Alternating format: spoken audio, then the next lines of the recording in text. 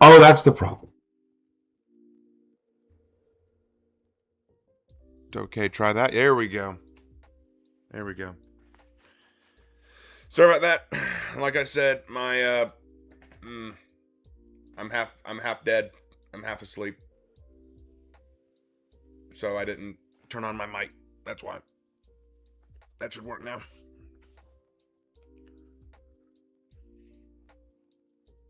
Can y'all hear me now?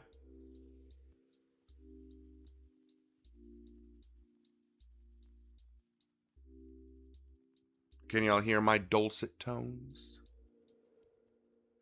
But yeah, so what I was saying while the mic was out. Sorry, guys, I'm half asleep. I just woke up like 30 minutes ago, and I have not had time to do anything. I haven't had time to wash my laundry, take a shower. I haven't even eaten breakfast. I'm hungry. But I had to get this set up because I overslept. But anyway, what I was saying was Havoc DM'd me just a minute ago, and he was saying that after the stream we may do some matches because, as I know, you guys, when new heroes come out, everyone wants to talk about it, you know, like, hey, what do you like? We want to speculate, and hey, you know what? That's cool. We can do a little bit of speculating, so we can play a few matches of For Honor, have some fun, chat it up. Could be a good time. And Havoc has very kindly, very wonderfully volunteered to join me for that. So we'll probably do that. If there's any reason we don't, like for example, like if I'm just so hungry that I have to eat my own microphone, I will have to cut it there because it'll be hard for you to hear me if I eat my own microphone. You know, I'm a hungry man.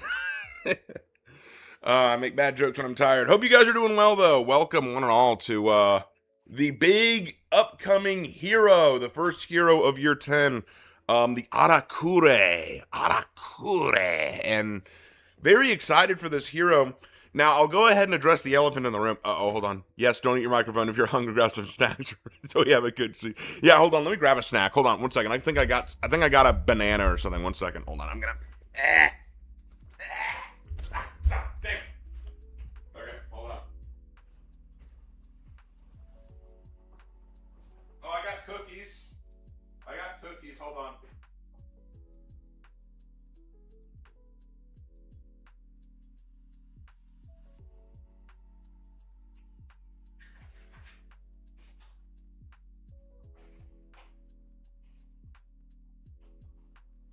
This will do.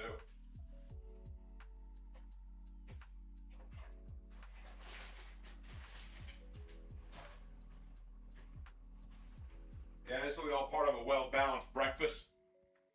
Cookies and leftover stale crackers. Ah, I need to go grocery shopping. Ugh. Okay. All right, slide back in there. We're good. We're good.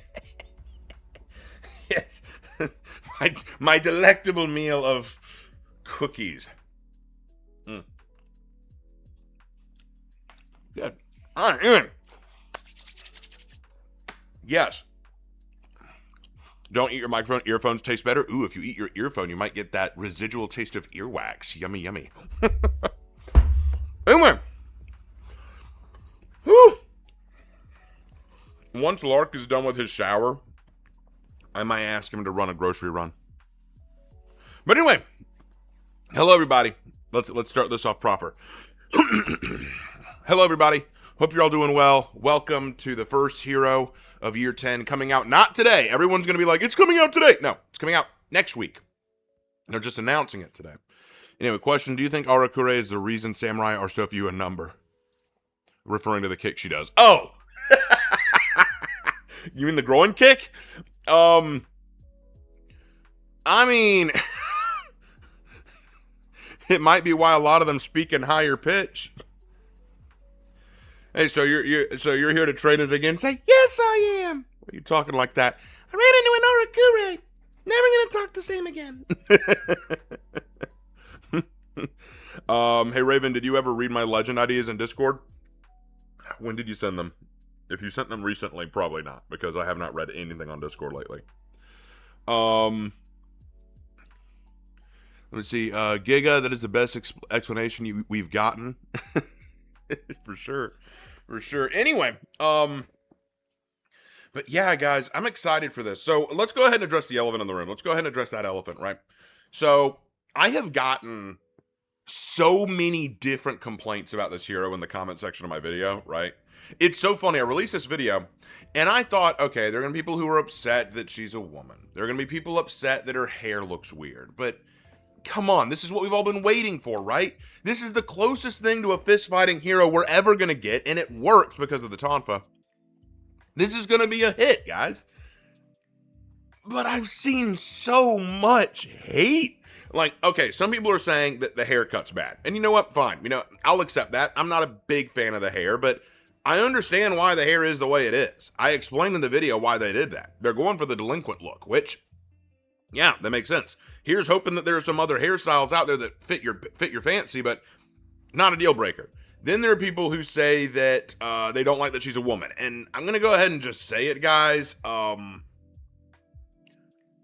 That's not a big deal. That is not a big deal at all. Look, here's the funny thing. There are female arakure. Arakure is not a term that refers to just men. It can refer to women too. Arakure just means you're rough. It means you're a delinquent. It means that you live outside of polite society. And that can apply to men and women. So it's not an issue. Then there's the fact that people don't like that she's fighting with tonfa. They're like, why not blades? Why not claws? We can never have a good thing, can we? We can never have good things. I had one person, this is funny, they left a comment, and all the comment said was, like, oh God, another female. And it's like oh, them women creatures. You know what? We better warn this guy. Do we have any women in my audience right now? Any women in my audience? We better warn this guy before he comes in. We've got some women creatures in the audience. What are we gonna do? I'll be real. While the head design isn't really my thing, the tonfas I think work. The tonfas, they work better than claws, that's for sure. Oh man. Some people just refuse to be happy. You aren't wrong, Lord Sabosa. You're not wrong. There are some people my dad used to have a saying. You cannot control what comes to you, what life throws at you, but you can control your attitude. You know, you can always control your attitude. And I feel like there are some people who just don't want to be pleased. They don't want to be happy. They're like, this hero isn't exactly what I wanted, therefore it's bad. Tonfas give so many more cool options than claws. You're exactly right, man. You're exactly right, Havoc. It's true. A clawed weapon is not defensible. See, here's the thing about a clawed weapon. If you have like a clawed weapon coming out of your knuckles like Wolverine style, that's cool for offense, but all you can really do is punch with it or slash with it. Blocking is incredibly difficult. In fact, it wouldn't work very well because imagine Shugoki's club coming down and you raise your claws to like block that. It's going to smash right through your claws or just roll right off. Tonfas are designed to run along your arm, act like a manta style block, and you can block better with them. You've got better blocking. You also can increase the range of your strike by flipping it around so that the longer part of the tonfa is facing out, you have more striking versatility. But with claws, it's so much more limited. And I had one person say, oh, well, you know, they could be cool because you could climb stuff. You realize how broken that would be if you had a team of 4 claw users and they're all just hanging from a wall, you know, looking down at you and you can't get them. So irritating. No, I think that tonfa was a much better idea and it works so much better. Now, here is the thing I also want to say. I do also want to say this, if I were to offer any criticism. They're using the tonfa to basically substitute for a fist fighter, right? They don't want an actual fist fighter, so they're using the tonfa as a kind of stand-in, which is fine. I don't mind that. That's fine. But the tonfa can be used for so much more than just fist fighting. The tonfa can be used in a lot of versatile ways. I hope that with this moveset that we're going to get, they lean into that. That they do lean into that. Because I'd like to see them actually explore more of the tonfa fighting style. Anyway, I imagine she'll have a full guard. I doubt it. You couldn't really do a full guard with a tonfa. What era do you think the Arakure is from? That's actually a pretty good question. So historically, the term Arakure, back during the age of the samurai, was not a term for delinquents. History lesson for you. The term Nah, I'm sick. Anyway, as I was saying, the term Arakure did not refer to delinquents. It referred to people who were strong or who used their hands, I actually brought this up in my video that I released. Arakure was a term for people who used their strength for their daily living. Your mercenaries, your dock workers, your farmers, your lumberjacks, people like them. Because the idea was they lived by their strength of arm, not their scholarly credentials. They didn't have a big education, but that's fine. They still contributed by their strength. And that was Arakure. But then when you get into the Meiji era and the Taisho era, y'all ever watch Demon Slayer? Demon Slayer takes place in the Taisho era when Japan is starting to modernize. It's starting to move away from the samurai era into the Western modern era. When we get into that era, there are a lot of samurai clans that don't want to give up their status. So some of them slide into criminal activities, which is where you start to get the Yakuza. Because you get criminal elements that used to be samurai, but still want to hold on to their weapons and power, so they become criminals. And they show themselves by living outside of the normal law, which leads to the term Arakure now starting to apply to people who live outside of polite society. Then at the end of World War II, I know that's a big jump, but follow me. At the end of World War II, when Japan is trying to build a Western-style government, and they're not entirely sure what they're doing yet, from that rise the criminal elements, the Yakuza, who begin stealing weapons, begin hoarding them, begin getting involved in the criminal trade, and they become the Yakuza, they become the criminal elements, and they become your Arakure. Because they're rough, they're dangerous, they're wild, they don't adhere to polite society. But now in the modern sense, in the modern context, in the modern day, Arakure doesn't necessarily mean Yakuza. It can mean Yakuza, but more than that, it means someone who lives outside of polite society. It's your people who dress differently than everyone else. They walk around like punks or thugs. They try to intimidate you. They'll kind of like push their chest out at you. They'll kind of stick their tongues out. Yeah, that kind of thing. They're the kind of people who, you don't want to be associated with. You see them and you kind of go to the other side of the street because you're nervous around them. They're the people who you don't want to affiliate with. And so what we're seeing from this character, she's obviously in the samurai era because of her armor and where For Honor takes place, but her behavior reminds me a lot of just your typical thug Arakure from the modern sensibility. So it looks like they're kind of combining the two, which makes a lot of sense. I mean, obviously, you'd have your delinquents even back in the samurai era, but you wouldn't have a term for that, I guess. So, there you go. Hey, Raven, do you think she'll have a stunning tat like Raider that blinds you? God, I hope not. that move is annoying. Say, Raven, curious about what is your opinion on other Okinawan weapons? Okinawan weapons like the Tonfa get a lot of hype because of how prominent they are in martial arts, but a lot of them are not very useful in terms of lethality. So, for example, nunchucks, sai knives, stuff like that. Okinawan weapons that get a lot of props because they were in Teenage Mutant Ninja Turtles, but they're highly overrated. I think they're cool. I have a pair of sai knives myself. I own 2 sai knives, and I own a nunchuck. I just don't think that they're that practical.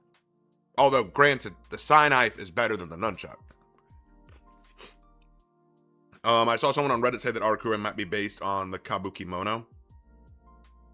Yeah, I could see that.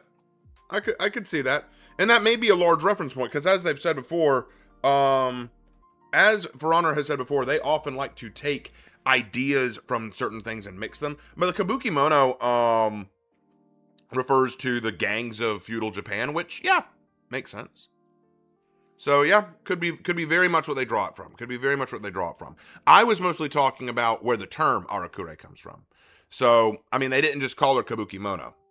They called her Arakure, which could mean a lot of things. So, what do I think about the Tekko? I've said my piece about the Tekko, and people get mad at me about that. Can a tonfa be used as a baton? Sure.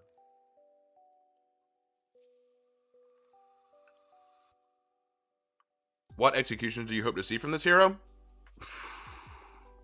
Brutal ones. She comes off as a very brutal character.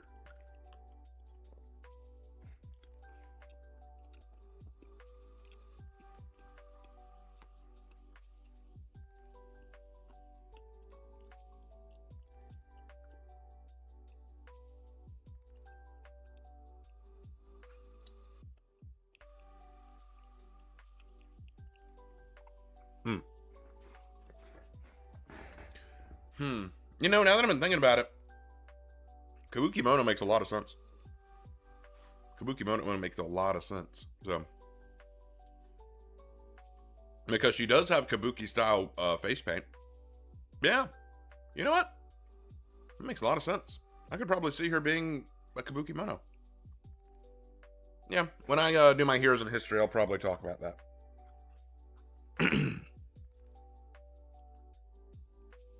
Hey Raven, are metal tonfas historically accurate, and do you reckon she'll have metal tonfas? No, most tonfa that I'm aware of from history would be wooden. Sorry, I'm still waking up. I'm kind of slow right now. I wonder what was the point of the poll Ubisoft had of the Tekokage tested on Jite when if the gonna be tonfa in the end. Probably because they're probably testing the waters to see what other weapons they could get away with.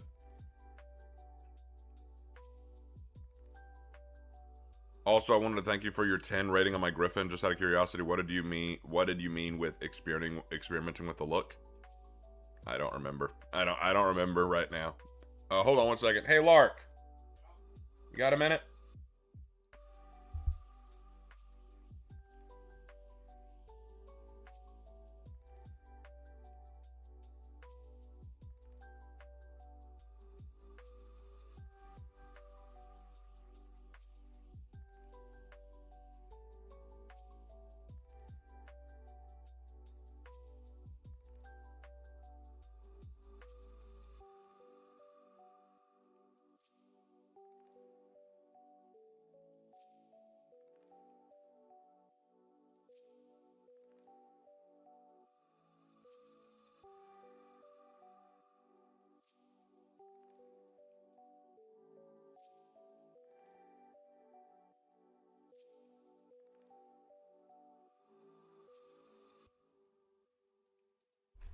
All right, sorry about that, guys. Raven, what is a Kabuki Mono? Kabuki Mono is the term for the gangs of youths that hang around in feudal Japan. They were Kabuki Mono basically mean. Oh, what did it mean? It basically meant like one who is crazy or the crazy ones. They were basically samurai who involved themselves in crime, essentially, and they usually dressed rather flamboyantly. I didn't think about the Kabuki Mono when I first saw her because, for one thing, I haven't done a lot of research on them, so it wasn't the first thing that came to mind. And second, honestly, I would never have connected Kabuki Mono with Tonfa. That was the other thing. So, take that for what it is. Yeah, I know there was no sound. I muted it so that I could talk to my brother privately.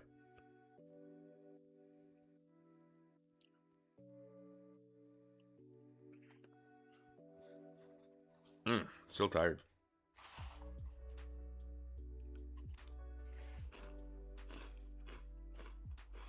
Does a reveal mean we get to see gameplay? Yeah, they'll probably show us how the hero plays today.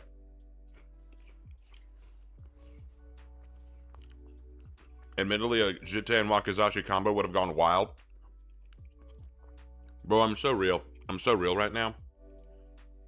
Ubisoft needs to reach out to me for ideas, okay? They need to, because I've got so many ideas they need to hear.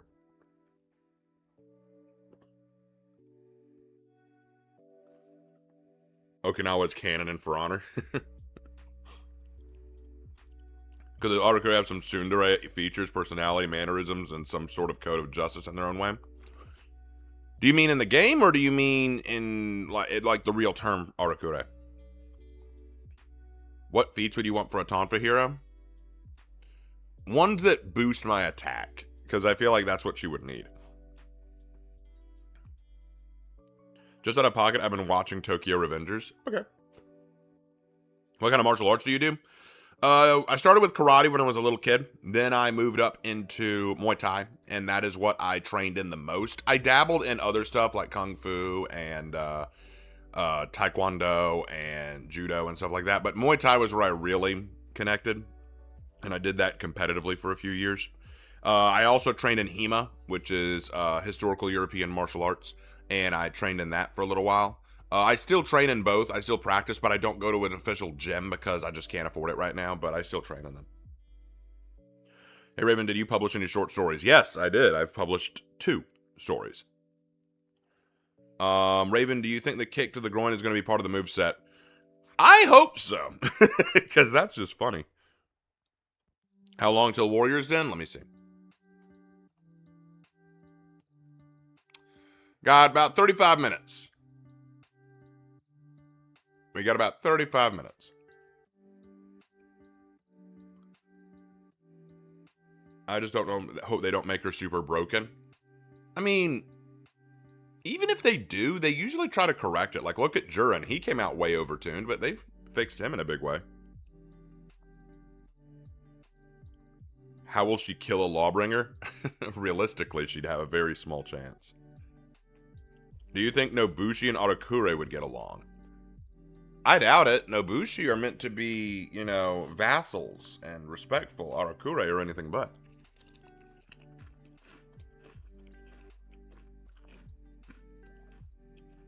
Hey, Raymond, no idea if you checked out the subreddit recently. I very rarely go on Reddit. Because most of the time I go on Reddit, I see either really bad takes or people shitting on me.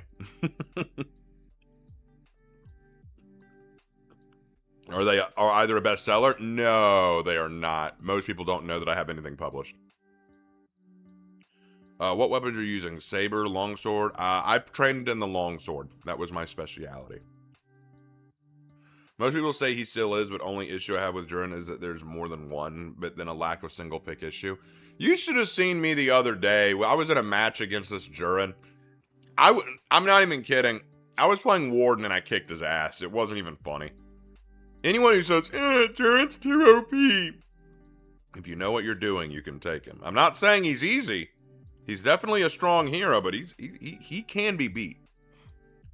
Can a scythe be effective in battle if mastered, or is it a lost cause? Depends. If you're talking about a war scythe, those are useful, but a war scythe is essentially a glaive. If you're talking like a scythe like what the Grim Reaper might use, I don't see that as effective. Could Aramush and Arakuye get along?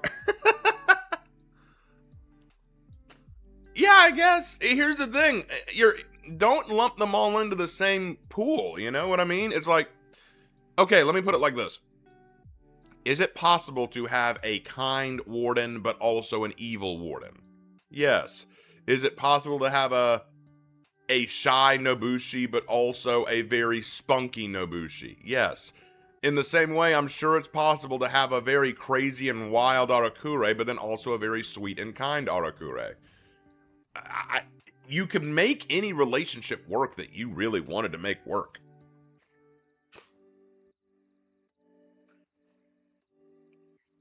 New love interest, Aramusha and Arakure. Maybe. If I were to pair Arakure up with anyone, Aramusha might be up there. Maybe Berserker. Maybe Berserker. They seem like they fit.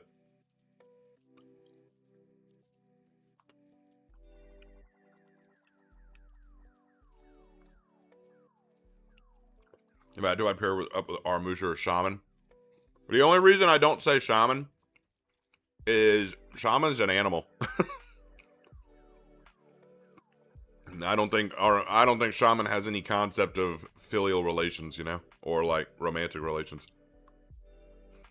You could go up to Shaman with flowers and chocolates. She'd eat the flowers and poop on the chocolates. You know what I'm saying?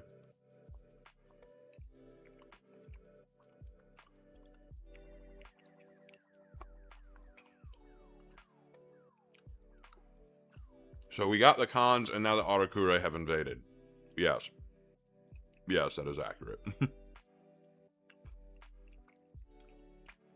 The real question is, will the next night be a Spartan? I don't know anything about the next night.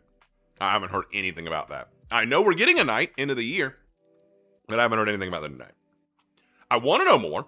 I'd love if that. You know what? Ubisoft, get me in on this, man. Tell me what you're doing. I won't tell nobody, but they don't tell me nothing. Sorry, guys. Hold on. Shoot. I stayed up too late last night. I wanted to get more work done on the Cardathea video, but I didn't get as much done as I would have liked.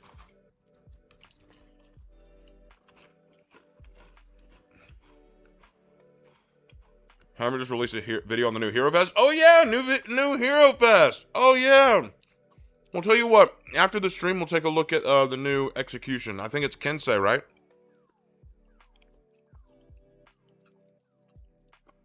Raven, would you date an Arakure?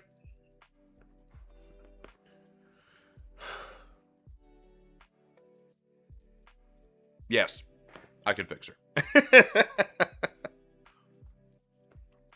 Would I date an Arakure? Yes.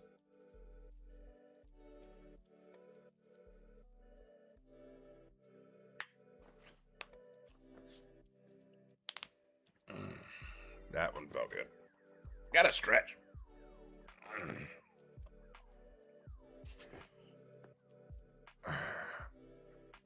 There we go. Ken says X is kind of disappointing. That's fine. I'll still watch it. And I wanted to watch Slanderous, but 6 years in, the guy is still sexist. I haven't seen anything from Slanderous in ages. Would you be willing to try Warframe? Probably not. Raven, would you date a Nobushi? Absolutely. 100%. Totally would. Let's go, Raven knows ball. What? I know ball.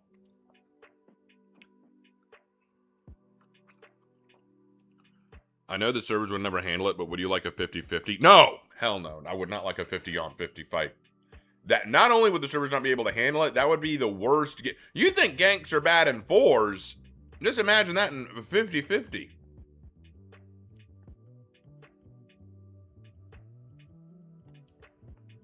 Is Shaman House broken?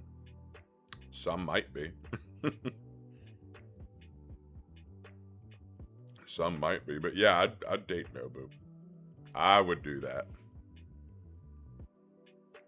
Arakure's so fine, she's pissing you off. What? Come on. Raven, would you date a female Zerk? Yeah, I mean, they're not all rabid.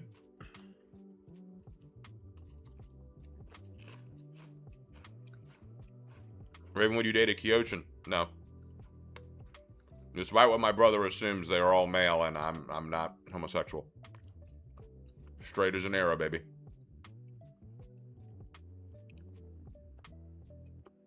Would a 10v10 be out of the question? Yes.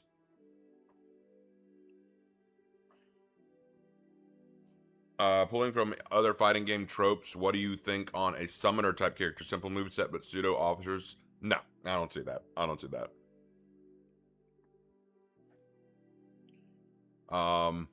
I would date Warmonger. Warmonger is more acceptable.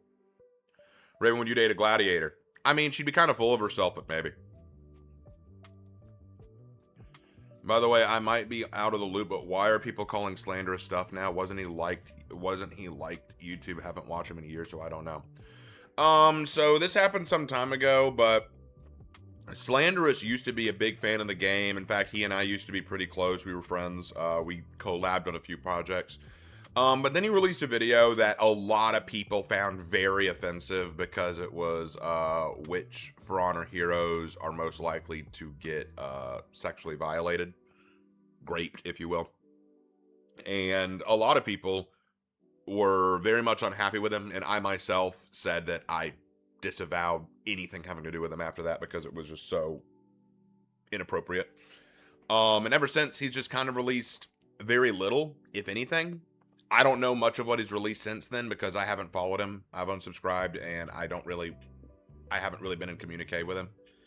I hope that he's turned himself around, but from what I've heard, he has not. But that's all I'll say about that. I got a lot of hate for that video when I said that I disavowed it, because a lot of people are saying that I was too thin-skinned and all that. But here's the thing.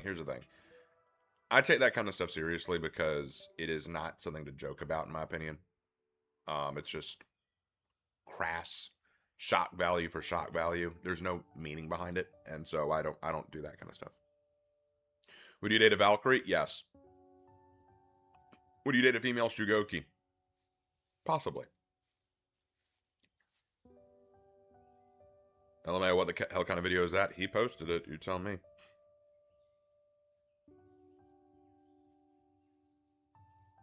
But yeah, I don't follow him anymore, and I don't know what he's been releasing, so I don't care.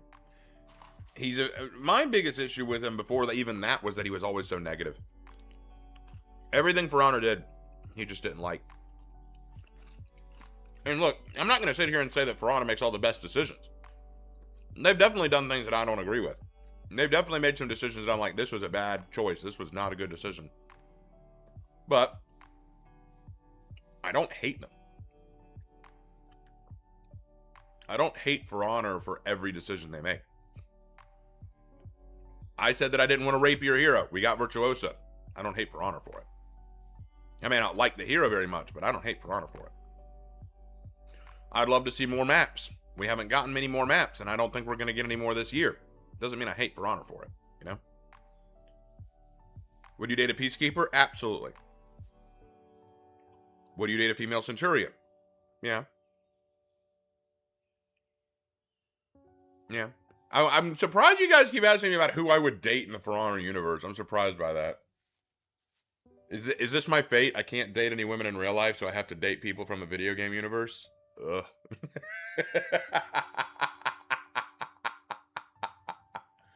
Such is the fate of Raven. You're doomed. I guess you're just asking if Raven will date all the women in For Honor now. Oh, okay. Well, are there any women in For Honor I wouldn't date? Let me think. I probably wouldn't date female Hitsukiri. I'm worried she'd kill me. Probably wouldn't date Shaman. I'd have to housebreak her, and that's not something I like to do with my dates. Pirate would try to rob me blind, and I've had enough of women trying to use me.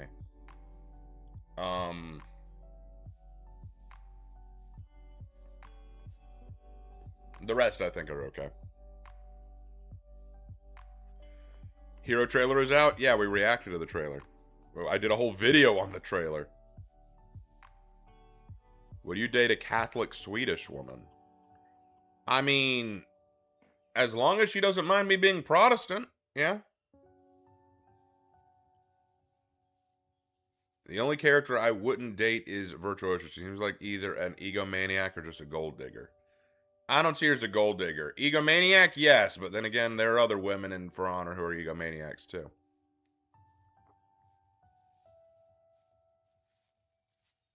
Dating a shaman is basically obsession. Dating shaman is making an agreement to date your dog. When they say who let the dogs out, they're talking about shaman. Do you still train in Muay Thai? Yep.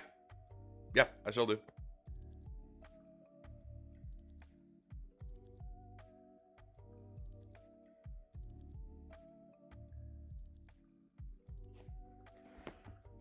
What about female raider? It's fine. What's a Protestant? A Protestant. A Protestant. It's a denomination of Christianity.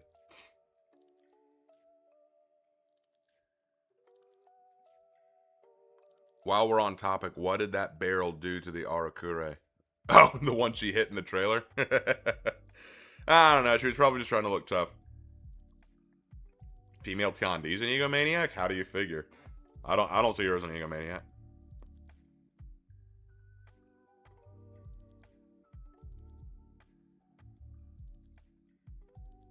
At least it's not another Outlander hero.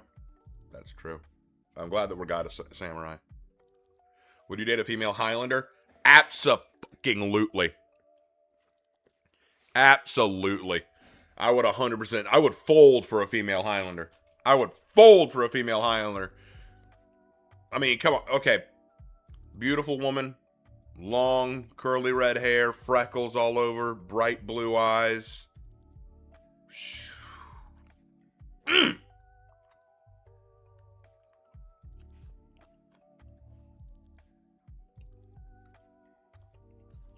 Barrel loaded for the Teco Cocky. I like that.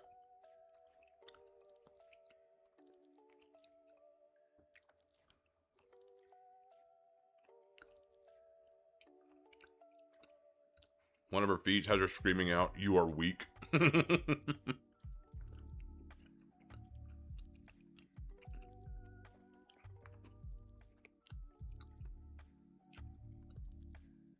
We'd be very happy to have the gender lock heroes be unlocked. I would too. I want a female Aramusha. Give me a female Highlander first. Female Highlander first. Morning, Raven. How are you doing today? I'm tired, bro. I'm still waking up. Slow process. Imagine a male peacekeeper. Nah. Nah.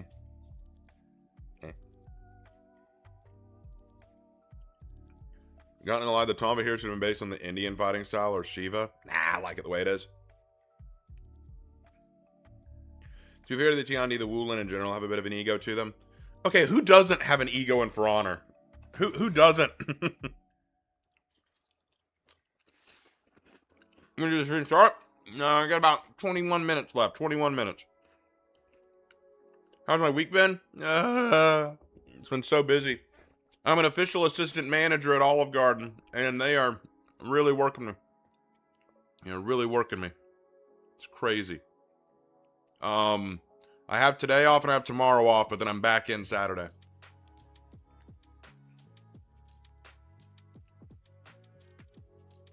Hey, Raider. Maybe Warden? Nah.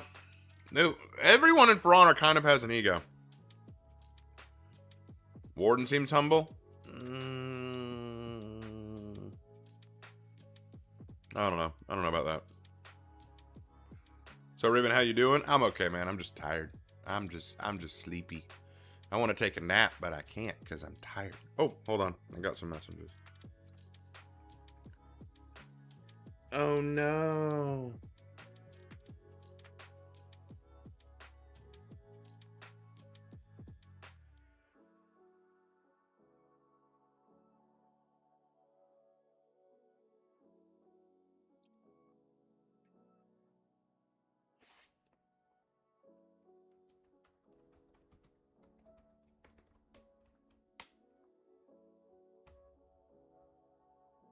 Sorry, guys. 1 second. Got some messages from a buddy.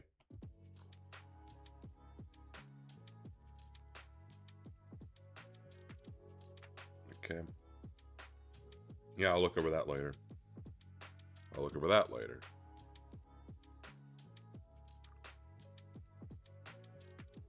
All right. Awesome. Sorry about that.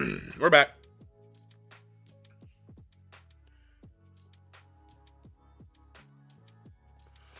All right, get that money, Raven. You got this. Get that money. Did I make money? Did someone send me money? No.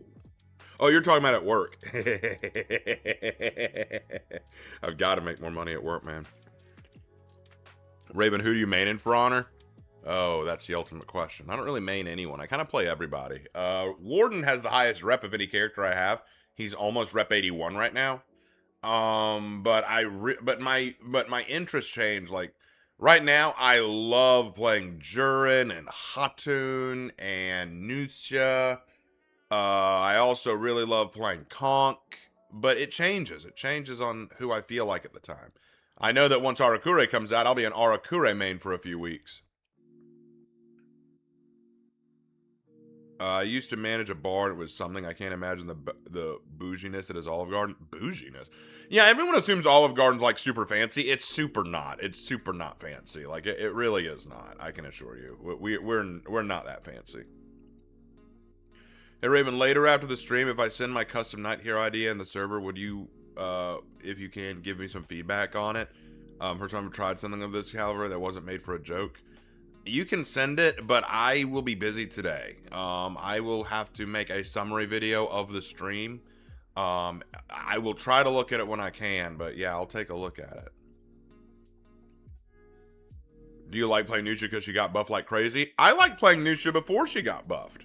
I was one of the people begging for her to be buffed because I thought she was so weak. I know you haven't played much DBD lately, but have you seen Jason and the New Survivor? Yes, I've played Jason, and I've seen the New Survivor. And none of it changes my opinion on Dead by Daylight. Dead by Daylight is a dying game. It is a game that is circling the drain gradually. Jason's existence is merely a band-aid on a sinking ship. The new Survivor and his perks are a joke. I'm so real. The recent 10th anniversary event that they gave the game is so blatantly Survivor sided. The perks and hand holding they've been doing for survivors makes it impossible to play killer sometimes. Like, I mean, the fact that so many content creators for the game are quitting en masse should say something. The fact that, no, literally the other day, I was just trying to get into a match of Dead by Daylight. Just to get into a match. For Survivor, it took like 10 minutes. For Killer, it took 3 seconds. Because no one wants to play Killer. No one wants to play the Killer side. Because Killers get so abused in this game mode.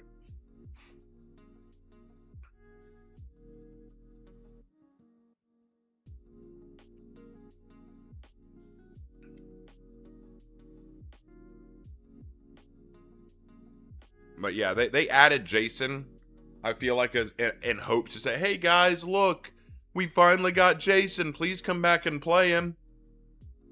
Did you fix any of the problems with the gameplay? No. Do you have any intention of fixing the problems with the gameplay? No. I'm not coming back.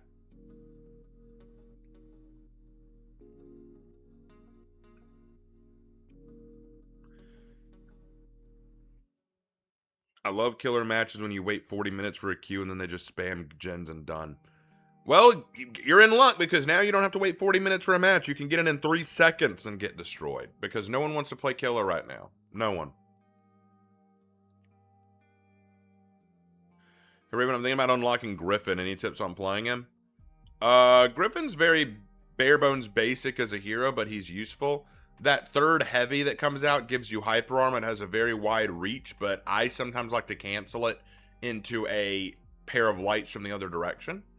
Don't be afraid to mix in your bash. So what I do is I'll sometimes cancel a combo to do a bash to start a new one.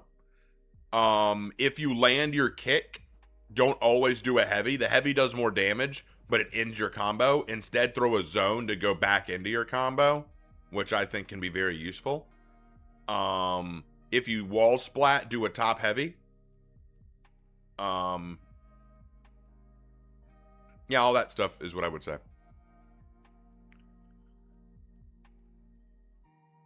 LOL Raven, that like the history of World Part 1 unemployment. Did you BS? Did you try to BS? Yes. Maybe it was a perspective issue, but do the new heroes Tonfas look big? Yeah, they look a little big, but I'm not gonna complain.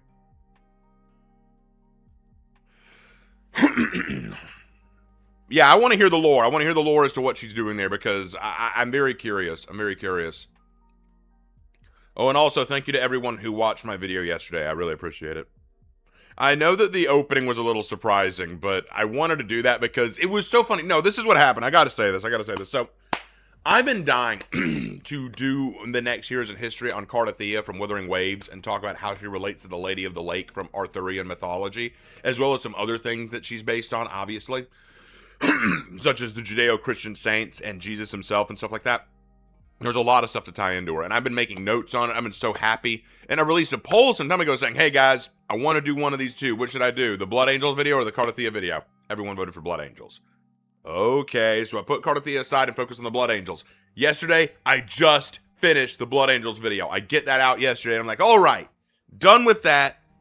got the Blood Angels video out, and now I can work on Cardathia. So I pull out my notes, I'm reading through them, I'm starting to watch the trailer to, like, get myself in the mood, like, okay, I need to remember how this goes, I need to remember her voice lines and stuff like that. Then as I'm doing that, I get a message, hey dude, new hero trailer dropped! And I'm like, I gotta put this aside again, don't I? I gotta put this aside again. I'm like,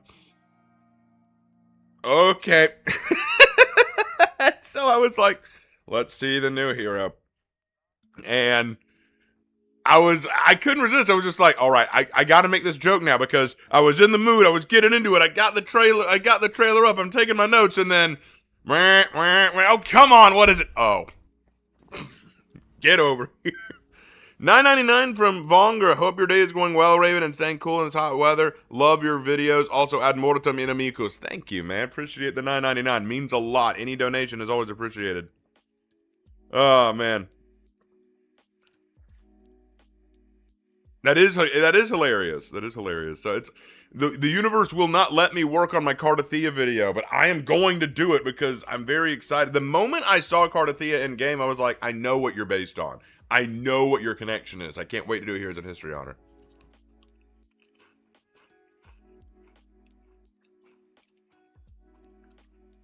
It was peak humor. I had a few people say that they didn't like that opening, and I'm like, oh, come on. It was funny. It was funny. Lighten up.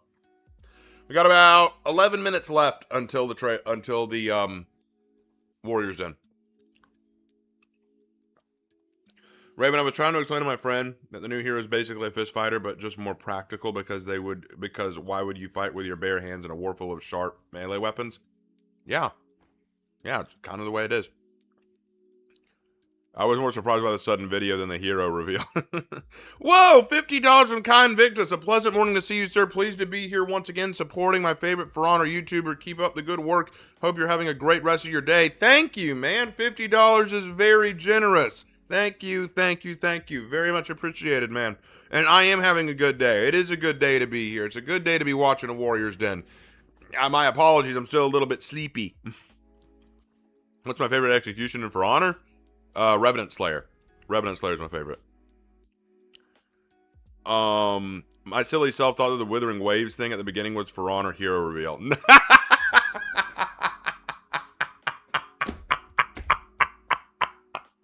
Yes! Cardathia is coming to For Honor.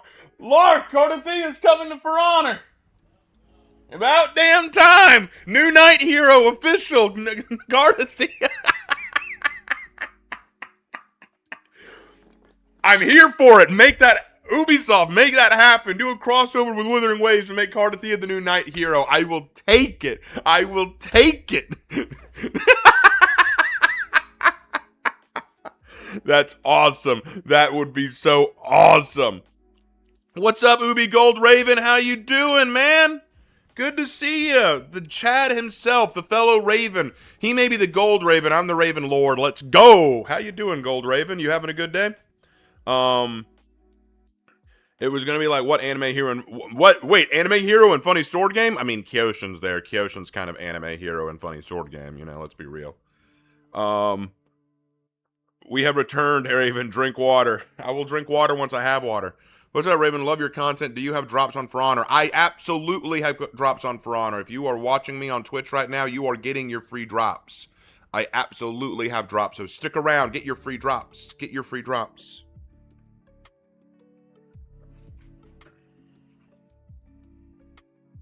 Excited for the den today, checking out some streams until we get started. Nah, I hear you, dude. I hear you. But yeah, always good to see you, Gold Raven. Always good to see you. Got so much to talk about in the future. I'm still tired. I'm a wreck. Oh, I didn't even realize my light is not on. I need to turn that on in a second.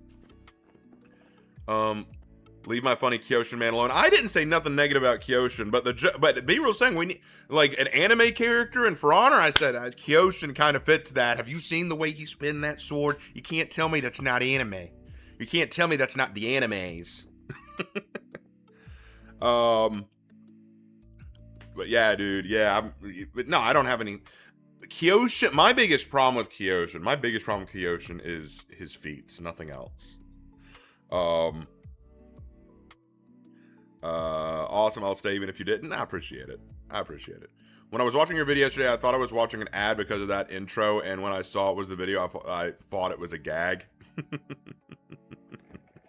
Nah, it's just that I was working on the Cardathea video. I was so ready to get that started, and then bam, new hero trailer, and I'm like, all right, time to put this aside and get back to this.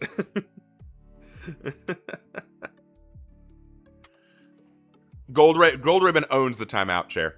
Gold Ribbon owns the timeout chair. And he and I are tight, and it's not just because our names are both Raven, you know what I'm saying? Uh-oh. Oh no, my chat went away. No. Come on, chat, come back up. Hold on, guys, my chat went away. 1 second.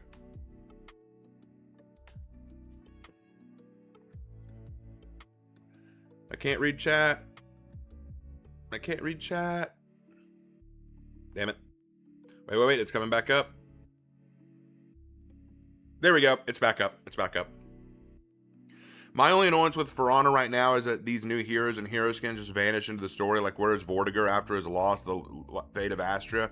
Yeah, so that's one of my issues and one of my big complaints right now with the lore writing in For Honor. And if I were on the team, like, I'm not saying that, like, here's the thing.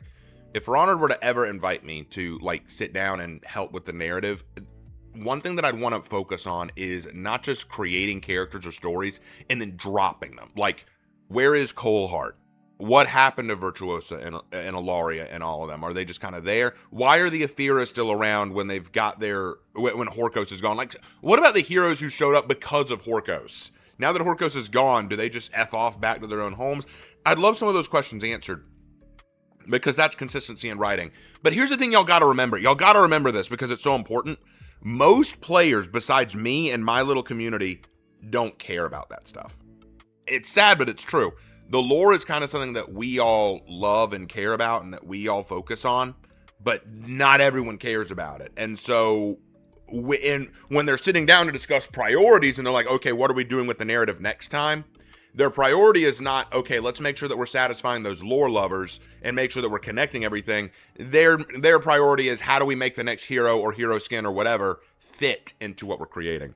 And so, I'm such a lore level too. Gold Raven, you absolute Chad, you. You absolute Chad. Well, we talk about lore all the time here. I make my own lore. I'm sure you haven't seen it, but I make Legends videos where I write my own lore and characters into the world of For Honor, and they're very fun. So yeah, you are in the right place for lore and narrative and storytelling and history. And on this channel, bro, on this channel, I'm different. I'm probably one of the most least followed, but most unique For Honor content creators. And that's not a brag, it's a fact, because I don't focus on gameplay or balance or any of that stuff. If you're new to my channel right now and you don't know what we do here, I'll let you in on what we do. I talk history, I talk realism, and I talk stories. I tell stories in the For Honor world, I talk about the lore of For Honor as it exists, I analyze and discuss and critique the lore and how it's written, I talk about historical inspirations that create the characters. I was the guy who made the video on who Sohei was based on. I'm the guy who makes all these crazy legends. I do the Executions Graded series where I grade each execution and talk about how realistic, how deadly, and all that kind of stuff. I do a lot of stuff on this channel, and I love doing it. This is such an awesome job to do. I wish it paid more. And then I wouldn't have to go work at Olive Garden as an assistant manager and make my feet hurt. But I love doing this, guys. It's so fun. It's so fun. Genuinely, no one could watch my stuff. I could be the most unknown content creator out there, and I would still do this because I love it. I love doing it. Do you do lore on Warhammer 40k? Yeah, I talk about the lore of Warhammer 40k. In fact, I just released a video yesterday on the Blood Angels. I think the shrugging off of lore is a detriment to the game. I know that many players might not care, but it really helps with immersion, which would only enhance the experience in the game. Very sad. You're not wrong. I don't think the lore should be shrugged off. I don't think they're shrugging off the lore as much as they are just kind of saying, we can't prioritize focusing only on lore. You got to realize, if this, let's say that this game goes all the way into year 20, which would be awesome, by the way. But if this game were to go all the way into year 20, it's going to be very hard to make everything from years 1 through 5 fit into year 20. You know what I'm saying? It's going to be hard to make that all connect very well. I recognize the difficulty of it. So I'm not here saying, oh, the game's banned because they're not connecting everything. I'm here saying I would like to see more connection. I think that'd be really cool. We got about 3 minutes. Would you do lore videos on Helldivers? If I knew more lore on Helldivers. I'm a reader. I want a book series. A book series? Cool. Well, I am writing a book now. It's called Tempest Blade, and I hope to get it published sometime, hopefully by the end of the year, if everything works out. What's up, bro? I did do a video on Helldivers. Not all of you watched. Actually, yeah, that is true. My brother did do a video on Bro, could you turn on the light? Because it's a little dim. Who are you calling dim? You. I could call you cue ball head, but that might be offensive. Yeah, too much fuzz right now. I need to shave it. It's like a buddy. And that's my brother, everybody. Give it up for my brother. Glad he's here. Glad he's here. High as a kite. Anyway, but yeah, I am writing a book series. And I hope to get that done, hopefully, by the end of the year. I made a warden character who discovered the history of the paladins while out in the woods, played with his friends as a kid. Ooh, cool. Cool. I like the Night Lords in 40K. Already did their video. Gold ribbon. Anyway, let's go ahead and, it's not quite time yet. We got another minute and a half, but let's go ahead and get this set up. Because we're going to open this on Twitch, because I want to get them drops too.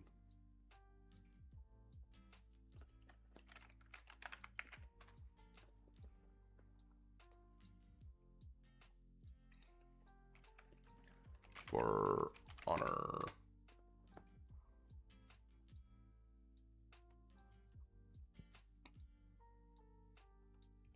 Oh, there it is. There is a bronze category. Arcane. Here we go. Awesome sauce. All right, and now we wait. Now we wait. I need to get my headphones. Oh shoot, I forgot my headphones. Where are my headphones? I told you I was half asleep. I'm not thinking clearly.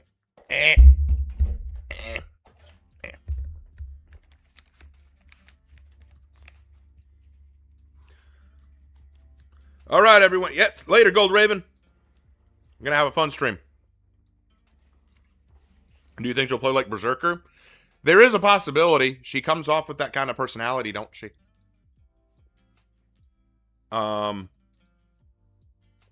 Virgin, Coward, Night Lords versus Chad, No Thought, World Eaters.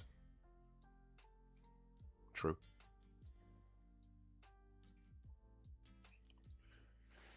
All right, let's see. We currently have 158 viewers right now. How many are on what? Let's check. On Twitch, we have 43 viewers. And on YouTube, we have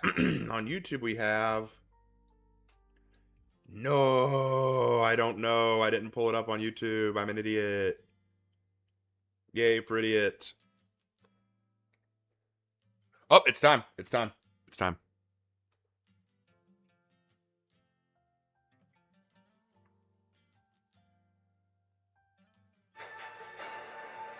Oh, crap.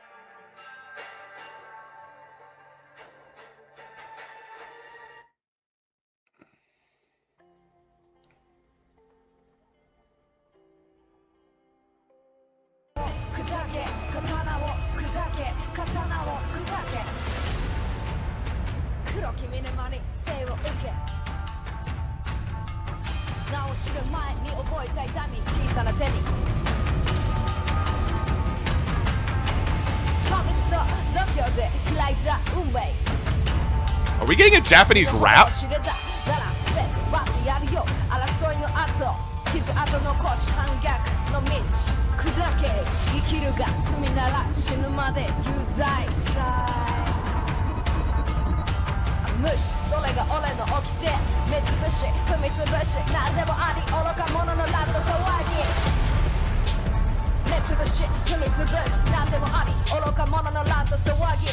の短さは手榴弾爆発寸前のこの怒り街に火花飲食そうか言い聞かせ近距離戦トンバの衝撃重い一撃刀になんか頼らない俺のファイトは力強く荒れ狂う嵐の中笑い飛ばせ堂々と荒れ狂う嵐の中笑い飛ばせ堂々と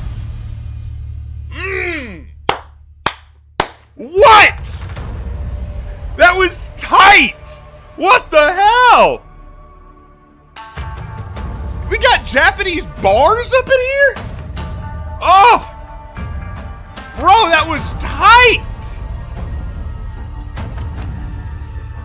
I did not expect that! Japanese gangster rap! That was so good! Oh my god!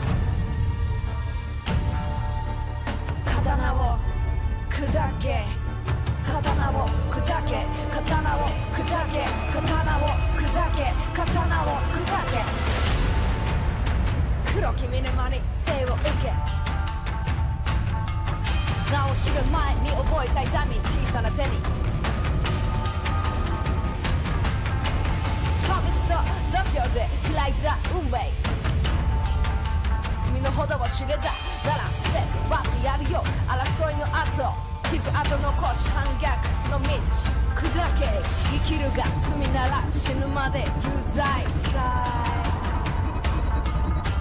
無視それが俺の掟目つぶし踏みつぶし何でもあり愚か者のラッド騒ぎ目つぶし踏みつぶし何でもあり愚か者のラッド騒ぎ Hey, thank you, Code. Appreciate that.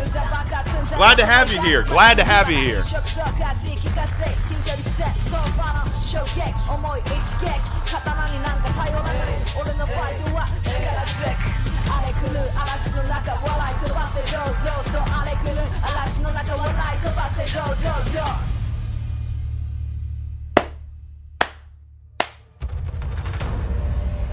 That is tight. That is tight.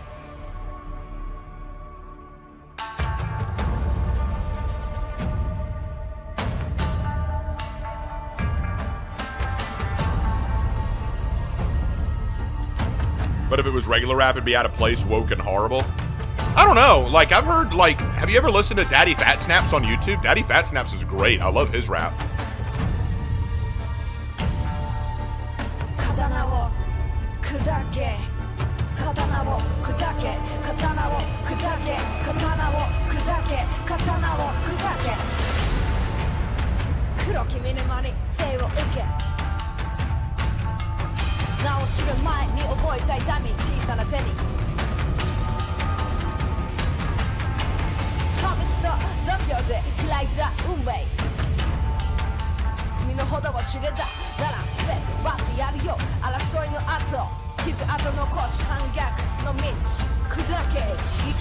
It sounds like she's saying kudake.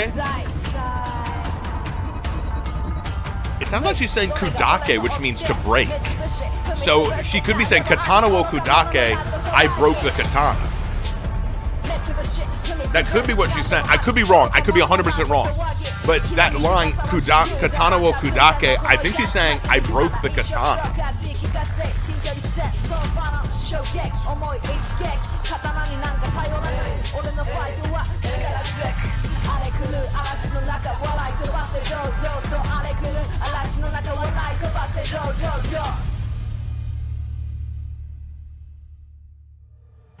That's my guess. And she does have a broken katana on her back in the trailer. Maybe this song could be about her breaking the sword or breaking the katana.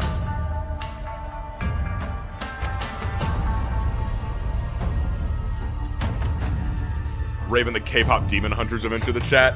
I have no doubt K-pop Demon Hunters had a hand in the idea here. What's your favorite DPS song? His Dobby song. His Dobby song is so tight.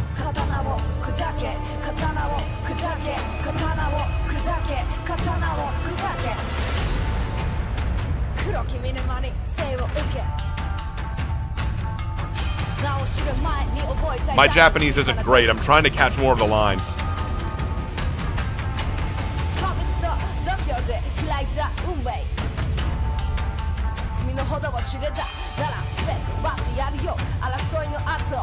傷跡残し反逆の道砕け生きるが罪なら死ぬまで有罪無視それが俺の掟目つぶし踏みつぶし何でもあり愚か者のラッド騒ぎ Send it so fast I can't keep up.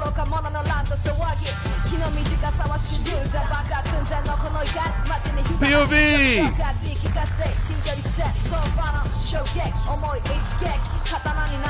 How you doing, POV? I'm actually trying to translate some of it. I think I translated the first part. I think that part, katana wo kudake. Kudake means to break. It means to break something. So if she's saying katana wo kudake, she could be saying, I broke the katana or I broke the sword. So maybe the song is about her breaking something, which would make a lot of sense. She is a thug, so.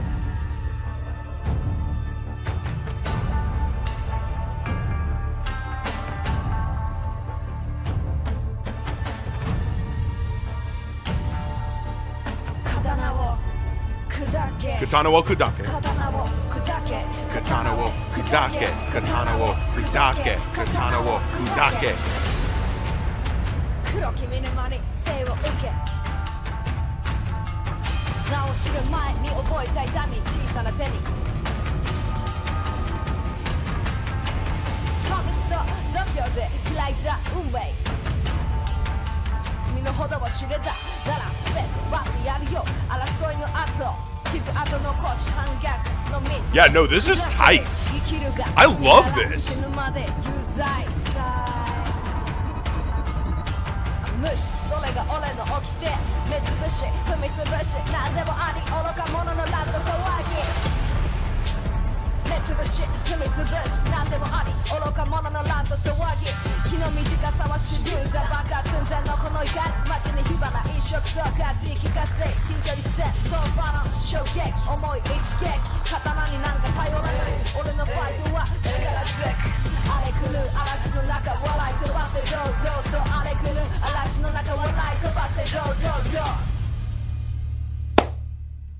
That was tight.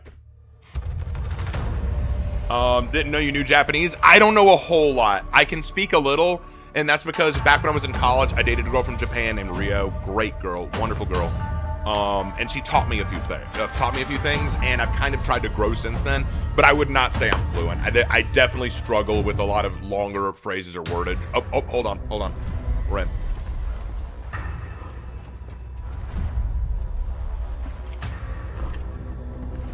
We talked about this trailer already, so let's go.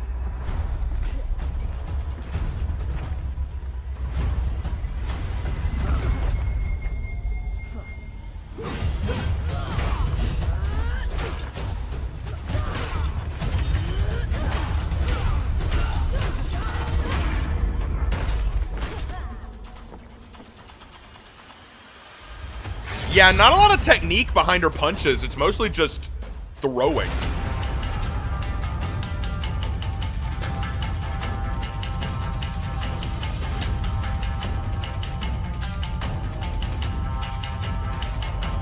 Get that shamisen!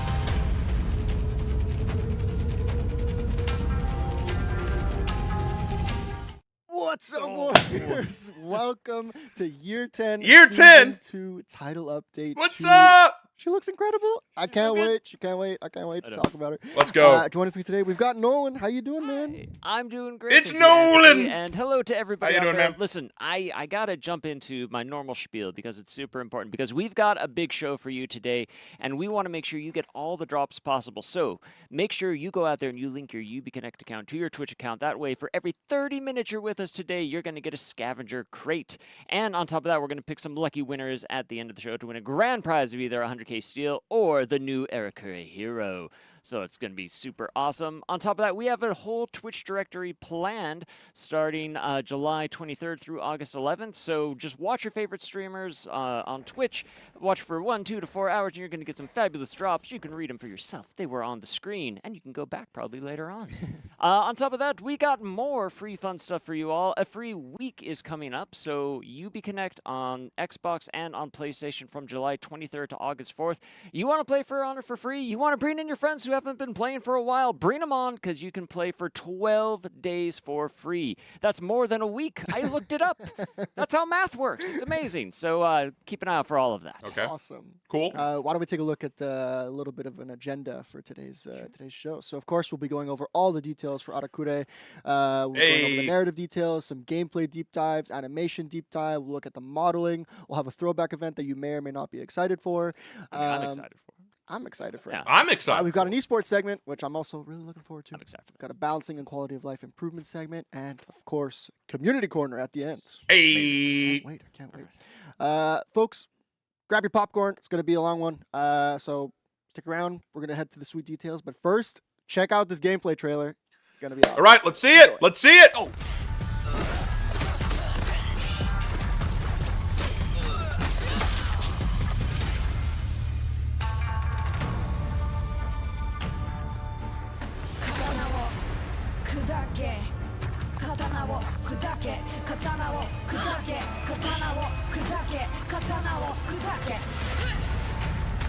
黒君の真似生を受け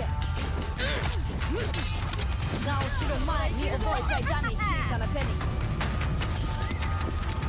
拳と度胸で開いた運命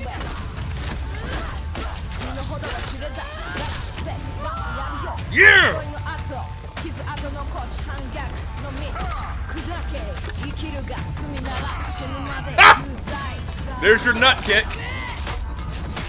無視それが俺の掟目つぶし踏みつぶし何でもあり愚か者のラッド騒ぎ目つぶし踏みつぶし何でもあり愚か者のラッド騒ぎ気の短さは主流だまた寸前のこの怒り街に火花飲食そうか地域化成近距離戦コンファの衝撃重い一撃刀になんか頼らず俺のファイトは力強い荒れ狂う嵐の中笑い飛ばせ堂々と荒れ狂う嵐の中笑い飛ばせ堂々と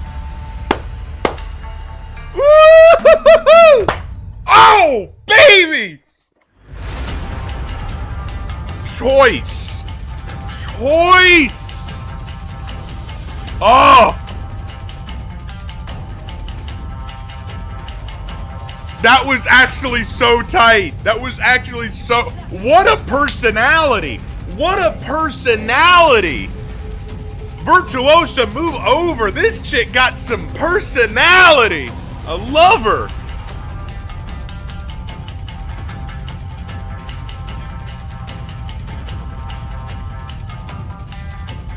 Yeah, these are kabuki mono.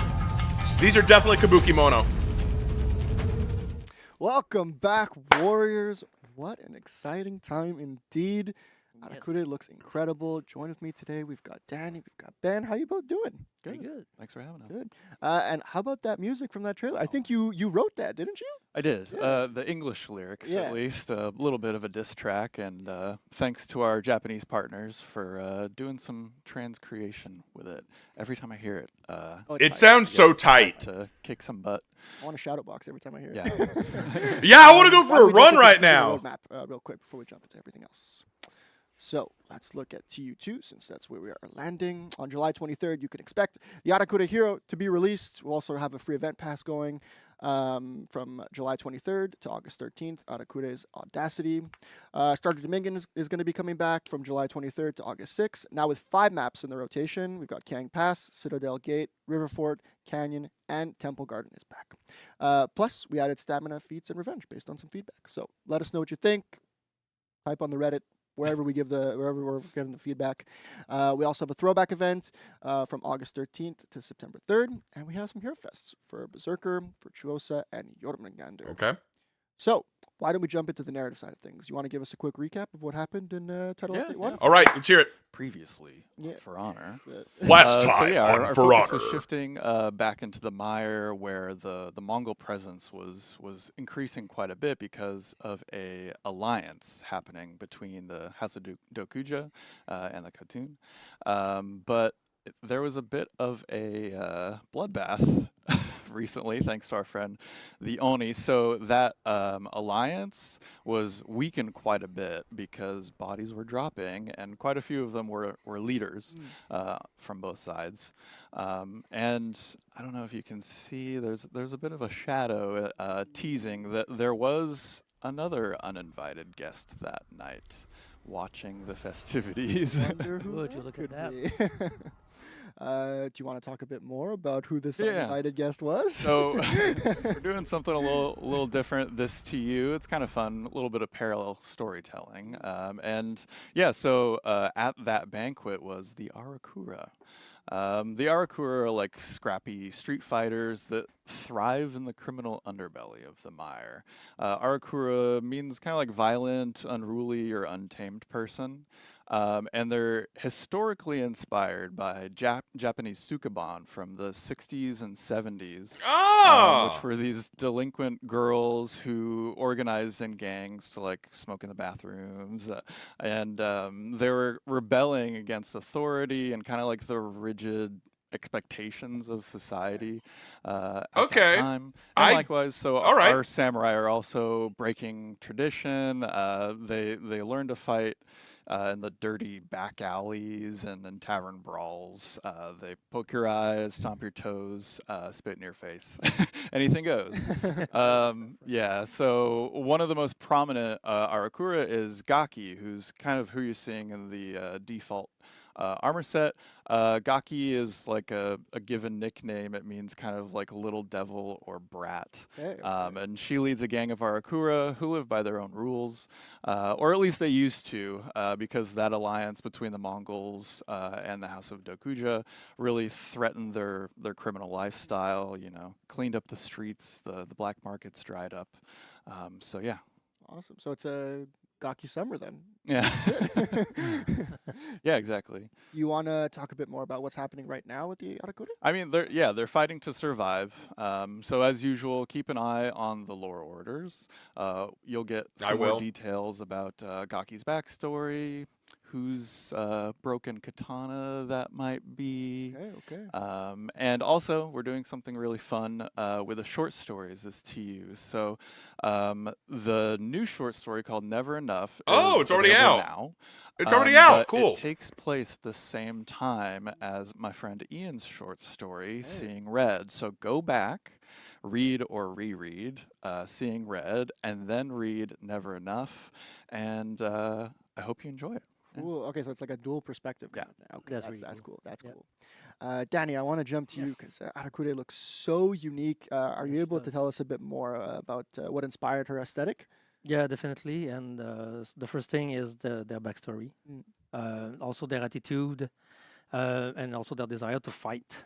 And on top of that, the fact that they live in the streets now as well. It didn't impact that a lot. We also used a reference from the UFC boxing scene and Read it on. You want me to read it on stream? tough We'll and see. We'll badass see. role. We'll see. So we can check more in detail how she looks.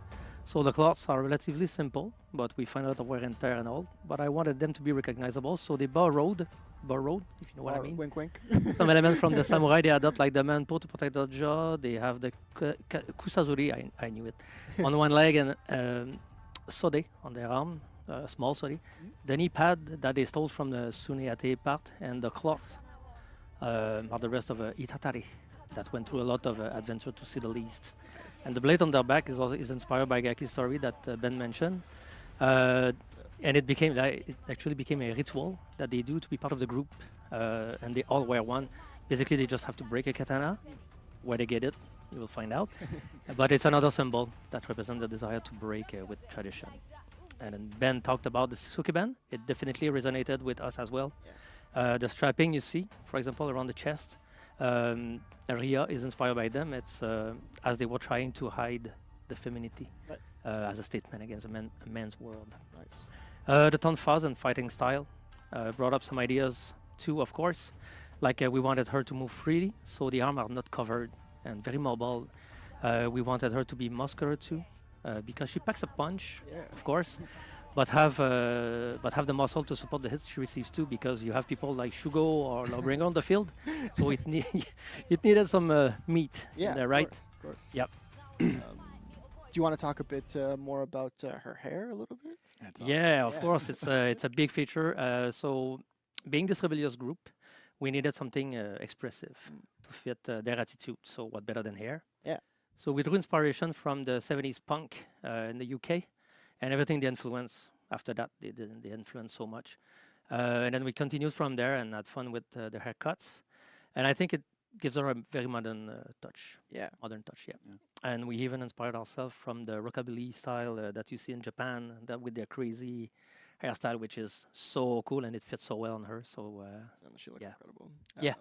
And by the way, the player expression is looking awesome on this. The patterns and material all work so well together. It's really a canvas for you to express yourself. That's yeah. You want to talk a bit more about the other sets, maybe? yeah, absolutely. It works well on the set one. Like as you can see here, we left a lot of real estate, I would say, to give player much more choices, and it fits so well the personality of the Arakura. Except for the fact But, that we eye couldn't, paint is still. Oh, there we go. like, Whoa, And Pompadour. let people have fun. and with the set two, Pompadour. You pretty much have a little bit more of the same, but we brought up some fashion style a little bit more different. You this time, gave her like a the fucking V-shaped pompadour. overcoats inspired by the that are usually. I can't get over that. You gave her the The Pompadour. cape in the back is mostly just for movement and purely aesthetic, and it looks great. But it's again more real estate for you guys to have fun Nice. customizing her. Have fun. Yeah, it's amazing. Awesome. Well, folks, I mean, Arakure will be available for purchase next week, July 23rd, for $9.99. It'll also be available for 15K steel 2 weeks after the release. I So love it. I love be on the that. lookout for that. I won't be wanna using the talk a little bit about Pompadour, free event pass but coming. that's So, funny. As we mentioned That's earlier, funny. starting July 23rd and running till August 13th, the free event pass Arakure's Audacity will allow players to loot Kudake. some awesome looking weapons. So why don't we get a little sneak peek at that? Ooh, these are cool. I like these. Awesome. Well, thank you both for coming on the den and Thanks to you, Anthony. breaking all that down. Folks, stick around. We're going to be doing a gameplay deep dive with some familiar faces in the next segment. But first, we're going to take a look at all the lootable weapons from the free event pass. So, see you soon. Okay. Lootable weapons. Let's see it.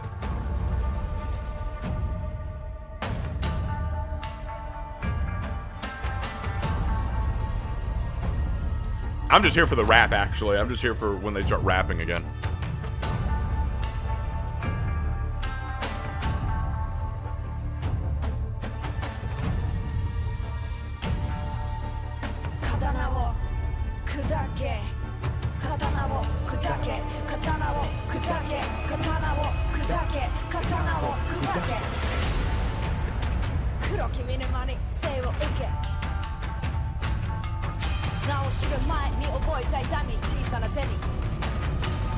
I can't get enough of this. I want this on my Spotify. 身の程を知れたなら全て奪ってやるよ争いの後傷跡残し反逆の道砕け生きるが罪なら死ぬまで有罪無視それが俺の掟目つぶし踏みつぶし何でもあり愚か者のラッド騒ぎ That shamisen in the background is making this right now, guys.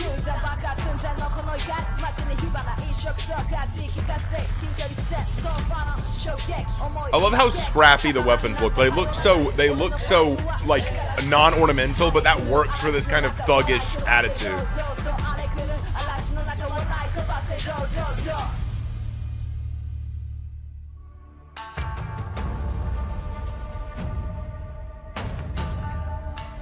Your yukata trashed, your sword rusty, your bow broke, your skills dusty.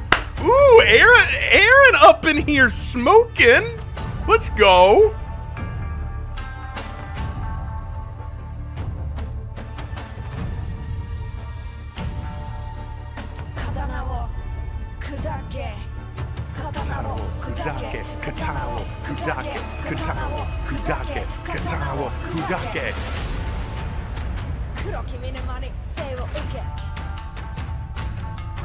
名を知る前に覚えた痛み小さな手に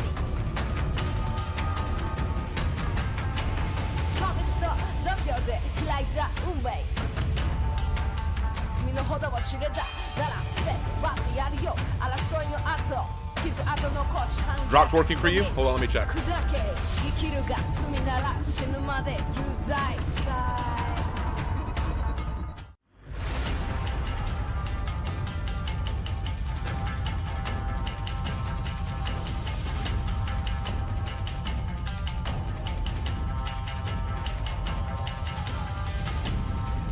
Yeah, it looks like it's working.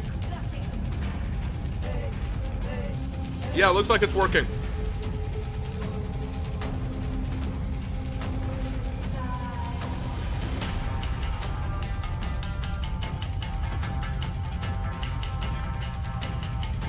I wish you could hear this rap right now, bro. It's so tight. Like, it's such a good rap. It sounds so good. And I think I translated a little bit of it. You run into good stuff? Hold on, guys. I'm going to mute myself.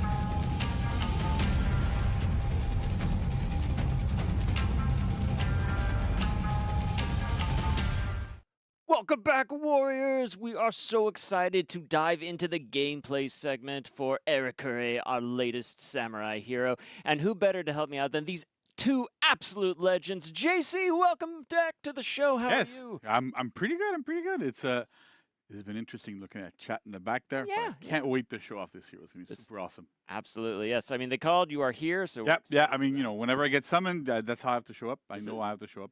That's It's like a bat signal. You All know, right, like back. Sorry about that. I just like JC, and I come running. the JC signal. I Yeah. like it. Legend says that if you JC's And on name top into a of that, we also mirror have while the Costa. lights are off, he'll Costa just show joining us up. back on the couch. How are you doing? I'm doing good. I'm really excited to show Arakure to the world. So Nice. Arakure! now is my chance. I mean, this is that moment. We're introducing the hero to the world, as you said. So, what can you tell us about this hero? Well, she is an assassin, dual-wielding tonfas. Do you want to talk about how we chose tonfas? Yeah. So a little while ago, because we kind of decide on what weapons we're gonna do, quite in advance.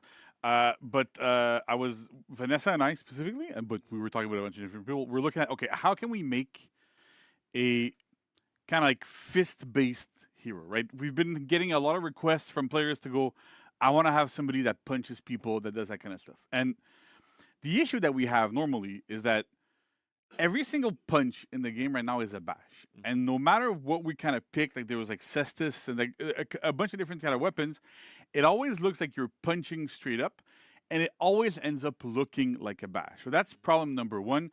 That it's like, yeah, it's kind of cool, but it kind of feels odd, and then it gets parried, like you parry a punch. It's a bit strange. There's also a range problem, right? Because normally in For Honor, you're often, not necessarily always, but you're often outnumbered. You're in a duel, there's people around you. You want to be able to hit them on the side. But if I'm punching, like realistically, if I want to hit somebody that's there, it's super hard. Because I have to do these super weird, long, like stretchy punches that have no power behind them. So, because normally to have power, you have to crank your elbows a little bit more to be able to hit. So that didn't make any sense either. And we're starting to look at different weapons, what we could do. And when we landed on tonfas, we're like, you know what, this could probably work, right? Because you can hold it, and I'm sure that's what a lot of people kind of realized when we revealed it, is you punch with them. But there's a lot of different ways to hold a tonfa, because you can kind of spin them, and you can actually, we fix the range issue by being able to spin them and hit people outside. You can move them, you can use them as a hammer, you can use them for a lot of different things. You can use them to block as well. Traditionally, you're using them to block, so you get like that edge here to block. So you can do so much with tonfas. Yep. Tonfa are very and it also useful. fulfilled that kind of boxer, kind of brawler strategy, like, fantasy. So it just made total sense there. Nice. Yeah, totally. Should we go into gameplay? Yeah. Yeah. So before we start with that, I'll just say that we tried to keep the pattern that light attacks are going to use the short end of the tonfa. So like punches, jabs, trajectories aren't wide. And then for heavy attacks, they have a wider trajectory because, like you said, she actually spins them out like that. Don't want to hit you guys, but yeah, just to start off That's like how that. it kind of works. So let's get into the gameplay here. All right. Let's Here do it. she is. She looks really mean. Ooh, I like the hairstyle on the other one. I like that hairstyle. Yeah. Scratch in the back with it. That's the way you use the The other use for the yeah, Tonfa. for yeah. sure. So let's get into it. She has I like the light attack. hairstyle on that second one. And you see the punching that you were talking about? Yeah, exactly. Short end. Yep. She has a heavy attack. And I don't know if you noticed this, but she spins. the Yeah, I top saw that. through. That's Yeah, sick. It looks really That's cool. sick. Yeah, It's it's really just cool. really neat animation with Yeah, that. it's amazing. Like the detail, we're gonna have like Vanessa and Michelle come in later, but like the amount of detail that we have on those animations to make her look super cool is unprecedented. It's really, we're really excited. And from light, you could go into heavy or light. So like I could do light into heavy. I could do light into light. I could do heavy into light or heavy. So heavy into heavy, You know, heavy, heavy light. into light. That kind of all works out, right? Yeah. Pretty simple, like a Pretty two-hit basic. hero. 2-hit hero. Oh, we're stopping here. No. Right, we did No, all you this can't stuff. stop We had there. like these big crazy Please Tonfas. tell me you're dive, not everyone. stopping on that. Yeah. All right. Thanks. We'll see you at the Good next night. segment. We never stop there. we never stop We there. never ever stop. I'm gonna show you her sprint attack too. Her punk look is growing on me. It's on the light input. Ooh, knee Do it on strike. one Do it screen. again. Yeah. See what it looks like. Do it again. Do that. I should just Yes! do a jump with the cross Tonfas there, so Exactly. that people. Yeah. Do the knee strike. Come She's on. got a nice zone attack too. It's quick. Okay, no more knee strike. Pretty good. Damn trajectories it! on it as well. And she has something else. Yeah, she Yeah. has at least one more thing. I didn't. At least one more. One more. Okay. I didn't show this because it's part of the reveal, the slow reveal. Yeah. So when you hit someone with any attack, Yeah. even a bash, she gets a combo light follow-up, a guaranteed light. So for example, right there. Nice. You can't block that. Yeah. No, but you get a little 1-2 kind of thing, right? Exactly. You get it after lights. You get it after heavy. You get it after lights. You get it after heavies. You get it after bashes. So for example, if I do a light into bash, I get the combo. Ooh. So Yeah. So that so it makes You sense. get an right? For every in-chain single attack that kick she bash. has, All you get right. A small confirm light afterwards. exactly. Deals a little bit more damage. Kind of looks cool. You get a 1-2 punch. Everything that's cool. There are only a few. You're okay, moves that POV. you It's okay. cannot Okay. chain into We the all combo understand. lights. They are called twin strikes, but Okay. we'll get into that soon. We'll get into that soon. Yeah, Okay, all right, yeah. Cool. Let me show you some of her dodge attacks. All right, cool. Right? Yeah, basic kit. This one's my favorite. It's a nice. Oh, I felt That's that. funny, right? Because I remember seeing because I'm terminally online for some reason. This is true. Yeah. And I ended up like there was a lot of comments because that specific move is in the trailer. Yeah. Yeah. And I remember people going, I really want her to have it. Guess what She does? effing kicks Got him it. in You the want to clown on jimmy. some people you don't like? Go and have She's fun. gonna make But your not only voice that, go if into you a unlock higher me- octave. We also, added a little kick in the butt. Oh, okay. So we had some fun with it. Yeah, We yeah, had some yeah. fun with it. So that's a bash. Yeah. It's undodgeable. It's unblockable, right? Unblockable. Sorry. We have an undodgeable For front forward dodge light, Yeah. front dodge light. Yep. That's quite a bit of range as well. Like I can get it from like pretty far. Sorry. Yeah. Really- Go ahead. Yeah, Go really ahead, good show me. peeling tool here. Yeah. It's undodgeable, so often enough, like you get into situations in group fights where people keep dodging away from you. So she can catch up and say, no, you ain't going nowhere. Yeah. Exactly. Just like that too. Just like that. Yeah. Exactly. So something to add is after all these moves, like I said, the combo strikes Yep. happen. Combo strikes always lead into the finishers, the chain finishers. Okay. So you could, for example, you could. Sorry, I got I'll lost go there. talk that. So I could just keep doing that. For example, I'm always going into my finishers. I can dodge out of them. Don't worry. Yeah, I know yeah. people are going, worry. but I can dodge, Dodge out That's of fine. them. So basically, that creates kind of like a faux infinite. Yeah. Right. You could only. Like it works do- off of like heavy light, heavy. So it's kind of cool, right? Because you have to commit to that little extra attack. You deal a little bit less damage on What's your with the fire? attacks, because there's that little extra strike afterwards. What's with the Yeah. fire It there? still feels kind of good. Exactly. So that's kind of her false infinite there. I mentioned twin strikes. And Yeah. the way that you could think of this is that twin strikes are true finishers to her moveset. Okay. So anytime I do a twin strike attack, that's the end of my chain. That input can be done at any point in the chain. So if I open, I could go into my twin strike attack, end the chain like that. So how do you do twin strike attacks? Because Yeah. you've shown me everything now, and now I'm Showing you confused. everything. Yeah. But so I had to create other inputs for Oh, twin okay. strike. So to enter twin strike, you basically enter your chain, and then you press back on the left stick as well as your input. So light, heavy, or bash. Okay. So let's start with the light. So I'm gonna go light into the twin strike attack. Okay. And notice how she attacked with both tonfas there. Is that why it's twin strike? That's why. That's Ah. why. It's Like again, the narrative team Yeah. is showing their pure On. genius Yeah, yeah. here. Love it. And Like did a being able great to job looking with at that. stuff and going, you know what, this is twins. Exactly. Yeah. So we got the twin strike light that I showed you. This is a 400 ms. It is enhanced. All That's her scary. all her lights are enhanced except for the combo lights and the opener lights, by the way. Okay. So it is enhanced, and there's a dodge cancel after. Oh, okay. Yeah. So A for dodge cancel, example- okay. Show me. So I could do light into twin strike into my Okay. dash, for example. So what's also interesting to here to see is that you just showed it. You don't have to do your little combo guarantee light to go into twin strike. You can go into twin strike from literally anything. right now. Exactly. So that is pretty cool that you can go, you know what, like I'm gonna do light, twin strike, or I can do light, twin strike. Right? Exactly. Nice. So there's a lot of freedom and a lot of flow in how you want to spend your stamina, how you want to do damage. So it's kind of interesting there. Yep. Twin strike heavy. Okay. Same input idea. You go into it from a chain. So I'll do a light into twin strike heavy. Ooh. And it's Undodgeable. undodgeable. Undodgeable. Let's Yep. go. Undodgeable. Somebody's bingo card just like popped up. Yeah. Definitely. So pretty standard. Multi-directional as well. I did it in the same direction, you can but choose, yeah, right. yeah, you could choose direction. Twin strike again, both tonfas. Yeah. And I like to, what's interesting here too is that you can see it's one of those attacks that changes the hand position and Yeah. how you manipulate the tonfas, right? She moves them around to grab them, a bit like lower to hit on somebody's like head, a which is kind hammer. of cool. Yeah. It's one of those like little tiny ways that the animation team is able to kind of like play with those weapons and make them feel a lot more realistic and make it feel way cooler too. For sure.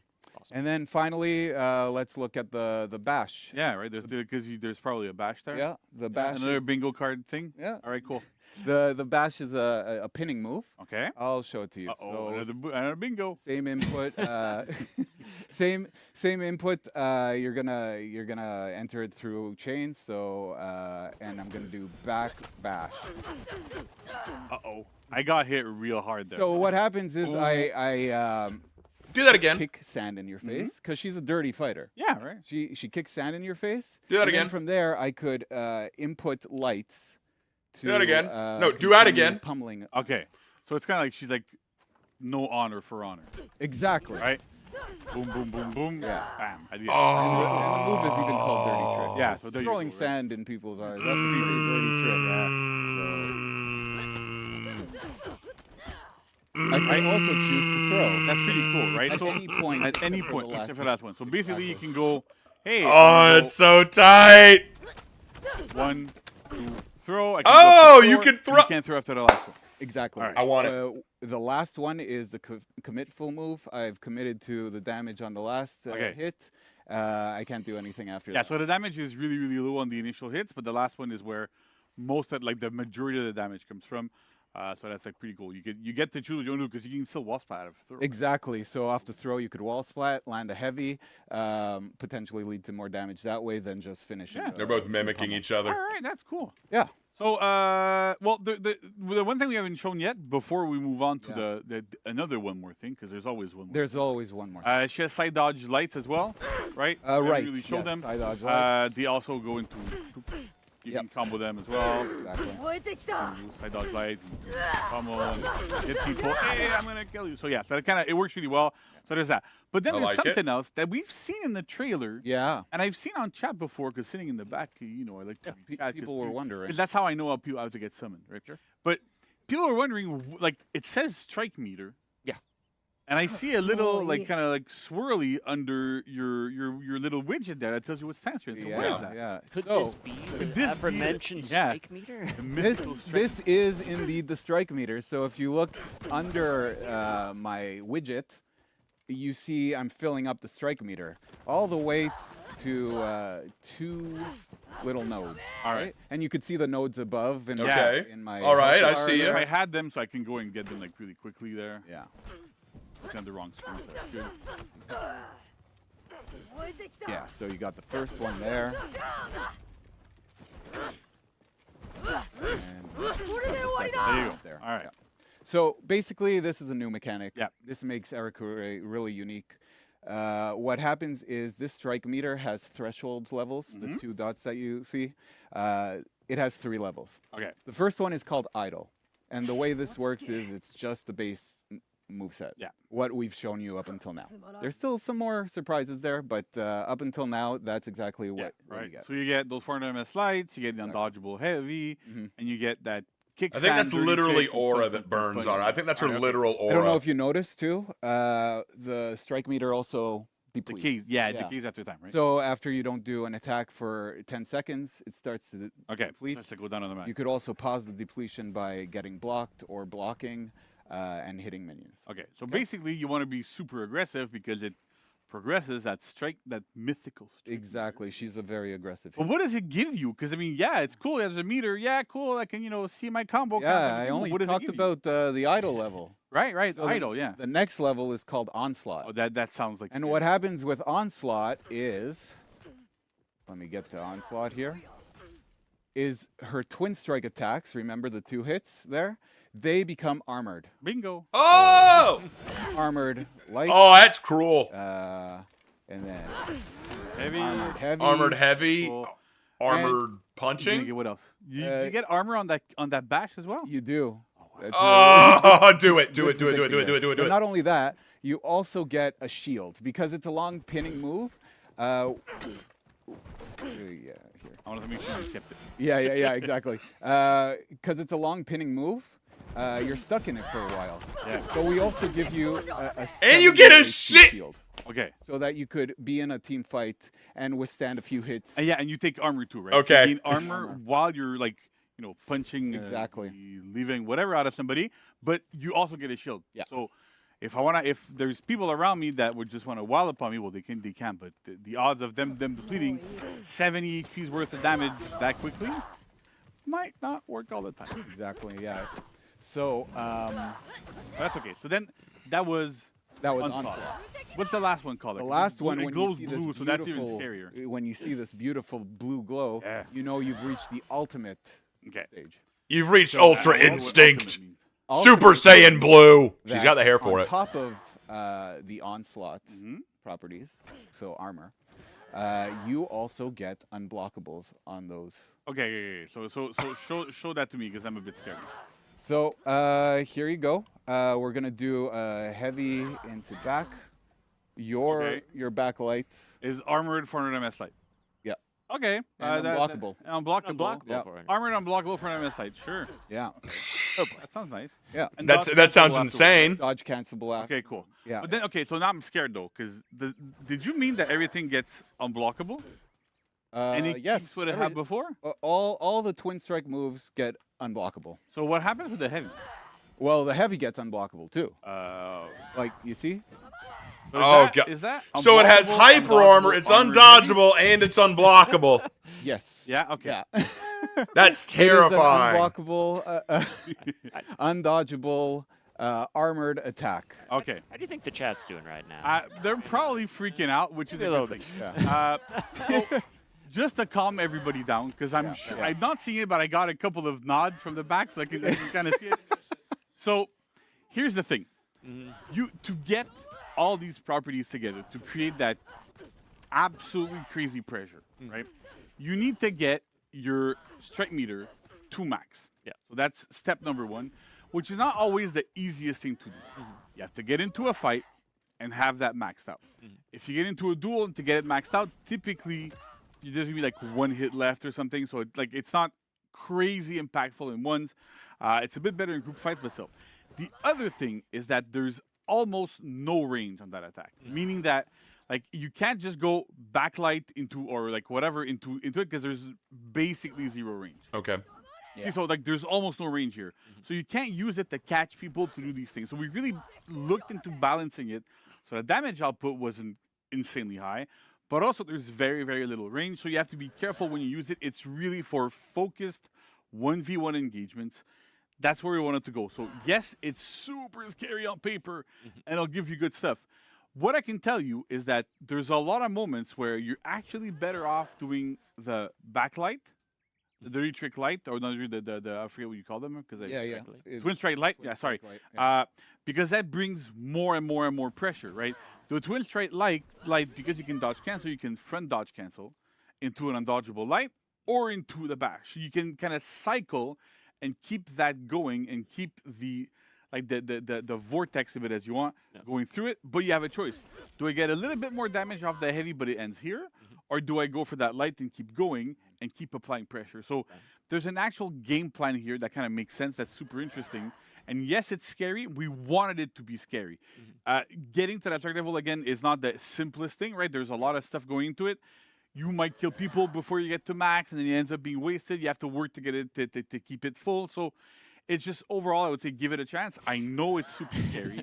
I know it ticked off like a new bingo card because I'm sure nobody had unblockable, undodgeable armor on their bingo card, but then probably somebody's gonna put it now. But that's kind of how it works. But then there's the dirty trick as well, right?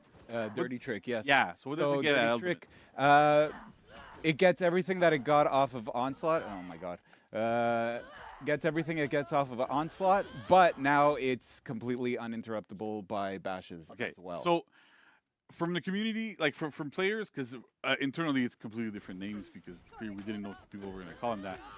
There's like 2 types of armor in the game from players' perspective, right? There's hyper armor and there's super armor. Hyper armor is what she gets at Onslaught. So that means you trade and you absorb kind of like normal hits, but bashes will still go through.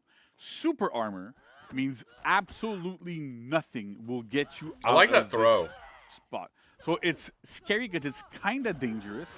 There's a reason why we almost never use it because you can get stuck in situations where people are going to throw a shit ton of attacks at you, and then what are you going to do, right? Because because you're in that state where you can't get out of it. If that's too long, it's essentially a death sentence. Right. Because you don't get the damage reduction, you don't get the hit stun, all that stuff. So it's a bit scary. But in this case, it's interesting because you get that shield and you get super armor. So you literally cannot knock her out of it when she goes into it when she is in ultimate. Again, that's kind of scary. But we went that way, right? Because we wanted to make sure that normally you want to use dirty tricks to raise your strike meter like pretty quickly. It's the most efficient way to raise it up. Yeah, because you get the most hits on it. You get the most hits on Which it, right? is why we're giving her those combo lights as well, just so that it helps you get your strike. Exactly. So it's a whole theme around this hero. Yeah. See? Right. But then we wanted to make sure that when you're at on ultimate, why would you still use it?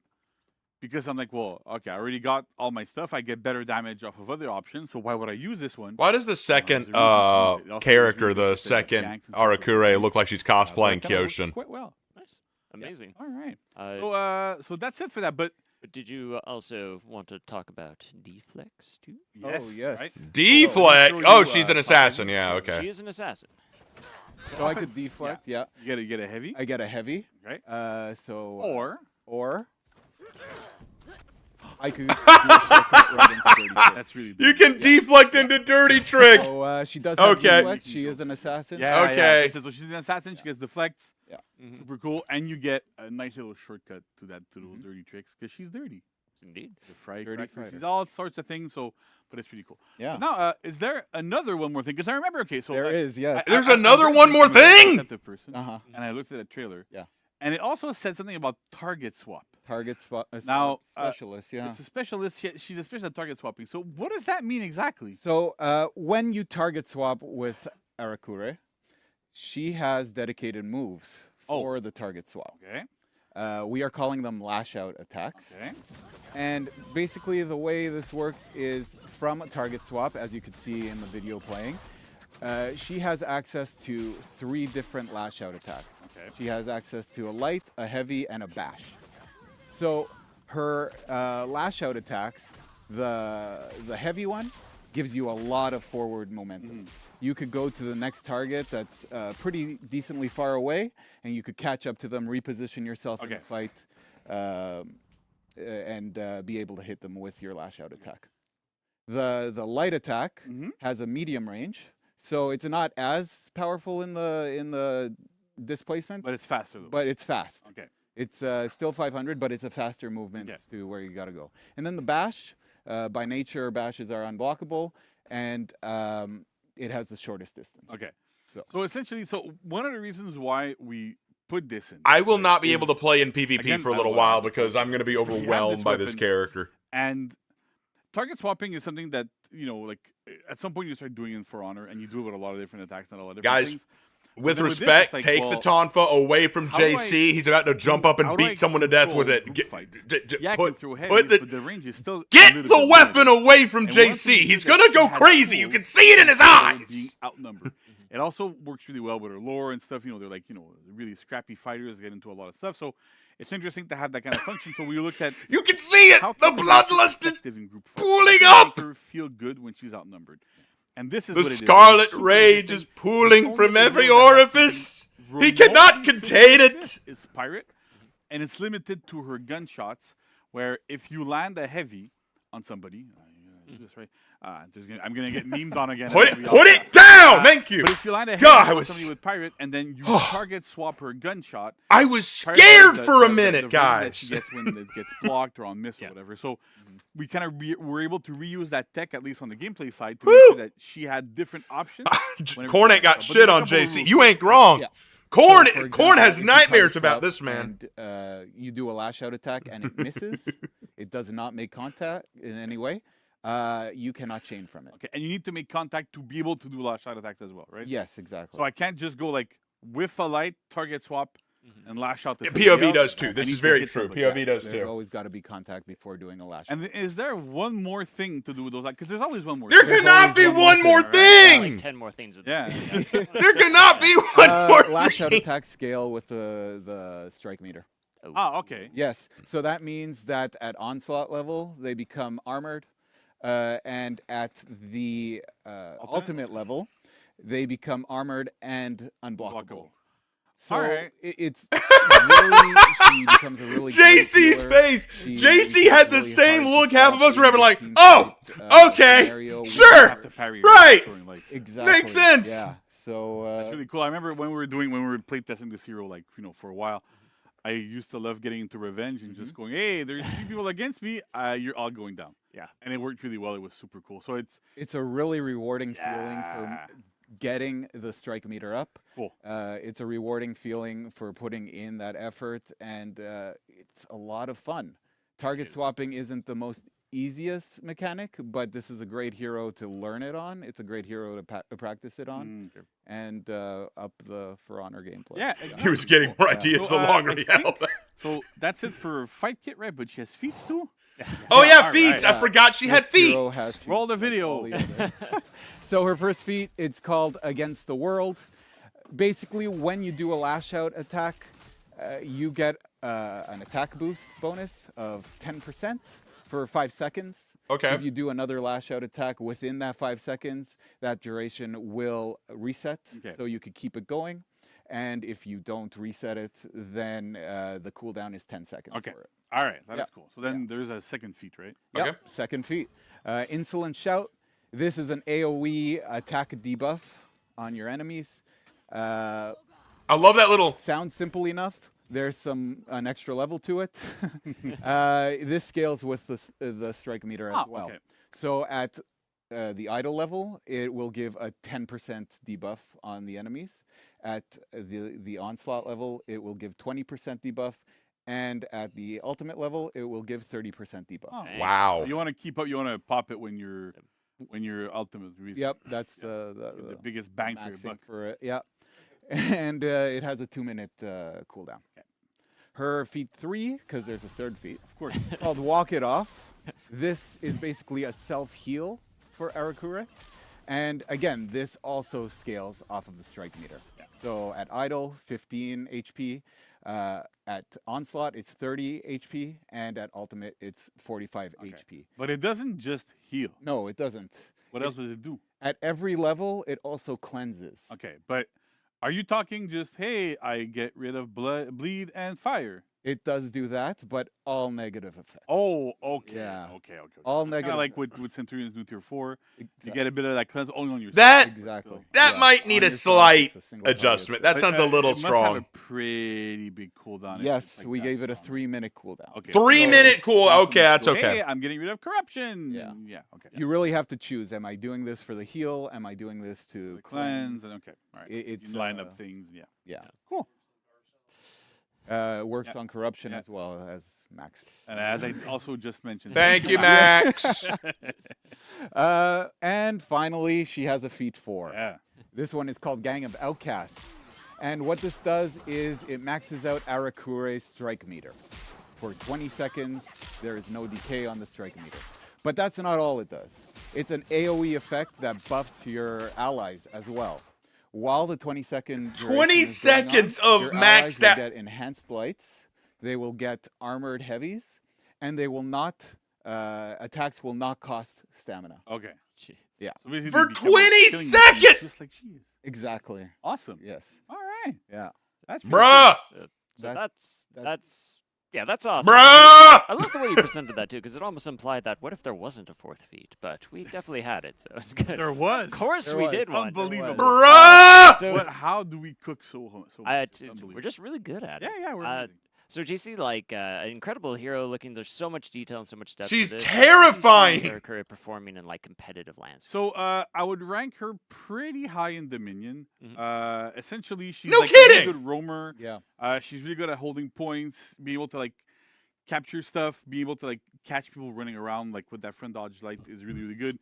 She's good at peeling. She's good at ganking. There's a lot of good stuff. However, she's rather weak in the lane. Like she doesn't have a lot of big trajectories. Her like you have to lock and try to do stuff, and it's always a bit unwieldy. So she's really not optimal in the lane. She has no real laning support, so that kind of makes her a bit weaker there. And then, as some of you may know, competitively, the general kind of like accepted idea and the way that you play the minion is you go from your home point to lane to farm for your feats to get your team's hard points up, and you rotate back and forth, Right. and you have somebody else like other people to do other things. So Arakure is her specialty is more to roam around and do that sort of stuff. So it makes a lot of sense there. But yeah, so in the minion lane she's not super good, and it's interesting because the strike meter is super cool, but in 1v1 scenarios, typically what we've found, and when we've played with some of our more like pro players that have been able to play the hero a little bit, she ends up like her opponent is basically dead when she reaches max strike, and that's with just non-stop aggression. So if you falter a little bit, if you take a bit more time, it goes down. And you don't really get to it. So in 1v1 she's good, but it's a bit harder to exploit all of her toolkit, especially the target. You can't really target swap in a 1v1 scenario as well. So there's like some stuff there that she is not as good, depending on the situation, but she's still really really good. Yeah. Awesome. And there's some interesting choices to make there too. Do I stay at the point, boost it, and lose my strike meter? Do I run to the other points to keep up my strike meter, get into another fight as fast as possible? Pretty interesting. Yeah. decisions to There's make. a lot of stuff there. We wanted to make sure that this hero had a lot of decision points as to like even just her flow is like there's a lot of options in and out. Do you want to keep going? Do you want to stop? Do you do your combo lights? How do you spend more stamina? Because the stamina per HP damage is a little bit like high. So how do I spend my resources? How do I work around them? It's all built around this interesting decision system of how do you play her, and how do you play her, and the way I play her might be different from how you play her and how you play her. So it's kind of it's really interesting to have that kind of depth into a hero that her moveset is not the most complex one, but there's a lot of like moment to moment little decisions that are really interesting. Nice. Awesome. And were there any challenges, anything you want to touch on like throughout the development? Yeah, so I mean, like the strike meter is like brand new, obviously, right? It's not the easiest thing to get working in our UI, making sure it looks good, making sure it's readable. Also, just the functionality of it. Right? We went through different iterations. We had at some point there was one where every single hit counted as one, and that ended up being that it overly valued light. So how do we kind of change it? So we changed it up. Now there's like different thresholds and like lights and bashes give different amount of like meter gain than heavy. So we did a lot of iteration on these things to make sure that everything Actually, the felt opposite, right. Dante. She's not the too target OP swap in tech 1v1s. worked, She's but there was actually a a lot of, little like, weaker in 1v1s. A lot of challenges to how do you make it work, how you decide, like the heavy goes far, the light goes medium, the bash goes low. We didn't always have a bash there as well as an option. Right. So it's like there's a lot of these things that are not super clear that we have to kind of validate as we go through. Like the chain bash that we didn't really mention it before, Right. but the bash that you can do like in your regular chains is feintable as well. It wasn't always feintable, and how do you kind of figure out the moveset? So it's interesting. It's not always the simplest thing, but it works really well. It's a bit of a process always Yeah. to make these, but And now I cannot wait because after us, there's a couple of people. it's just A couple of people on the animation team that might have. I just want to leave out a tiny little tease. There's cool stuff they're gonna talk about. Yeah. There's a lot of little Easter eggs, a lot of personality that they've hidden in the hero. So I know these things, but I want to tell them, but I don't want to spoil their fun. I know. Yeah, Yeah, for no, sure. they're gonna come up They're here gonna real say soon. it, and and talk it's gonna about be all that. awesome. Yeah, it's gonna be awesome. Excited for that. Well, very cool. Well, thank you guys both so much for that. Finally, Costa, any shout outs you wanna give? for this Yeah, hero? well, the whole team, honestly, that worked on Arakure, they were amazing. Michelle, the other Costa on the design team. Because we have two. Yeah, we have to. Vince, man, there's so many. Chloe them and all. Fred. Right now. Uh, Nico was huge Yeah. support with the Hey! spike meter. Oh, you carry meant he was a outs big and help, audio, not that he's fat. On UI, like we had Catherine. Well, he who said had Nico's that- huge. that- I don't- Catherine did a lot of work on the gauge, so that it looked nice and it kind of fit with what we needed. It's a huge team effort all the time. Yeah, The this- animation team did amazing. Even like even Oh, the marketing sorry, team, I'm I so really want to tired. commend them because I may need the a nap trailer after that this we have stream. for the gameplay is Oh, yeah. completely new. It's super awesome. Yeah. So like really like good job, guys. Everybody's super proud. yeah, it was an awesome undertaking. Very cool. Can I all around. please say? I'm not going I'm to say very that. excited for that. And folks, we hope you're excited too. Yeah. If you want to get your hands on Eric Curry, you don't have to wait long. You got 1 week to go because next Thursday with the title update, she's going to drop. We hope you enjoy this, but stick around because we have an animation deep dive coming up right after this. Keep spinning those. Please don't hit anybody, and we'll be right back. Put it down, JC! Okay.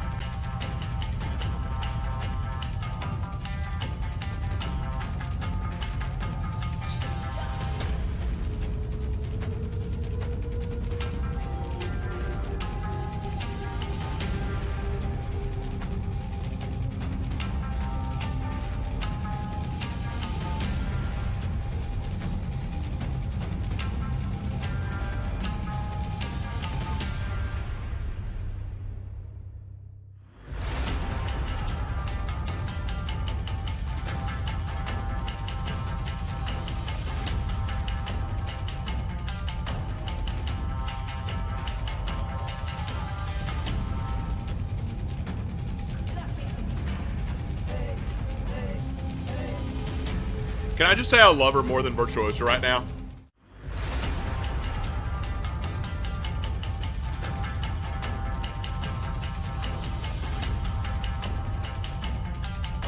I want to see her do these pummeling executions on Virtuosa, please.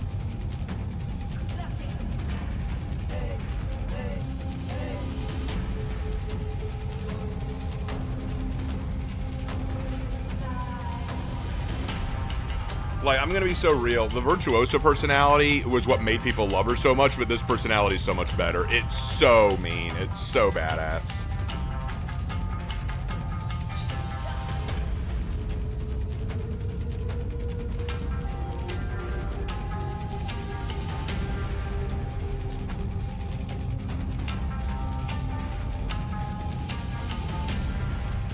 Notice how she's only beating up Samurai right now. Oh, wait, no, there's Virtuosa. Yes, beat her up. Yes!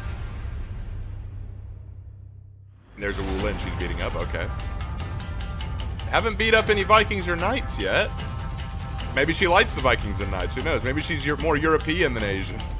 Maybe she prefers those Europeans over the Asians. I don't know. One of those.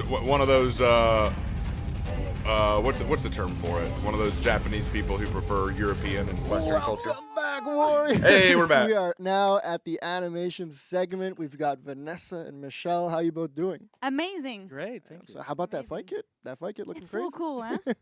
Word, know. Looking so awesome. Yep.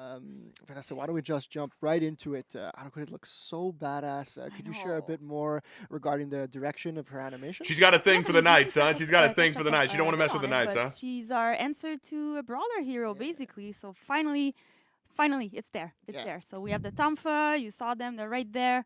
So yeah, it's a little bit of she's hyper-violent. She's very badass. She has zero tolerance for bullshit. That's it. That was the attitude direction that we have. So every time we did an animation, we're like, no bullshit. There you go. And she's very. She has a build-up anger. She want to release it. That's why she fights you. She always she short temper, always in your face. So that's her. So awesome. Also, so just for a bit of context for folks watching, so when the team creates heroes, we usually try to establish 3 key pillars that describes the hero. Do you want to share those with us? Yeah, I mean, Ben talked about it. She's scrappy, firecracker, and brazen. It's again, it's something every time we do an animation, we ask ourselves if it fits that. So she's scrappy. You saw it. She fights 30.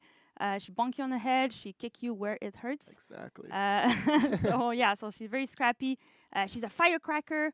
I don't know if you noticed, but during the strike meter, the more you get into it, the animation change a little bit. So the navigation and all the idle, she gets more pumped. Oh my god. We had that's cool. 3 layers of a full navigation. It's a lot of work. I would say That I was a can lot of fix work. her, but no, Just to she's gonna make represent me the, worse. That's what's gonna firecracker happen. aspect of this character, and she's brazen as well. So she's rough and tough. She has nothing to prove. She's super versatile. The weapons are really cool for that. And That's really cool. So as the strike meter increases, her animations will change a little bit. Yeah, she'll yeah, get yeah. That's more literally amped what up. she yeah, said, you'll bro. see, Stay- it's a keep bit, up. I think some people notice she's a little bit more into it. Yeah. She's really intense. The so- adrenaline's flowing. Exactly. You want her, Exactly. you want her to press buttons. That's please, it. you know. Yeah. She asked for it. Show the animation. Yeah, Come I'll on. put you in context. And we that- get it. We- show the so animation using now. The words, those words that Vanessa was talking about. So when's the last time you ended up in a dark alley at night, Ooh. like Who a needs dead a end? I'm no. taking, And you taking turn- back to Ben. last weekend. You turn around and there's 4 silhouettes blocking your Oh, path. no. So yeah, for a new hero that's. You know what you she's said, come back POV. technique, Your statement stands. It will clean, not be stricken from the shoulder. record. bruised, bloody nose, but on her feet, Nice. like Rocky style. POV, you didn't fix it. That's her, yeah. You own it, Can okay? we talk a little bit more about her weapons? What was it like animating Tomfa Combat? I mean, it's pretty new, huh? It's pretty cool. This is awesome. Yeah. Can I Yeah, hold you them a can, little bit? Yeah. Chat, this has a good weight. Yeah. And confirm. We almost. Yeah, the have, Tonfa aren't light. Holding Like, the I mean, they weapon look gives you light, a but they lot of actually do have a ideas, little but, heft. when we saw the They're Tonfas, dense. the They are weapon thick light, wood. like JC was talking about, using lights on this side, it got us thinking. Mm. We didn't want to lose that strength of hooks and uppercuts by doing wide arcs. Okay, I see. So wanted to keep it more it of a tight. boxing Yeah. style. So what we did is so when she strikes, we brought her a little bit closer, not much, 60 centimeters. Yep. So it doesn't seem like much, but the added pressure, the feeling feels good, and it's just a little bit more grueling for the victim, being Yeah, she's in your being grill. that close Yeah. in your face. So Yeah. that fits the character a lot. Yeah. She has a short range. So we needed to bring her closer a little That's bit. it. That's Yes. it. Super cool. And at the end, we just up, pop back, jump back to create that separation. It works pretty well. Yeah. Nice. That's awesome. Also, one of her core features is her ability to target swap really rapidly. Could you share about a bit more of the intention behind this gameplay mechanic regarding the animation? Yeah, target swap in Foreigner is an advanced way to play the game, Mm. and it's in Arakura Toolkit. So Yeah, first off, I had to surround myself with bots, doing all the angles.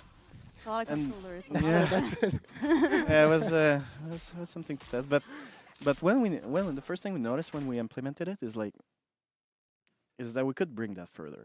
Like it felt weightless a little bit, like teleportation feeling, Okay, I see. and didn't feel like grounded and like that she was thinking. She was teleporting more.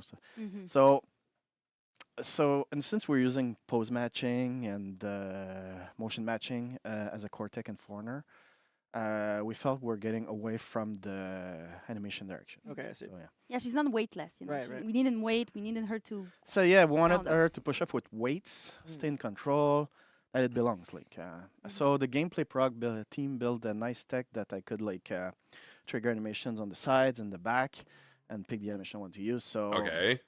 while doing target swaps, so Show it. works really well. A tech that will find more usage For sure. in the future for sure. Like, Yeah. That's okay. So that's really cool. So it's like basically like when she's target swapping between each character, there's like custom animations that like fit Yeah. all of that. Yeah, because everybody can target swap, but for her, because it's our toolkit, like Michelle did all those transition That's and to reach and to add a little bit more weight and trying to like not snap Yeah, too right. fast and jump. So at least like you feel it feels really good. Yeah, it's like Feels she's when you flowing through the play- fight almost. Yeah. I wish everybody was as smooth like in the target swap, but for her, I mean that's part of her kit, Yeah. so we put pour a more little bit more effort. love. Yeah, it was It looks incredible. looks great. Yeah. worth it, yeah. I want to talk a little bit about this. Word on the street that she's got a pretty cool face-off screen. Do you want to take a look at you heard that? the rumor. Yeah. Yes, let's see something Yeah, now. we had a lot of ideas, but we went with the spit in the face. There you go. So you haven't fought her She already, effing she's already, like, spits at spitting on them. you. first She thing you just see, you know, spits at them. Yes. So it had a lot of personality. I want that. I want Yeah. that. Animation, yeah. Yeah, we love doing that, adding a little bit of personality and those little animations. For sure. I think it's really cool. One cool one as well is the ledge. When you're Literally, ledge, it's this character looks mama, down a bit before her. mama, she spit on literally me. squat, Oh, that's and she looks so down on badass. you, right? It That looks so is cool. sick. To be fair, we added a shout, little bit, like, he Shinobi opened already the does arm, that. so he's really, like, Shinobi already does dominating the that. battlefield for her.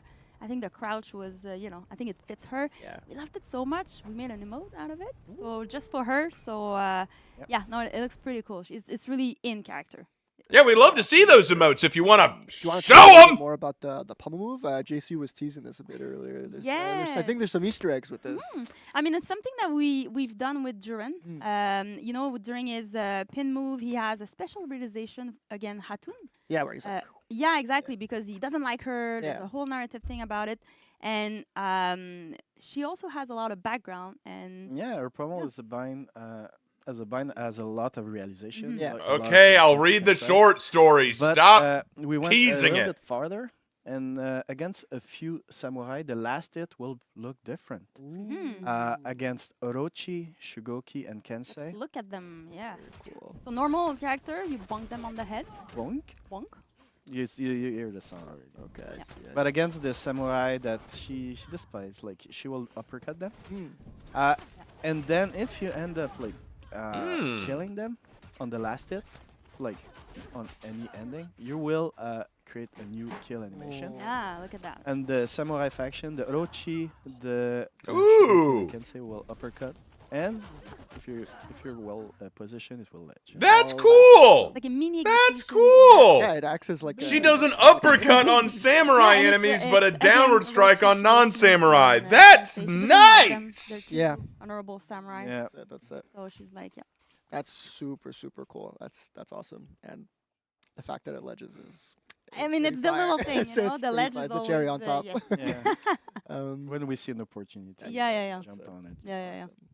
Thank you so much for breaking all that down. Do you want to give any shout outs? Yeah, I mean, GC named the whole team, but Yeah. on, of course, everybody was a great help on animation team. Thank you, Michelle. That's a lot of animation on this. There's Nawel as well that help on the hero that work with Michelle a lot. Yes, and Martin as well that did the execution as well for that we're gonna see soon. So yeah, great work. Yeah, they guys. said the I mean, samurai one it ledges. looks amazing. I can't wait. It's gonna be great. Thank you so much for coming on and giving us all the insights into the animations, folks. sit Fold tight me in because after half, this, we have a special Arakure. deep dive into the modeling of our new hero. But first, we'll be showing a compilation of all of Arakura's executions. So check it out. Max, roll it.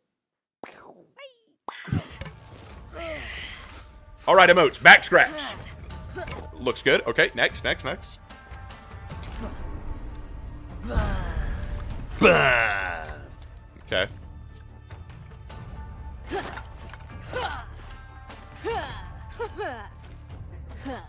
Okay, fair. Jump rope.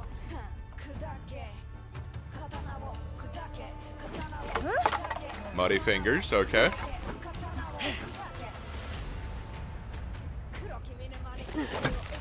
Stay pulled! Nice, the push-up thing. I like it. Caged beast. Okay.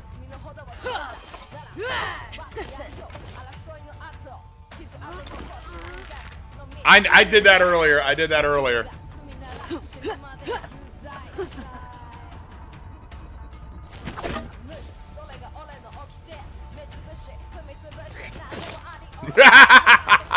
Just spit.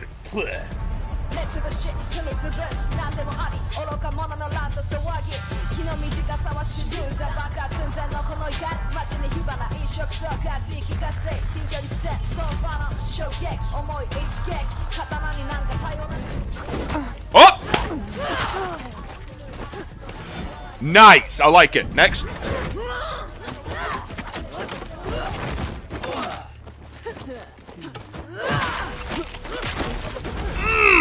Okay.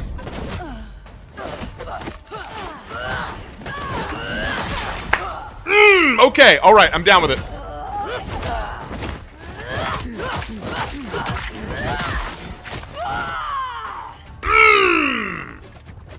Nice.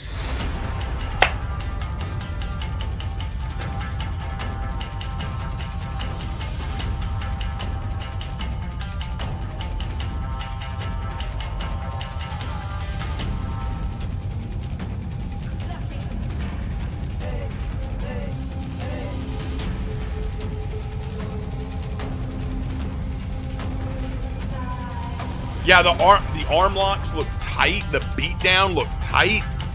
All of that looks so good. Raven Knight, can you please say what? Baka. Oh, because of the yeah, Baka. I said it.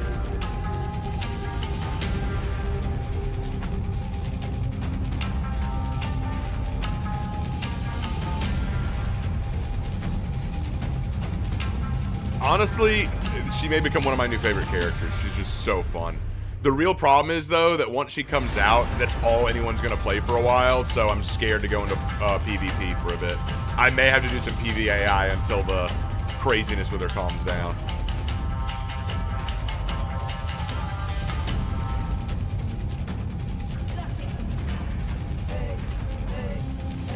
Because don't worry, it will. It always happens. No matter how good a new hero is that comes out, the hype will die down and people will go back to their mains.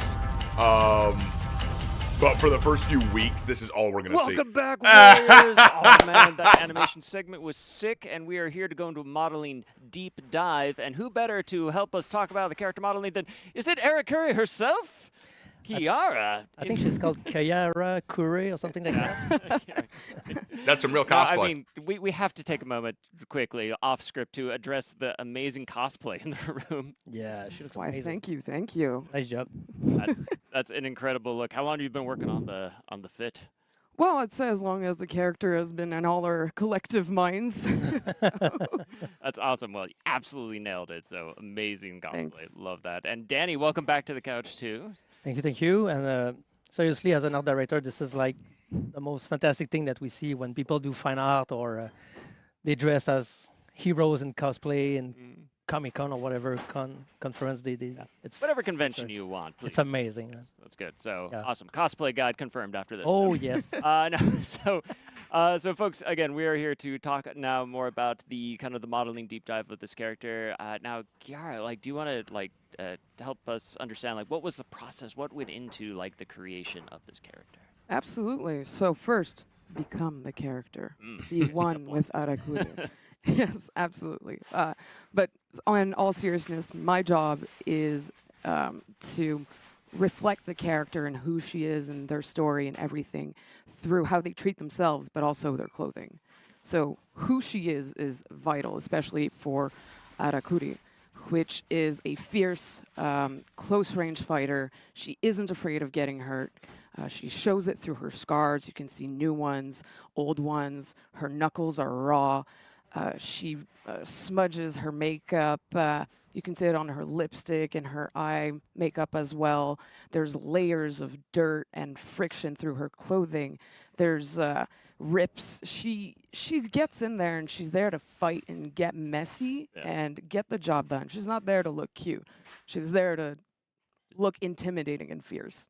I think you absolutely nailed that. And, you know, like, even from everything we I like see, the way know, you like, say it- that. it She's not seems there to like look tell a cute. lot She's there to about look intimidating. Well, you nailed that. She story is more on the ugly. modeling She itself, one like, what scary people bitch. tell I tell you what. Yeah, absolutely. So her background is her story too. Mm-hmm. You can see it in the materials, the pants, the robes. They're all materials that are accessible. Silks, suedes, anything too fancy really isn't who she is. I'm gonna call that the Harley Heavy Quinn woven look because that's what it materials where you immediately can see reminds the me of. grain, how That's the the one cloth is I like. woven This look. I together, like this the look. weight That's of the tight. material, That's which good. rigging and animation did a major, like, exceptional job showing. The scratches on the metal, the paint chipping, the way that the fur is all matted and scrappy and not taken care of, but still has that like fierce, intimidating look on it. And like also the details that you don't think about, the handmade embellishments, the embroideries that maybe she did or the people around her to up that look, to give personality, which is something that she's very known for. And speaking of embellishments, my favorite part, the tattoos. Oh, yeah. Lily did Would such you look at that? an amazing job at them. Like, Yeah. she designed them, and I had the pleasure, Lot of Spider privilege, and Lily honor to tattoos. applying it on her body, making sure that every piece fits like her musculature, Lark? the way the flowers curve on her body to really enhance that like beef muscle look. The organic flow of Japanese design as well is super important. And players will notice that every single skin has a little change in them, and that we applied places where you guys can actually change the colors of the tattoos. Yes. So we wanted to give you a version of that, but also a version where she has no tattoos. She's just raw and full of scratches and full of blood. Wow, that's so cool. Holy crap. I love it. There's just the customization there looks amazing. Like all the work and all the details that went into that. It looks incredible. So like huge shout out. Like great job on that. So I mean, what would you say was like the biggest challenge in like designing this character? Well, not to go back on it, but the hair was really a challenge, but not because of what you would think, you know. Yeah, the haircuts are crazy and like full of personality, which is really what we wanted, is someone that's in your face and not afraid to be who they are. But it's the little details. It's every strand of hair that we had to place in. It's also where we want to put the color that you guys, the players, can choose. Do we want it to make it look more natural, more crazy, like crazy neon dyes that cover the whole hair, the roots and all that? It was really like the placement of all those things were really important, and we wanted to give that natural badass look, but also keep her character where she's like, look at me, look how fucking badass I am. And yeah, sorry. It's what it is. Yeah, we get one F-bomb per stream, so you're fine. no Oh, worries. thank God. So cool though. Yeah, I absolutely love it. I always love like getting cool outfits where I can change the hair color for the characters. So excited for that. So amazing work again. Danny, anything else you want to like kind of add to this? No, seriously, Chiara did a great job, but I want to take some time to give some shout out to the Chengdu team that for the first time helped us doing characters. Wow. They wanted it for a while, and they jumped in the boat and did a great job. They did specifically the Setsu part of the character, and seriously, they nailed it. Wow. They look so great. Yeah, they did a great job at transferring everything, the concept to like the 3D and yeah. So as you can see here, we showed that before. The player expression works so well on her too. So lots of options for you guys to have fun. So good job from the Chengdu team, because they did weapon as well. They didn't just do the characters. They did the weapon again. Oh wow, yeah. And they went through the same process we do for the characters, so they had to apply the backstory, where they come from, the street vibe, so raw materials, and we have a little bit of modern stuff like barbed wires to them. So I hope you guys are gonna have fun because they look really, really good. Yeah, amazing stuff. So thank you so much, Shane. Awesome work on that. Yeah. Yeah, that's so cool. So yeah, I guess after that, at the end of the segment, so we'll see all of these. Like we're gonna play a video so everybody can see like all the arm of the weapon sets at the end of this. So I guess like, are there any final shout outs you wanted to throw out there, Danny? Yes, but I'm gonna start with Kiara. Yes. Yeah, for sure. I'm a bit intimidated right now. Well, the concept artists, the whole character team, modelers, textures, riggers, all of the people who took care of making her come to life as well. Yeah, not forgetting like VFX team, UI team, obviously the marketing team for all the visual that you guys saw during this stream. It's amazing. Anthony, good job on the gameplay trailer, man. You nailed it so great. It's amazing. And you, Mr. Nolan, thank you very much for having us. Oh, well, thank you. As usual, always a pleasure coming here. You're awesome. Hey, you know me. I'm all about coming here to talk about our amazing game. So I know very you're the excited best to for be here that. every time. So, so thank you so much again, Kara. Thank you so much for coming on board and for all the crazy work that was put into this hero. I think she's amazing. She looks incredible. There's so much fun at play. I cannot wait for next week when she goes live. Danny, thank you so much too for coming on the couch with us to continue to talk more about all the art that goes into this. So thank you. It's been a pleasure and a lot of fun designing the characters. So I hope you guys will enjoy it as much as we did. Absolutely. Yeah, we've got to have fun with what we do. It's very important. Yeah. We have to. She's amazing. We're making video games here, folks. Exactly. Good. All right. So for everybody here at home, we hope you enjoyed this. Coming up next, we have a very awesome throwback event segment. But don't go anywhere because we are going to show you a very cool video with all of the weapon and armor sets for the new hero. So stick around and we'll be right back. Sorry, I was reading a message that somebody sent me, and it was a little lengthy, so I apologize for that. Let's take a look at these.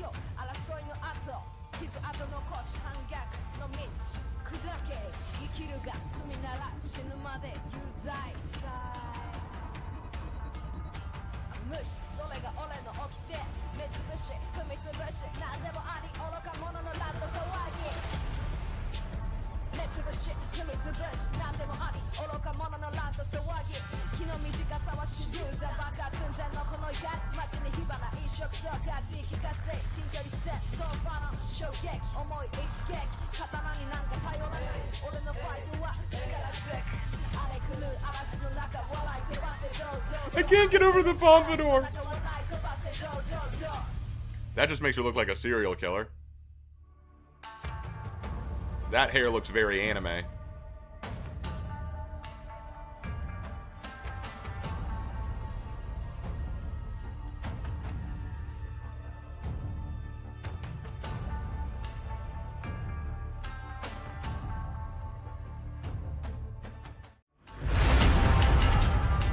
Throwback event.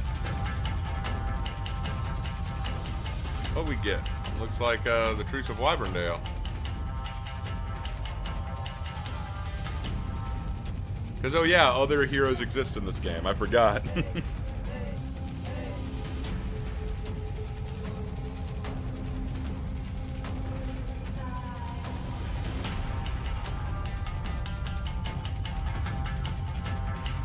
Wait a sec. It's a wait a second.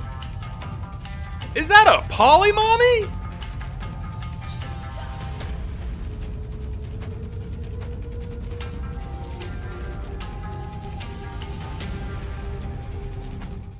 Welcome back, Warriors. We are so excited to announce that Test Your Metal game mode is back during the event. Test Your Metal Trials. I'm returns! so amped up for this. I am too. Oh my gosh, this is like one of the most exciting events we have. One of my favorites. So I'm really Test stoked for Your that. Metal! We even have a new trailer. Yeah. We have a little trailer. Max, show Let's me see the please. trailer.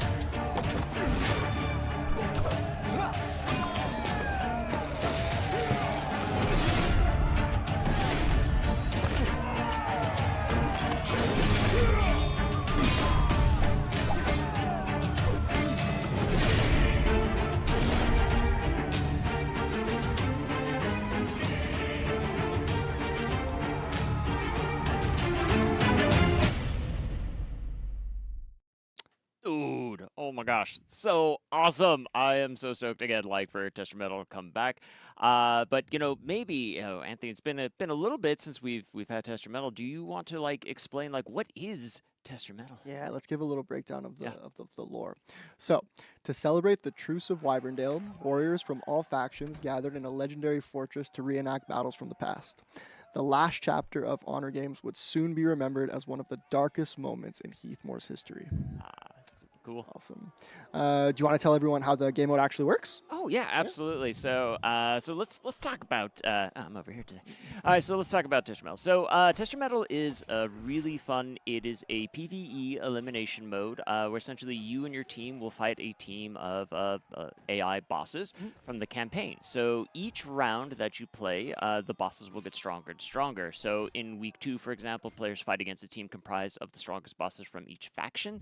These are bosses including Gudmundur, Tozen, and Apollyon, as well as other campaign characters that are going to be in there like Stone, Holden Cross, and more. And then finally in week 3, we have the hardest challenge of the event, the Tyrant's Test, where you're going to face off against a team comprised of warmongers led by Astria. So it's going to be super sick. That's going to be awesome. It is going to be good. Also, a new awesome iteration is for the first time in Test Your Metal, we'll have event leaderboards. So that's pretty cool, so you can see how well you're doing. But what else do we get? Do we get new armor? So, new weapons? The points will be granted by kills. So new effects. Do your thing. Go hard. Color. Kill them bosses. That's it. That's it. Also, one of the main reasons that people love Metal Trials is the awesome rewards that come along. Okay, here we go. That's what I was waiting for. So, of course, we have the black armor sets retrofitted for all heroes. These little sneak peeks. I love it. You'll be available from August 13th to I love it. 3rd. We also have the Blackstone Elite color swatch, as well as the Iron Legion color swatch as well. Yes. Yeah, I love me the all black Test Your Metal armor. So I cannot wait, especially for all the new heroes. Is the best armor we have. So we also have more rewards, though, so let's check these out. So, listen, during week 1, from August 13th through the 20th, you're going to be able to loot the battle outfit Age of Wolves. So that'll be super cool. On week 2, from August 20th through the 27th, you'll be able to loot the Apollyon's Might embossing, as well as the Rose of Horkos embossing. And the Rose of Horkos. Amazing. And then finally, for week 3, we're going all out because you are going to be able to loot the I Am War free roam emote. So from August 27th to September 3rd, you just got to play and you get the loots. It's that simple. So there you go. I can't wait. Nolan, thank you so much for breaking this down with me. We got an esports segment coming up. I'm amped for that. So let's take a look at all the lootable armor sets from Metal Trials first, and then we'll head to esports after. Okay, let's see that, and then I'm going to speak to you guys for a minute.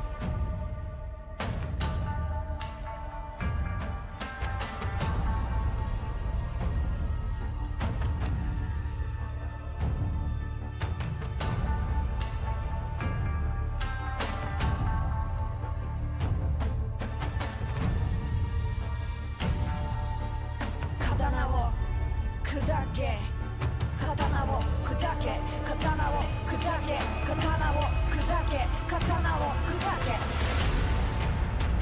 黒き見る間に生を受け名を知る前に覚えた痛み小さな手に拳と度胸で開いた運命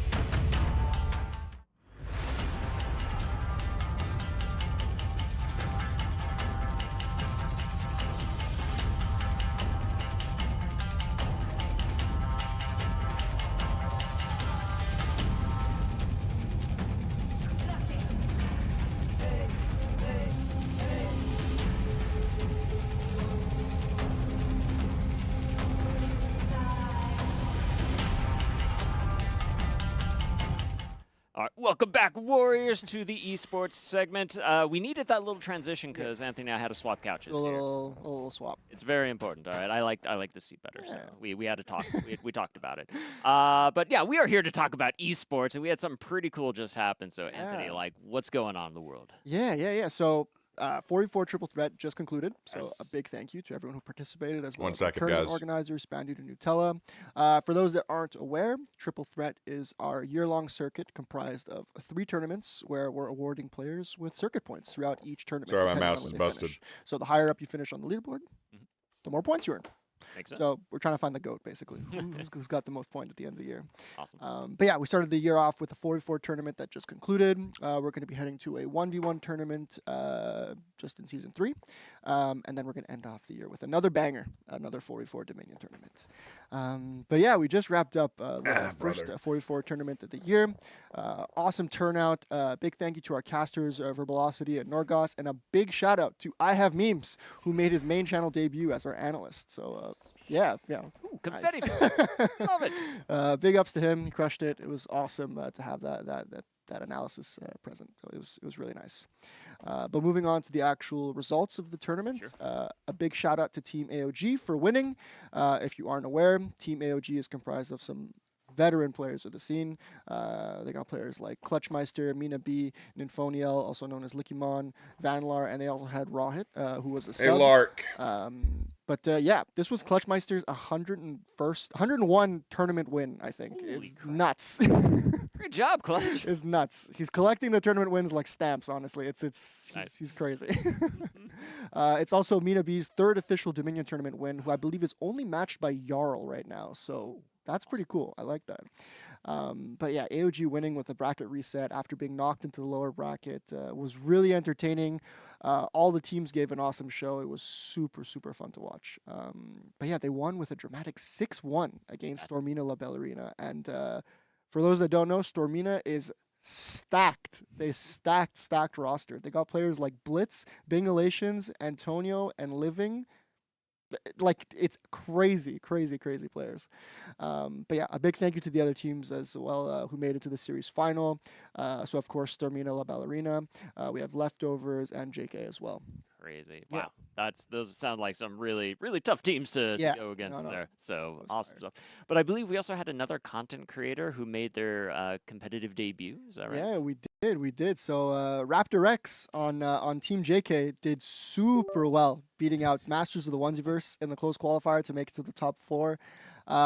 This is again an awesome feat because Masters of the Onesiverse had some incredible players. Like it's comprised of Silix and Bean, who's a Dual Frenzy winner back in 2024, I believe. They have Topemine, who's also an incredible player and is always in the running for top duelist. And there's also Ewop, who won the Friend or Foe 1v1 back in 2024, 2025. I can't remember exactly, but like they're all like top players. So like the fact that Raptor was actually able to pull through with that with his team was awesome.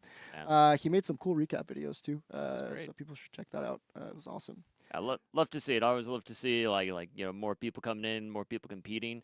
But speaking of which, you mentioned circuit points at the beginning of this. So where does that leave us now with the whole circuit points and the total for the year? Exactly. So yeah, we're still tallying up the scores, but you could expect players from these top 4 teams to be at the top of the circuit leaderboard, considering there's only been one tournament.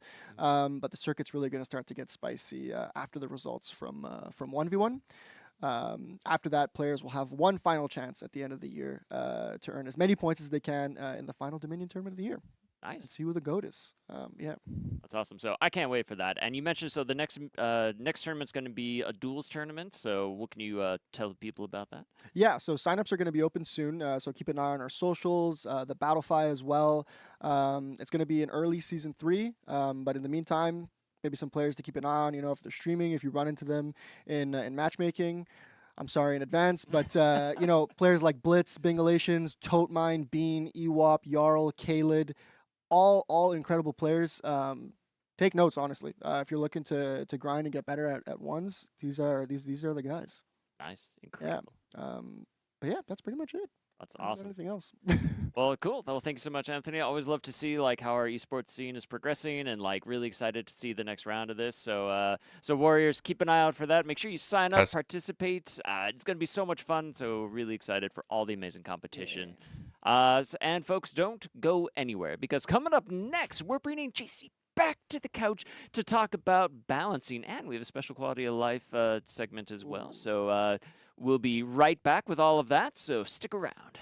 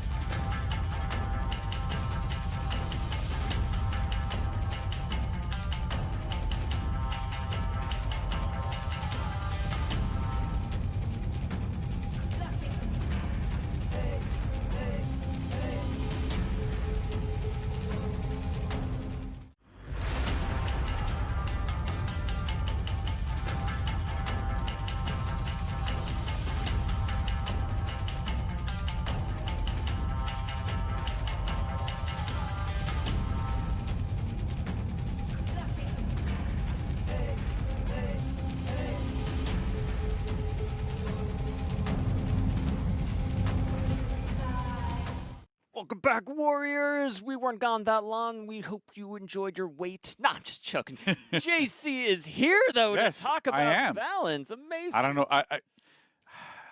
People were summoning me again. I know. They couldn't And get enough. Yeah. They can't get enough of me, and I don't know how it works, but it always works. I teleport from my desk upstairs. You tried to leave. We yeah. wouldn't- yeah. yeah. I'm like, I'm out of here. Nice. I don't want to do balancing. We don't need balancing. No, we don't. We're We don't. perfectly balanced. Perfectly That's it. balanced. Oh, okay, all right. I don't know. They ask for a lot of things. Yeah. They all ask for the same things, so you know what to do from the chat. It's always the same. Oh, you mean Nerf Warlord? Yes, Yeah. yes, Okay, this, yes. During buffs. And yeah, there we Yes. go. Okay. That works. Okay. Cool. So yeah, we do have some patch notes to get into for that. But before that too, Raph, again, welcome back to the couch too. Yeah. Why am I here when it's the time to talk about patch It's notes, because eh? you're awesome, Raph. It's That's why. Oh, thank you. I have that to was say up. something before we start. Yeah. This is, I must be like my 20th Warriors Den, but it's the first time when I'm sitting next to GC. Oh, wow. So I feel promoted today. Yeah, I'm like yeah. so happy. Can I like touch her shoulder? You or can something? try. You can try. It's dangerous though. Yeah, that's what it is. Just the power is gonna flow through you. It's really tricky. So in any case, why am I here? Yes. I'm tell here us. because we have a new narrative feature in the game. a new Narrative, you qual- say? Yeah. Oh, it's my It's favorite. actually a new menu, a hero bio menu, and you can start a video, Max. Thank you. So, whether you have a hero or not, you will now be able to go into a new lore section, and in that lore section, you'll be able to read a sort of summary of what an archetype, the archetype of each hero is. What is a Black Prior? What is a Raider? What is a Arakure? What do they want? Why do they fight? How do they fight? So some heroes, 12 of them for now, also have a description of an individual character leading or being a representative of this archetype. So you have 12 for now. We will add more in coming seasons, but, and it is important, not in the next one. So for one seasons, we will not put updates, but it will come after that. And we intend to put as many as we believe is important. Yeah, so we hope this is part actually of a larger effort to bring more of our wide world and the large story of Ithmore into the game itself. For now, it has been accessible online. A lot of it is you needed to be there the season that it was told, or we have videos that describe what happened in that year or something like that. But there is nowhere that players can go and actually have references of everything that's happened or what do each warrior want. So now we're bringing more and more of it into the game. We started with small snippets with executions and emotes. We're gonna continue to do some of that when it feels right to do it. But now you have this new lore menu and we'll keep updating it. But not next season once again. Testing. Are we working now? Thank God. God. That is, y'all have no idea how annoying that was. Right now, if he's watching it live, fell off his chair, something, I don't know, but I'm sure. All right, what am I least missing? one person, Oh, where's my overall, headphones? Shoot. Reading about all our funny sword heroes and our funny sword game is awesome. That is very cool. Able to get access to all these things I'm is just so done after this. Yeah, I'm so done after this. it is part. It's strange how you maybe don't know exactly, but whenever we say, "Hey, personality," what's Raph doing here? Or this element of the character is represented there. What? All of that is part of the background, so it's kind of narrative is kind of a lore. What about lore? I missed not what? At the forefront, but it helps everybody else, and we all work together to create heroes. I missed what? And this collective work is something I really want to praise for this special feature, because to do that has required a lot of work from a lot of people, and it. We added lore sections of hero screens. What? I missed that. A number of words added. This ends up being the largest narrative update since launch. Oh wow! So yeah, quite a lot of work by many teams, and a big shout out to all of them. Awesome. Well, super excited. I am excited to go in and read. My some effing lore. computer. Going to Nusha, I'm going to go to Nusha. And yeah, of course. I'll stay there for a while. So. But see, that's the thing is like They mentioned me. They mentioned me. What? You and the narrative team are so important. Please have them do it again. I wanted to be mentioned. Where we go. Look, dude, I gotta give you props. It's just we've been working together for a few years now, and it's amazing how like just getting the background and how we're thinking about things that comes from you and your team. They mentioned it helps everybody else. Like on the design team, I know we use a lot of where they're going. We sit down with you guys. I hate my computer. It broke down the minute they mentioned me. How does it gonna function? Because overall, when the narrative is strong and everybody's aligned and everybody kind of feeds into it, I can't. I don't have money to fix my PC. Much better heroes, much better content, and it's so much more cohesive, and so it's really appreciated. Like it's amazing. Thank you. I mean, it goes both ways. We enjoy being with you and having a game. The gameplay is the bones, and then we try to put some. I don't have the money to get a new PC or to fix this shit. Really happy to have this new feature into the game. Yeah, looking forward to reactions by players. All right. All right. Well, thank you so much, Raph. So. And then beyond that too, we do have a few patch notes to talk about. JC, one more. No, we got one page now. Yeah, we're gonna put one page. Nah, well, we'll see. I'm not gonna do it again because it's tired by now. But let's get started with balancing. Let's go. I think this is what a couple of people are waiting for. A few, yeah. I'll watch it on YouTube later. This makes me so mad. More about the feature. Yeah. Maybe more about Arakure. Yeah, more like that. Yeah. So Arakure, she's there. She's fighting. She's punching people with her tonfas. Does she throw sand or something? No. Let's go. Let's go. All right. Let's go. I'm sure people are freaking out. All right, okay. So we're starting off with Varangian Guard. Okay. Is it you're here? Should I say Varangian or Varangian? Didn't we say Varangian because it is? Yes, it is. I'm happy you're here because I can ask you. Then it's great. So now I know it's Varangian. So you're stalling yet again. Thanks, Gold Raven. I'm gonna watch it later. I'm just so mad I missed it live. I'm so mad I missed it live. Changing a little bit the hero so that we want to address some of the frustration that what basically happened was my mouse died, so I couldn't adjust the screen. or my they had microphone, crushing which I wanted to counters, they adjust. had a little bit, like, And the so defense I was a went to little go bit get a new different mouse, because but they then by needed putting to in the make new sure they mouse, could it actually killed my crush the mic, so I counter. had to go We just adjust removed them, both. and now the that's why I dodge was attacks gone. are regular dodge attacks with the same timings as everything else. The reason why we did this is that actually landing those crushing counters on purpose is really, really, really tricky. And that's okay, right? Like if we have like super high level execution stuff and timing, it's great. Except when most of the time that it happens, it's not on purpose and it's by accident. And it just ends up being super frustrating when you're playing against her. And so it's been one pain point of this hero for a while. So we're removing them, making her dodge attacks pretty regular. There's no real point of having like that much more extra defense on her side dodges there. So we're gonna toning that down a little bit so that it makes kind of a bit more sense. For Sellsword's Bounty, which is her front dodge attack, her light. So you can now do it from 200 ms to 500 ms instead of 1 to 5. You might just go, Gotta love 100 technical. ms. I know, Who right? cares, And right? right it when The I big needed to difference be here is that here. I was that sitting through all that other lengthens stuff, but the right when I period needed where to be she's here, vulnerable to guard breaks. I will. And so you We will cannot watch take it part of later. this stuff Y'all guard stick breaks, around but after you the can stream. do We're checking it just out. a little bit later.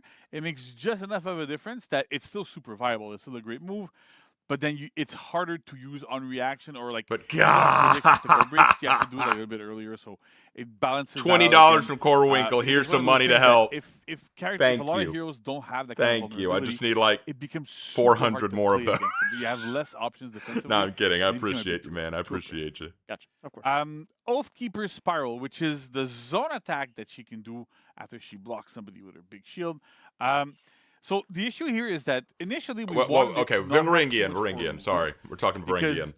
if like They removed because side of, dodge the way light the crushing axe works and all counters. kind That of was fun kind things, of necessary, I if we think. ended up like making the trajectory and the Sellsword's hitboxes Bounty, bigger, it that's created fine. phantom hits. We try to avoid phantom hits as much as possible. We wanted to look as much as we can at the weapon trajectories and stuff. But the problem is that there's not a lot of range. And if we gave her like too much forward movement, she would miss everybody around her. And the purpose of that move is to hit people around her. So it didn't quite make sense. But we've revisited it a bit, and we made sure that she has just enough forward movement, because what ended up happening really often is I block somebody, throw this attack, hit 2 people, miss my target. And so that's just kind of weird, right? It doesn't quite function as intended. So we made sure that she moves forward just Yeah, I enough think the to forward dodge always is a hit good change. the It's person she's honestly a locked buff onto, more than it's a nerf. but still actually as much as possible hit people around her as well, so that it works good. Okay. The last thing that we did on Varangian Guard is we've reduced the ability, I'm going to read it because it's going to be complicated, the delay attacks the chains by 100 ms on every single attack that chains. So light heavy opener, allegiance, charge, and spiral, Yalder, hold keeper, and sellsword's bounty and valor. So it might sound like it looks like a nothing burger of a change. Right? No, it's But fine. The big reason cool why with we're it. doing this is that she has crushing counters on all of her lights in chains. And initially we had made that delay window super long to give players a chance to really time them properly and feel good using them. What ended up happening is because of that, she becomes borderline impossible to peel in group fights. Yeah. So because when you're blocking external, when you're doing stuff externally, you can, this is like secret tech, don't tell anybody except if you already know, you don't already know.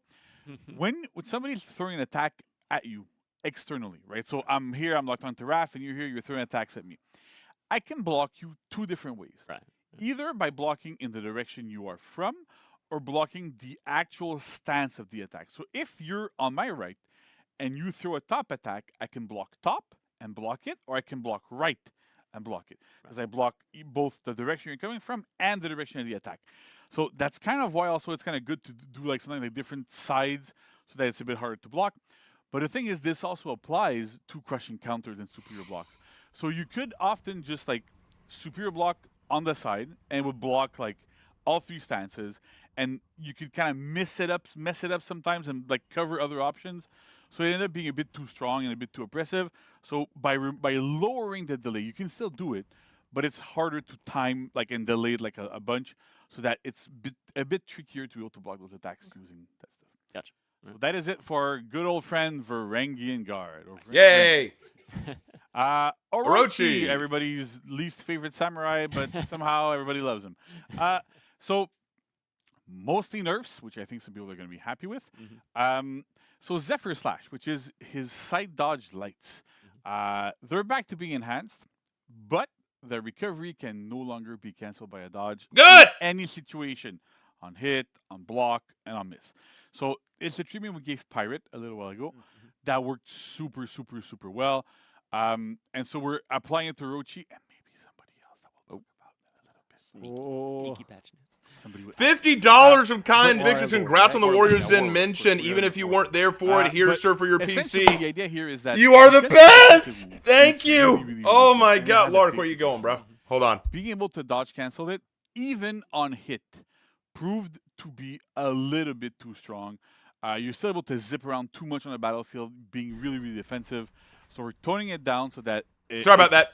Lark had to purely run a an errand. one-shot defensive We're move. still here. You're gonna do it once, and that's gonna be it. But thank you. That Now is can do 50 it more if it lands, smackaroos. then Thank you're you, going thank you, to, thank you, thank you. Combo light and do it again. But you have to commit just a little bit more time so you can actually get peeled and get that stuff happening.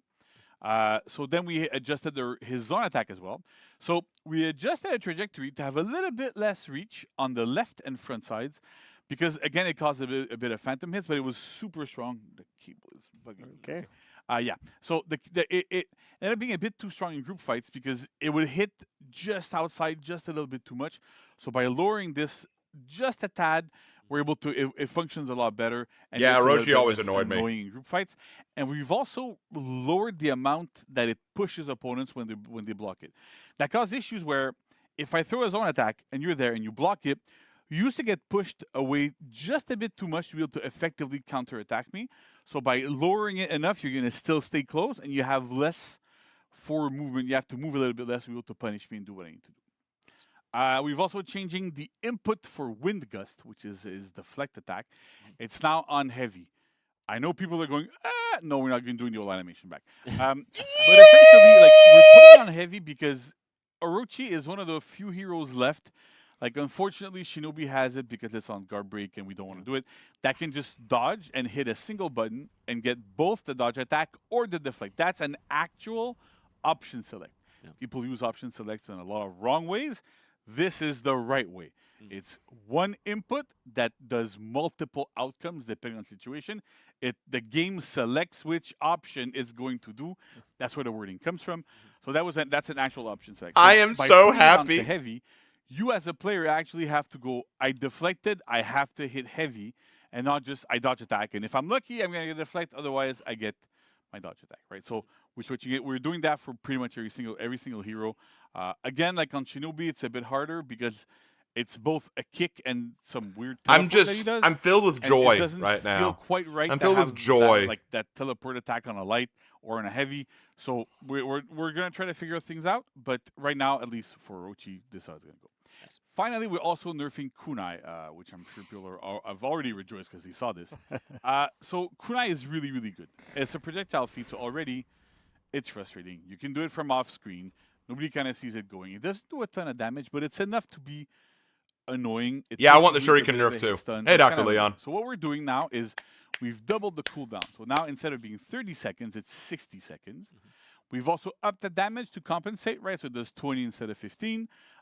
So it kind of, you're going to use it once per fight. About 60 seconds is about the length of a single fight. So by doing this, you can use it once per fight. It's still good, but it's not twice per fight to just annoy people from each field. For sure.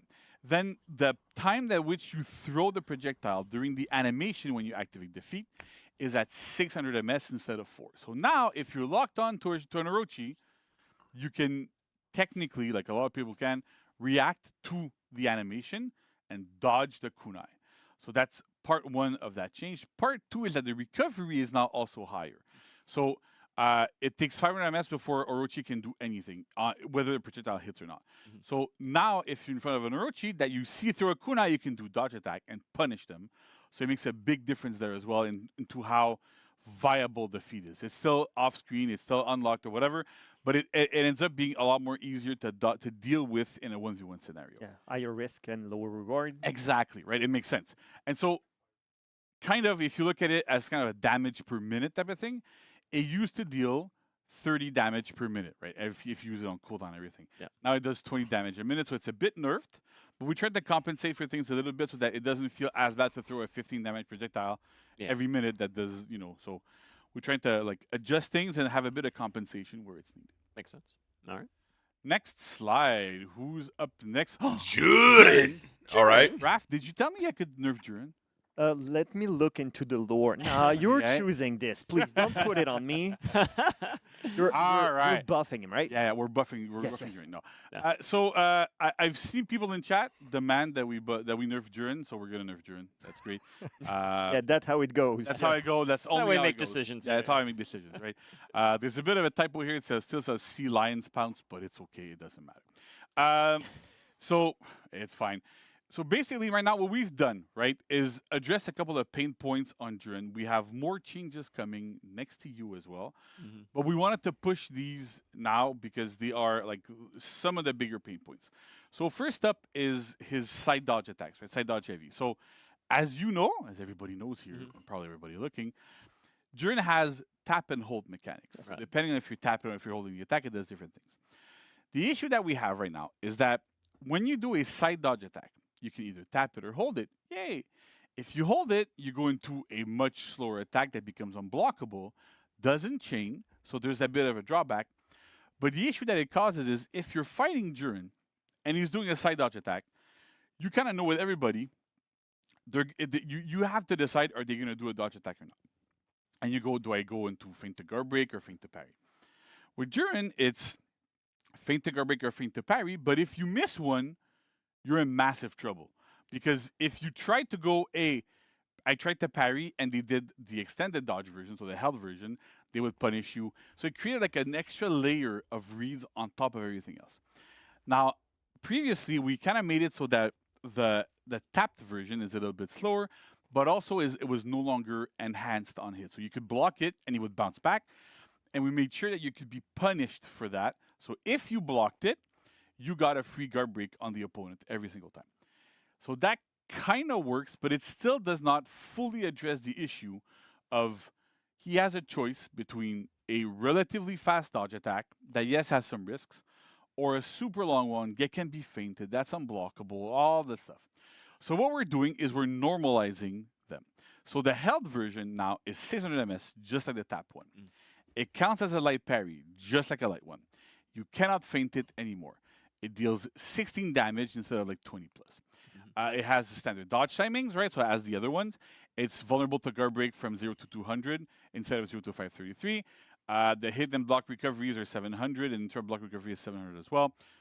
Interrupt block on this case isn't really going to happen much, but it's still there, depending what can typically happen. But it actually is interesting because something that's missing here, which is really interesting, is that it is no longer unblockable. So if you are Jurin and you were relying on those like side dodge unblockables to hit a bunch of people or to pressure somebody in a win-win scenario, you can no longer do that. If you're playing against Jurin, every single time he does a dodge, if you read that he's going to dodge attack, you get a parry every single time on the same time. Okay, that's too much. You can punish him very effectively. So we're removing that layer of reads. There is still the I'm going to hold dodge to get the block. I think that was too much. I think that was too. This is exactly what I was afraid of. I think you nerfed him too hard. More normal options in here. You don't have to make a double read, and then if he does a held one, then you have to read: is he gonna feint or let it go and all that sort of stuff. So it's really a big nerf to that attack specifically. Yeah, I know it's something that's been requested for a while. We took our time to do it because we wanted to be 100% sure. What can we do? Yeah. And we tried other things. We got a suggestion from some of our players when he came to the studio last week and stuff to try some things out. And one of their suggestions was, hey, why don't you make the held version way longer, like much slower, make it still unblockable, so that as a player I can go, hey, they're gonna do a side dodge. I'm gonna try to parry the tapped version, and if that fails. I mean, if you want it, like it was, in my opinion, it should have been one or the other. You either remove the unblockable quality, but keep everything else, or keep the unblockable but make it no longer feintable. You know, I think that this was too hard a nerf. Super slow because you have a much wider window. If you're like Glad or like people that have like 700 MS heavies, the timing is super tight. It's really hard. Then on top of it, you have to manually delay it. It's trickier to do for most people.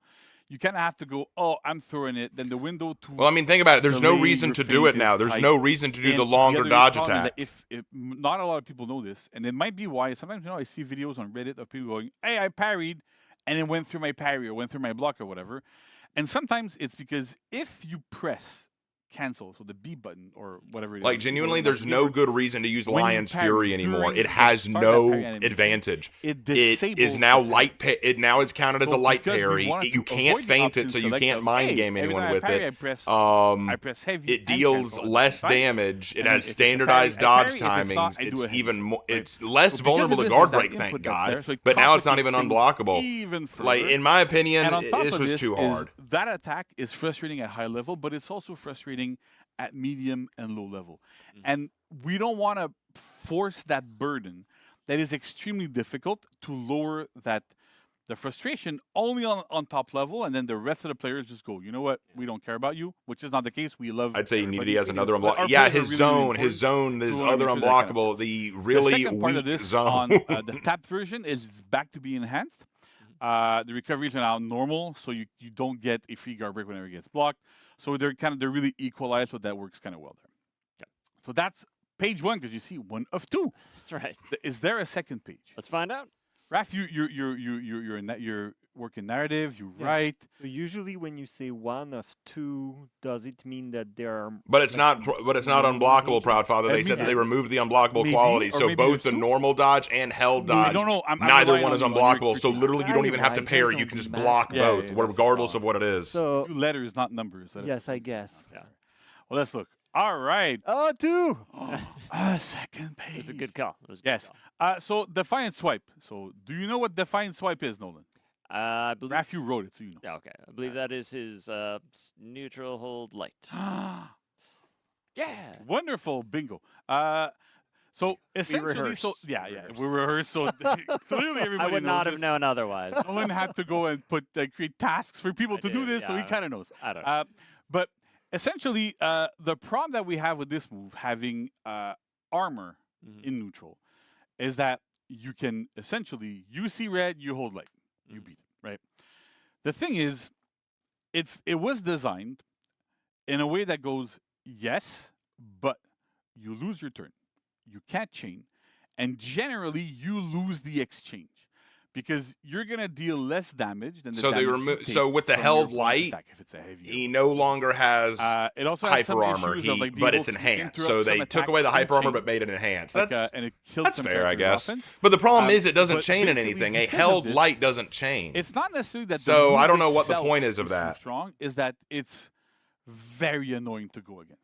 Yeah. Because even if you win the trade, and if every single time I throw an attack at either one of you, and you're Durin and you just hold light, like every time I have to feint to parry or feint to nothing or let it go, and I win the exchange, but I'm back to neutral. You're back to neutral, and I have to do it again. Yeah, I guess you have it with your recovery and again, cancel, but and it's again. so niche. And it just makes it for less engaging. I don't know. neutral. I don't know This about this one. I guess so it's we okay, have but removed the unneutral Lion's Fury stance on it change was too completely. hard to nerf. That one But was it's too not hard to enhanced. nerf. So it's still usable, right? The important thing with enhance is that, and it's a bit of a technicality, but when you All throw the an rest attack of this I'm okay that with. is I'm okay with the blocked, rest of these changes, but that that gets into a Lion's block, Fury one was yeah, way too hard to nerf. you know, it's super dangerous, especially when you're outnumbered, because the entire time that you're bouncing back, you're vulnerable to guard breaks. This is a lot of source of damage in a lot of different situations where it's really, really, really dangerous. And sometimes it's why you don't want to throw out lights. Sometimes it's why some heroes are better in group fights because their lights are enhanced on external targets. Sometimes they aren't, depending on the hero. So it makes it more dangerous to throw lights. So it being enhanced means you can kind of throw it to kind of do a quicker interrupt in a group fight with less risk. So there's still a purpose for it. It's smaller in scope, but it's still there. The other thing is that we fixed an issue, a very, very important issue that's tricky. And so for that, I have to explain again a little bit on a technical side to go how it functions. When you are, let's say I'm locked onto you, right? Actually, no, I'm locked onto somebody imaginary in front of me. You're right? locked on the stream. Yeah. And you're both on the same side. Whenever you throw attacks, the game kind of decides which indicator to show by determining which is the next one that will land on you. So this is why sometimes if somebody is on the side and throws a light, and the other person is a hitoki, for example, right, and that's charging a top heavy, you're gonna see like a regular indicator to block, but it's going to hide the fact that Hito's coming with an unblockable right behind it until that light resolves. And then you can have, like, you can kind of get like smaller, like shorter indicators for unblockables for slower attacks. The problem is that Jurin, everything he did always took priority over his opponents every single time. So you could, in theory, hide unblockables that are like faster later, and it would override the unblockable indicator and make it much harder to fight when a Jurin was nearby, because there was a bit of a bug due to how we kind of build the hero and stuff. So that bug has been fixed, so it no longer overrides. So it should be a bit easier to fight when there's a Jurin next to you, because they can't kind of like just mess with your indicators as much. Gotcha. All right. All right. Okay. So that's it for Jurin. Don't worry. There's no warlords. Okay. We're not nerfing warlords. Of course not. No. Warlords is like, he doesn't need it. It's He doesn't fine. need it. He It's doesn't fine need the it, way it is. right? Yeah. But we have some other changes. Okay. So first up on Berserker, spoilers alert. I was kind of talking about it before. His spin chop is Spin not chop enhanced. gets the exact same treatment that we gave to Zephyr Strike on Orochi. Side dodge lights are enhanced. They can no longer be canceled by dodge. Same reasoning as with Orochi. Works really well. And Zerg kind of needs this. They need to be enhanced. Because if they're not enhanced, it's a lot harder to use in team fights as well. So being enhanced makes a lot more sense. Okay. The other thing is That's we fair. fixed a bit of an issue that we had where, because of the way like the hero is built, if you did spin chop and it put you out of stamina, if you buffered an attack afterwards, you would go into your regular chain even if you were out of stamina. That was a bit of a problem, so we fixed that issue, which means that you can when you miss, you chain from 3 to 3 MS instead of from 0 MS. It's a small change, but it makes a bit of a difference here. It's a bit of a bug that we were able to fix. That feels good. Nice. JJ. So Jiang it's kind of a weird thing where if you did, actually right now on live, you can go test it out. Boot up the game and go test it out. We need the numbers. Yeah. So if you're playing Jiang and you do front dodge light, right? It's always going to come from top. Yeah. And at 300 MS right now. But go and try this. I dare everybody now to go and try this. You do front dodge, switch stance to left or right, and then press light at the same timing as you would do from the top. And see what happens. Spoiler alert, nothing. The input gets fully eaten because there was only a check to do a top light from front dodge, even though you can switch your stance. So by what we did is, because you can switch your stance, you can now do a side light as well at the same timing at 3 to 900. It'll give him a bit more options as well when you front dodge, maybe hit somebody, do that sort of stuff. So it's interesting. It's a very, very, very small buff, but it's still pretty interesting. It's more for almost for input comfort than anything. So that's really, really good. Awesome. Then another page. Nerfs to Sohei. What? Yeah, so Sohei is overperforming a little bit. There's a lot of good stuff since we did a buff, so it's great. I'm really happy that Sohei is a lot more playable. There's still some issues lingering, but it's way, way, way better. Much better shape. Yep. And too much better of a shape. That doesn't really mean anything, but it's okay. So we're nerfing is tier 1 and tier 3 feats. So they're both going down. The damage, the defense debuff and the damage buff are both going down by 5%. So when you have both active, you no longer deal 50% extra damage, you deal 40% extra damage. Okay. We'll keep an eye on it. If it's still too strong, there's other avenues we can do. We can like do lower cooldowns or mess with that sort of stuff. But we'll see how that pans out. And then if it's not enough, we'll keep going. We'll keep nerfing. I'd much rather take the slow and steady approach that doesn't nuke characters from orbit as if you're a bug-infested planet or something. Yeah, I'm fine with then this. just going, you know what, we're going to do like a little bit, and then if it makes sense, good, we're good. If we need more, and we're good to go. So that it also pads and patch notes a little bit. So it's good. Sure. Kidding. Yeah. No. Why are you saying those things? I would never do these things. I'm crazy. I didn't have a lot of sleep. So that's what happened. I worked too hard on these things. Finally, we have we fixed an issue on Lawbringer where it was kind of interesting. If you did front dodge heavy, but you target swapped while you were doing it, right? So I'm dodging towards you, and then switch targets to Nolan, press heavy. There was a bug where Lawbringer wouldn't rotate towards you. So the trajectory would still hit you, you could still parry me, but it looked like it was going towards Raph. And so that created a bunch of issues, clearly. And so we fixed that. So now he properly rotates and everything is good and golden and happy. And Lawbringer mains can rejoice. Actually, not because they can't abuse this anymore, but That's fair. Yeah, it's better like this. And that's how it works. So that's it for patch notes. Awesome. Lots of stuff. Yes. I'm hoping people are happy with the June nurse. Sure. I'm sure there's like a celebration in the streets right now. People are throwing Can they confetti mention me again? Say my name, everywhere. guys. Fireworks. Say my name. Fireworks, the whole thing. Absolutely. Yeah. That's good stuff. All Please right. mention Well, me thank again. you so much, JC, I for missed for it. going over those, walking us through that. I And missed Raph, it. thank you so much again. Really excited for all the lore pages that we get to check out. Always happy to be here with both of you. I can't wait to spend my time in For Honor reading. Yes. It's So where you we're going. do the math, I do the writing. Exactly, and that's Okay, great. okay, that's Then I can read what you wrote, and then you can do I can math try on what to I do did. some math. That works. Up to 2, I can. Okay, Yes. that's good. 1, 2, okay. You can- That works. Okay.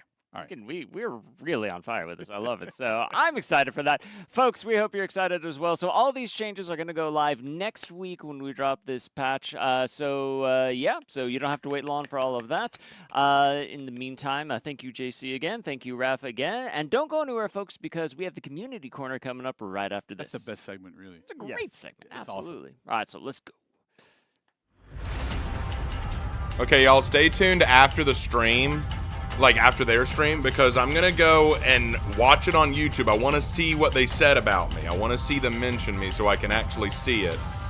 Then we may play a few matches with Havoc, or we can read the new short story they released together. We can do either one. I'll let y'all decide.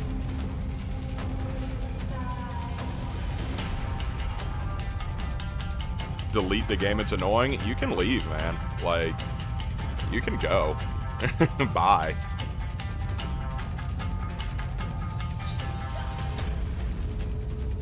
Then you can get your clit reaction to the narrative stuff.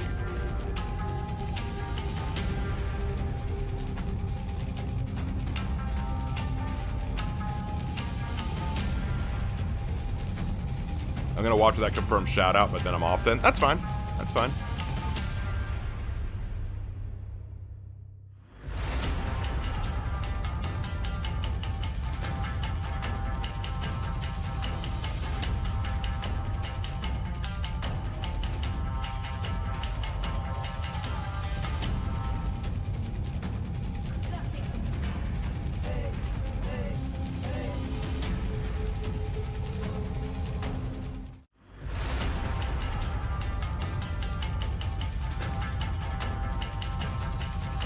That vert looks pretty cool. Yeah, it is a good looking vert. Yeah, the remap Metal Trials. Why isn't Aramusha getting nerfed? I don't know. Why isn't he?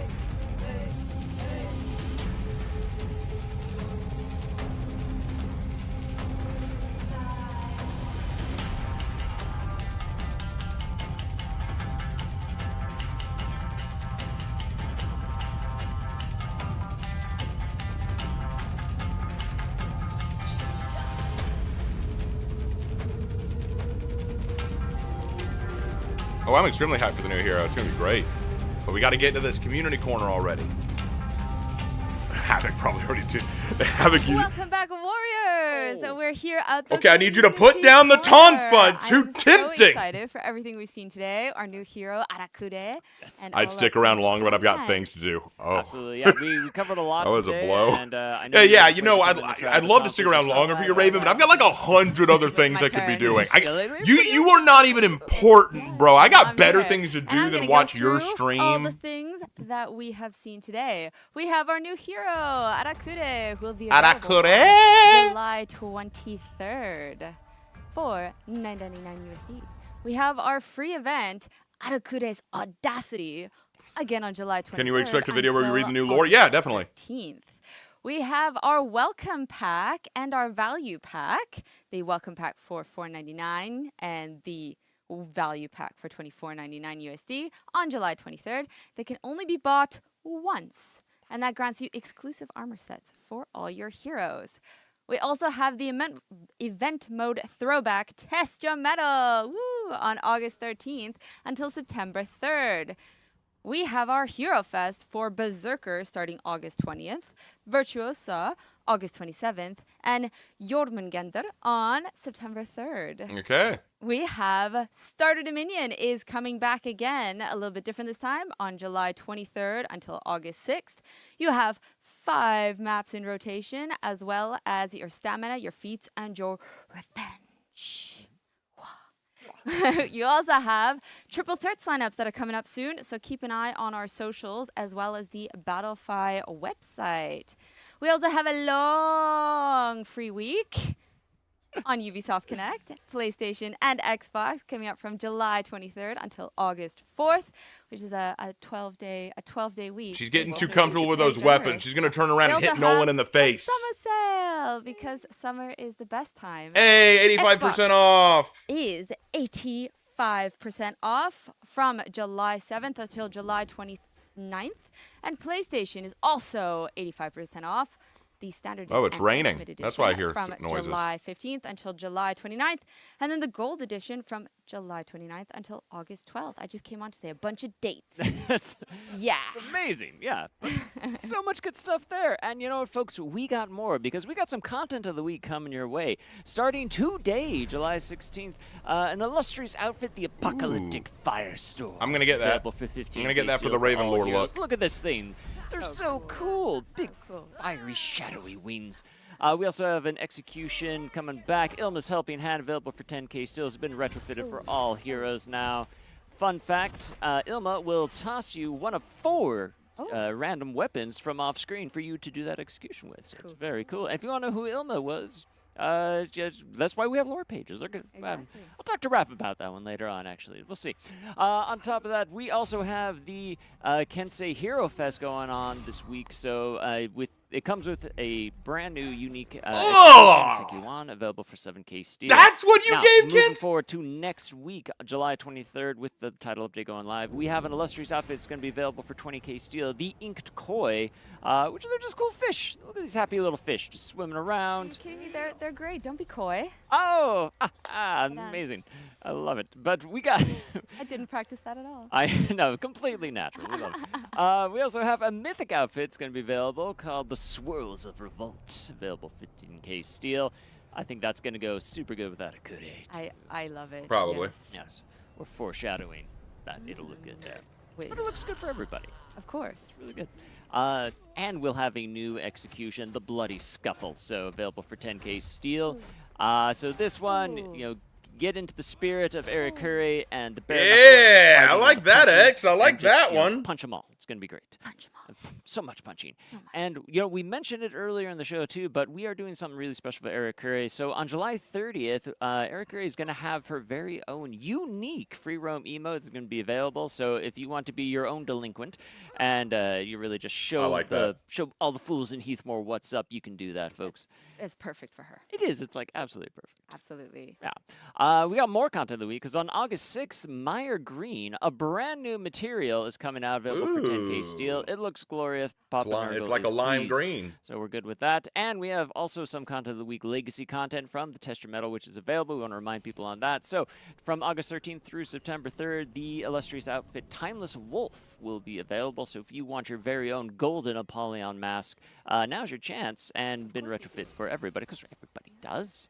We also have the mythic outfit Candlelit Shrine, which has also been retrofit for all of our heroes, available for 15k steel. It's super cool. There's a spooky skull and candles and books, the spookiest thing of all.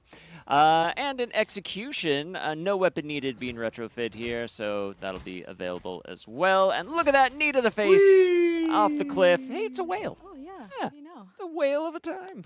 Got a whale of a tale to tell you. A whale of a tale or two about the flapping fish. Whale's not included, folks. Nights like this with the moon above. Whale of a tale, and we it's all got more. true. I There's swear an by arcade my quest tattoo. going live today. Wolves from Ask the your parents, Door y'all wouldn't July understand. 16th through the 23rd. So check that out. It's available for all players. And this weekend, an event order, the Medic Challenge. So from July 17th through the 20th, be the faction with the most allies revived. Please help me. I'll be the dead Nusha on the ground that needs to revive. So pick me I'll be right there with you. Hey, it'll be good. Hey. Hey, and we got more because August 6th through the 13th, we have an extra XP fest. So get double XP at the end of every match and on all completed auras. Perfect time to grind out all those reps on the heroes, Not including one, but two. Erkure. That's right, not just one, but 2 XPs. All right, so that's a lot of stuff. That is a lot of stuff. But you know what? We got even more stuff. But it's stuff from you. You guys, our community. The reason why I'm here is because we have some community corner videos coming up. All right. Now. Let's see the check 'em community out. corner videos.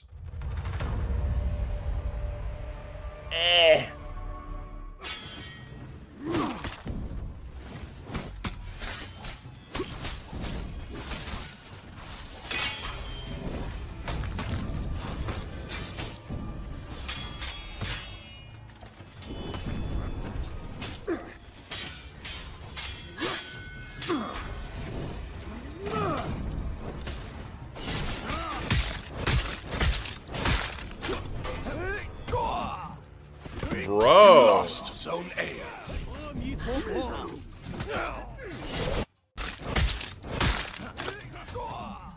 What an anti-gang. That was gorgeous.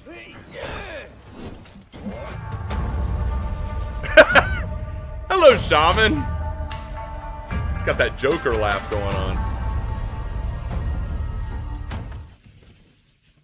Now this is a very blatant place to hide. It might be a really bad idea.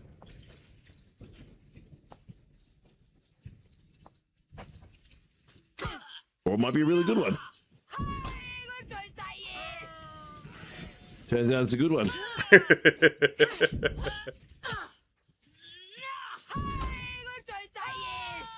Very good one. Ooh! Magic the Gathering cards.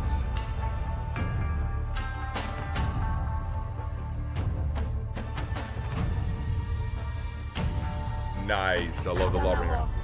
砕け刀を砕け刀を砕け刀を砕け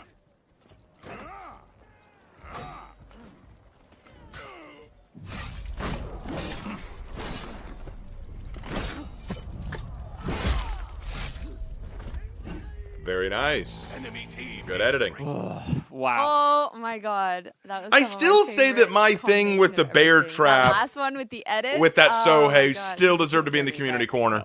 It was great. I do love those edits too. And also, whoever drew that shaman, like, why? I'm gonna have nightmares now. Okay, that's not what I want to see. Whew, holy crap. Or is it? No, definitely not. no. Terrifying, absolutely. Because if y'all don't terrifying. remember, I did so this good stuff. thing So where I amazing was work playing from everybody. Highlander, So and I thank planted a you bear so trap much right in again, front of me, and as everybody. Sohei got me And with I his think thing, and he was that's about to us. impale Zara, me, thank you so bear much trap for triggered and being here with canceled us. all Look of his at all the souls. community It was one of the stuffs. best moments ever. So cool. We will see you all on the battlefield. And don't forget, next week, July 23rd, all of this is going to go live. We talked about today. So, Eric Curry, one more week, and you'll get that. One more week. And that's about it for us. And we are gonna raid Raven Knight. Raven Knight. Me? Oh, very cool. We'll see you guys on the battlefield. All right. Me? I'm getting raided? There ain't no way. There ain't no way I'm getting raided. There ain't no way in all hell.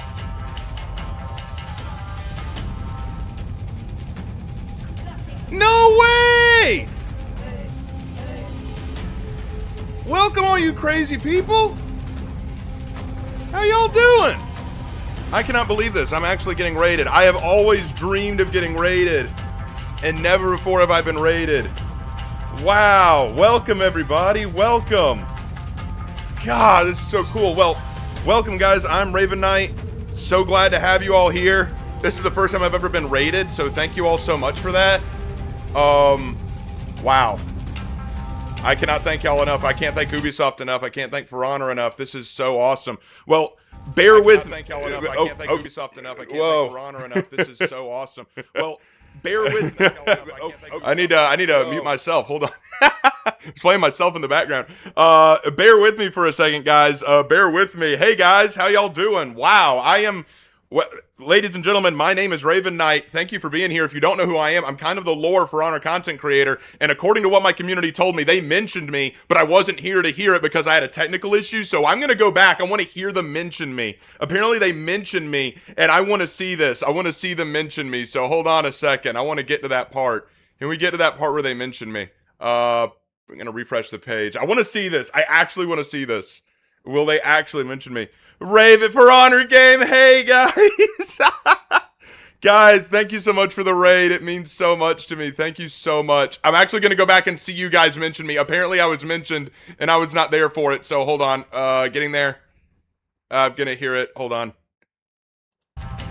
Okay, we're going to hear it. Hold on. I want to hear like my 20th Warriors Dance. All right, let me see it. Let me hear it. I want to hear this. I want to hear this. Oh, wow. So I feel promoted today. Yeah, I'm like so happy. Can I like touch her You, shoulder? you or can something? try. You can try. It's dangerous though. Yeah, that's what it is. Okay. The power is going to flow. I got to hear this. I got to hear this. So in any case, why am I here? Yes. I'm tell here us. because we have a new narrative feature in the game. Narrative new use. A break and run rated Yeah. me too. Let's It's go. actually a new menu. All right, here we go. A hero bio menu, and you can start a video, Max. Thank you. So, whether you have a hero or not, you will now be able to go into a new lore section. Cool. And in that lore section, you'll be able to read a sort of summary of what an archetype, the archetype of each hero is. What is a Black Prior? What is a Raider? What Okay. is Arakure? What do they want? Okay. Why do they fight? How do they fight? So some heroes, 12 of them for now, also have a description of an individual character leading Okay. or being a representative of this archetype. So you have 12 for now. We will add more in coming seasons, but, and it is important, not in the next one. Okay. So for one seasons, we will not put updates, but it will come after that. Okay. And we intend to. I put, missed this. I missed all of community, this. I believe is important. Yeah, so we hope this is part actually of a larger effort to bring more of our wide world and the large Yeah. story of Okay. Ithmore into the game itself. For now, it has been accessible online. A lot of it is you needed to be there the season that it was told, or we have videos that describe what happened in that year or something like that. Right. But there is nowhere that players can go and actually have references of everything that's happened or what do each warrior want. So I now make we're those bringing more and more videos. of it into the game. We started with small snippets with executions. I and make emotes. We're videos. gonna I continue do doing that. some of that. Come when on, it for owner. feels right to do it. But now you have this new lore menu, and we'll keep updating it.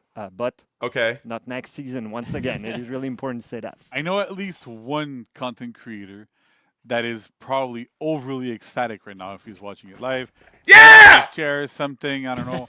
Woohoo! There's at least one person, but overall, reading about all our funny sword heroes and our funny sword game is awesome. That is very cool. Able to get access to all these things is just... Yeah. It is part. It's strange. I got shouted out by JC himself, and I got raided by For Honor. Let's go! I cannot believe it. I cannot. Oh my god! I'm actually tearing up a little. Oh my god! Not only do I get shouted out in the stream, kind of vaguely, they don't say my name, but they reference me. But then we get a raid from For Honor themselves. I am so happy right now. I am so happy. Oh my gosh. Well, I don't even know what to say. I don't even know what to say right now. I'm actually, I'm gonna cry. I'm actually gonna cry. Oh my god. Hold on. Let me turn this thing on. God, thank you all so much. Gonna cry. Oh man. This is so real. How many of you guys actually know who I am? Not even kidding. How many of you guys actually know who I am? Because I don't know how well known I am. Among the For Honor community. But it means the world that you guys are all here. It means the world. I'm actually about to hop onto For Honor right now. May do 1 or 2 matches with you guys, and then we'll probably call it there, and I'll raid someone else. Just because I haven't eaten all day, and I need to eat something, because I am going to die otherwise. So, give me just a second. We'll hop on over to For Honor. You can watch me play, and we'll talk a little bit about what we heard today, because I am so pumped for that. 1 second. There we go. Okay. We're going to hop into For Honor real fast. So for those of you who don't know who I am, just a quick disclaimer.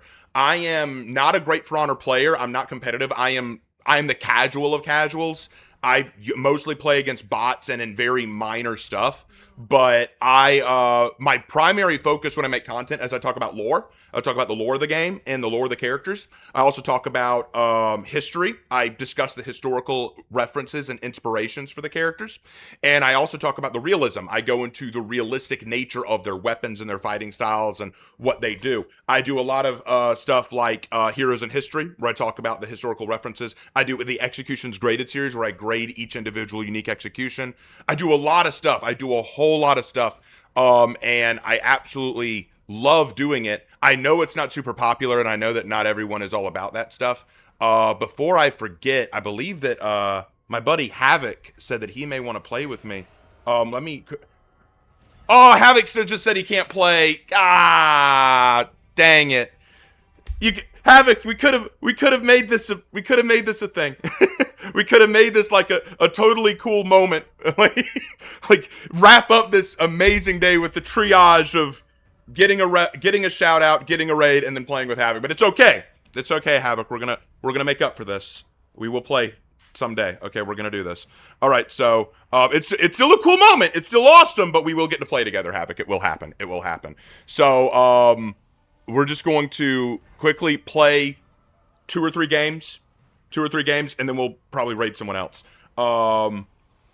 Thanks, Break. Appreciate it. Oh man.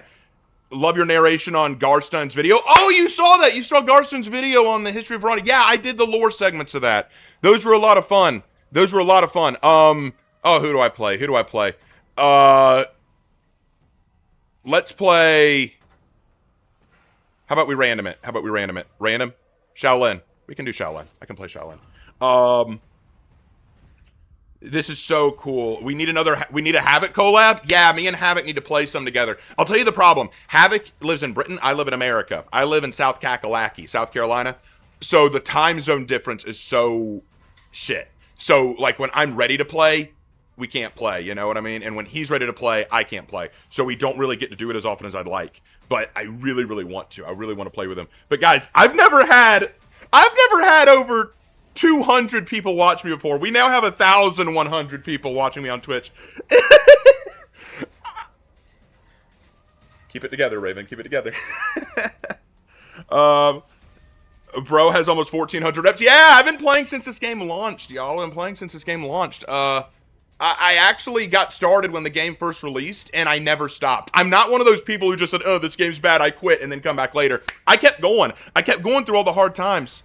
No, literally, I have all these reps because I just don't stop playing. I play all the time, but I'm not good. Y'all want to know how bad my setup is? The reason why I missed their shout out initially, the reason why I missed it was because my PC was breaking down and I had to go fix it. I have a crap PC, a simple TV monitor. I play on a PlayStation 5. I don't play on PC. I do not have all the bangs and whistles to, play really well and to play super competitively. I just kind of chill out on the game. I play against bots all the time just because I prefer the chill experience. I am not good at this game. Anyone who tells you I'm good at this game is a liar. What's up? Let's rah it out, right? Ooh, ouch. See what I mean?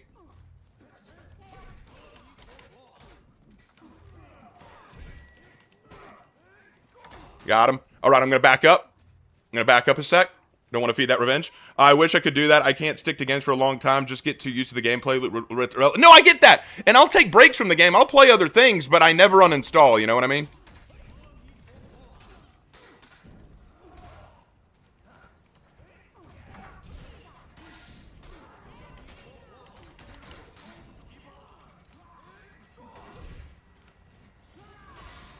Why'd you swing that, Warden?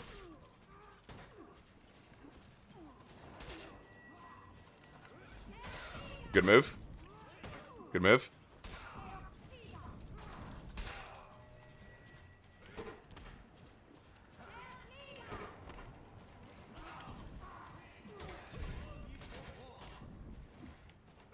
I can't bait you, can I? There we go. Got him. Got him. He's better than he says he is?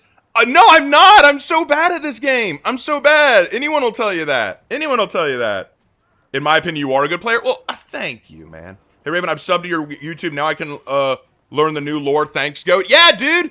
Join me. I'm always talking about lore. In fact, they've released the new short story for Arakure, I think, today. I will be releasing a video where I not only read that to you guys, but I will be analyzing it. I'll be talking about what's good and bad about it. So trust me, fam. I will be talking about that nonstop. Brett 1000 is an amazing accomplishment, to be fair. Oh, dude, I'm very proud of it. I just know it doesn't mean anything. Do you have a Discord? I do, but I'm scared to recommend it because my Discord hates me.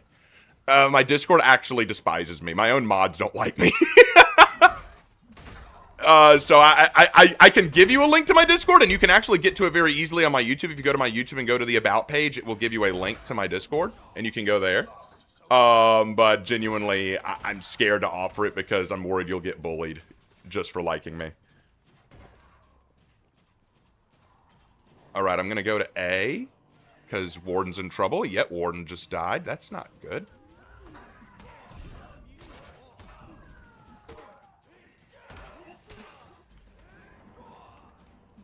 Fell for that, yeah.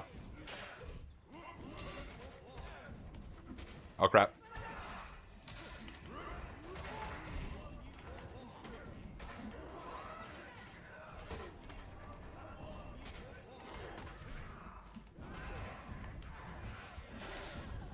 Ooh, I wasn't expecting that. Crap. Crap. Never even had to pop revenge. That was nice. Anyway, do you want to geek about your OCs right now? My OCs? Yeah, for those of you who don't know this about me, I write my own lore. I create my own characters. So, like, my Legend series is basically me creating characters and telling stories about them. And that's essentially what I do with my characters. I basically build characters and lore around them. It's something that I really, really love doing. So, yeah, if you've never seen those. Any thoughts on Arakure? I've got a lot of thoughts on Arakure.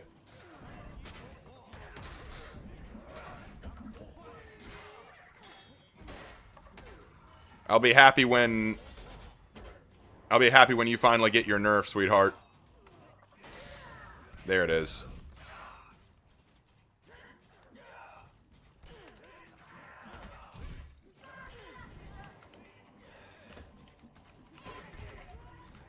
Crap. I'll be so happy when Varingian gets her nerf. I'm so sick of her. Did I build a new what? Did I build a new what? All my headcanons, by the way, if any of you haven't watched them, you should. They are fantastic. Thank you. Dude, these smaller channels are so much more fun. It's nice having our comments read and being mentioned. Had to gloat. I'm a supporter in all the smaller channels. Y'all are the best. Thank you, Robbie Rabbit. And yeah, I am a smaller channel. I know I'm not super popular or super well known, but that's fine. I don't need to be. As long as I have a community that supports me and as long as I get to make what I enjoy on For Honor, I am happy. And I am so honored right now that For Honor shouted me out.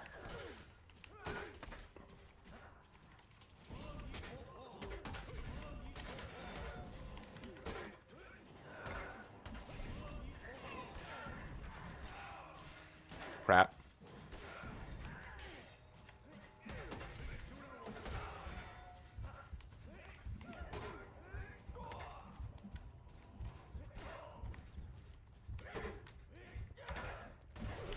There we go. Got her. I had to give her one L. Does your Discord act like slanders or something in a way? It's not that they act like slanders, it's that they don't respect me. My mod, what happened was a friend of mine built the Discord way back when for me because he wanted me to have one and I didn't know anything about building a Discord. I'm an old man, okay? I don't know anything about building these kind of things. But he built it for me and he tried to run it for me, and which was really nice of him because I don't know anything about that kind of stuff. Hold on.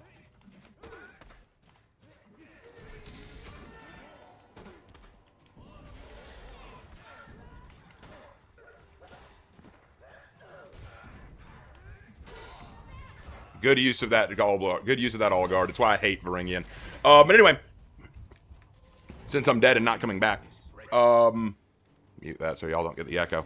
But I tried to be as close to the Discord as I could, but eventually it just filled with a lot of trolls and people who didn't care for my kind of content, and I eventually felt distanced. It's one of those moments where I felt genuinely like I wasn't even wanted in my own Discord, so I don't go there anymore. I use my Discord to basically give updates, but I don't go there for anything else really. Wanted the audio kind of echoing because my TV, which is what I view on, was playing its audio. That's why I just muted it. I joined because of you, not gonna lie. I just wanted to interact with you. Thank you, Cattle and Barros. I appreciate it. Have on the rest of this chat, Raven. I've had to go and settle things. Good luck with chat. Hey, thanks, fake Elmo, for coming. I hope one day you find the real Elmo. I do a lot of bot battles on For Honor myself. Yeah, I just actually, playing bots is relaxing. I'm not gonna run into toxic people. I'm not gonna run into spammy move sets. It's just you just play against bots. Raven, can you explain the Orochi patch notes? I'll try. So what they said was, for one thing, his zone attack is going to have less external range from left and right. The deflect attack is no longer a light input, it's a heavy input. And the kunai throw now is nerfed. The kunai will do more damage, but now it takes a 60-second cooldown between usage, so you can't just use it consistently. So basically, they wanted to make it so that kunai wasn't something you could continuously fall back on, which I think is a good change. But those are basically what they wanted to do with Orochi. They wanted to nerf Orochi a little bit because Orochi was overperforming. And Orochi is always overperforming. But that's essentially what that was. That's why I hope you can make a new Discord server and just interact and discuss about lore stuff. I intend to make a new Discord. That is the plan. I'll leave the old Discord up for all those people who want it. If they want to join that Discord and joke around and mess around, you know what? I already talked about. I'm going to play against some bots just because I want to chill out. I'm not here to sweat. But for those people who enjoy my Discord, for the friends they made there, they can have it. I'll just rename the Discord. Someone else can run it. I'm going to do my own thing because that's what I always do. That's what I've always wanted to do. Yo, when my friends are not on, I play against AI because of the time zone differences. When I work, they play, but when I work from home, I play with them. But when I don't have friends on, I go against AI for the orders. And that's fair. I don't think there's a single problem with that. Let's random it again. Goki! My boy, Goki! The fat man himself! Big Chungus! That is him, yes.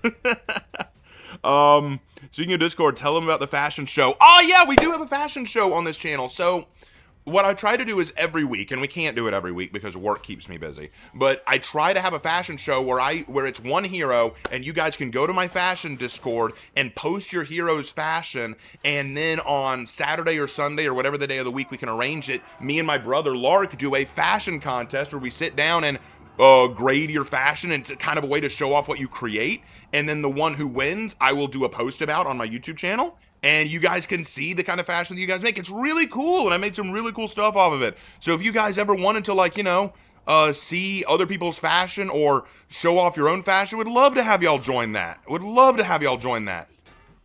No, Yorm, stop it. Get some help. That mask is not becoming of you, sweetheart. Give me a hug. No, Yorm, give me a hug. Yorm. Yorm didn't want to give me a hug. No, Yorm. I love you, Yorm. Hug. No. I will get the hug. Damn it. I didn't get the hug. Anyway, yeah, we do a fashion show. I would love to have you guys join. That'd be so cool. Oh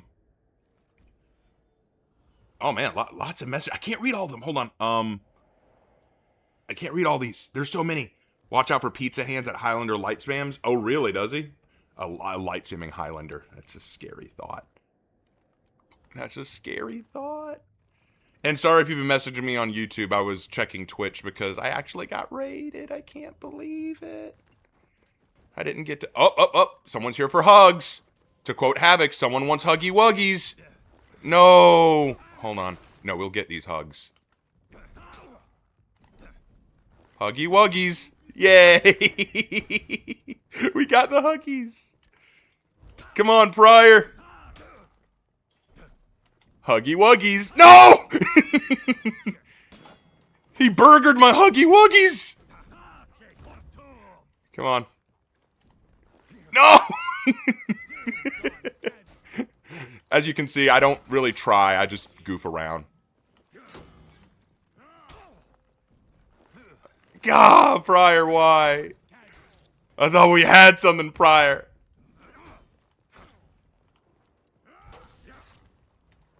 No. Huggy Wuggy. No! I thought I had him! No. No. No. Yes! Headbutted him to death. There we go. Anyway, Raven Knight, to be honest, I would love to have, like, a second Cataclysm and change the shape of the lands once again. Yeah, but if they did that, wouldn't that make it a For Honor 2, though? I mean, I feel like that would be the plot for For Honor 2. A new Cataclysm shakes up everything. Although I know a lot of people want a For Honor 2, and I wouldn't be against a For Honor 2, you know what I'm saying? You know what I'm saying? Let's see what we get. I don't know. We get what we get from that. I want 5 honor. You want 5 honor? My brother wants 5 honor. Isn't that right, bro? Bro, did you know that I got raided? I'm You're aware that I got raided? Yes. It is hard to be in this room without realizing such a thing. Are you implying that I'm too loud and overexcited about things? What? Yeah, it better not be what you're implying, bro. You know, I can't say that because of the implication. Because of that implication.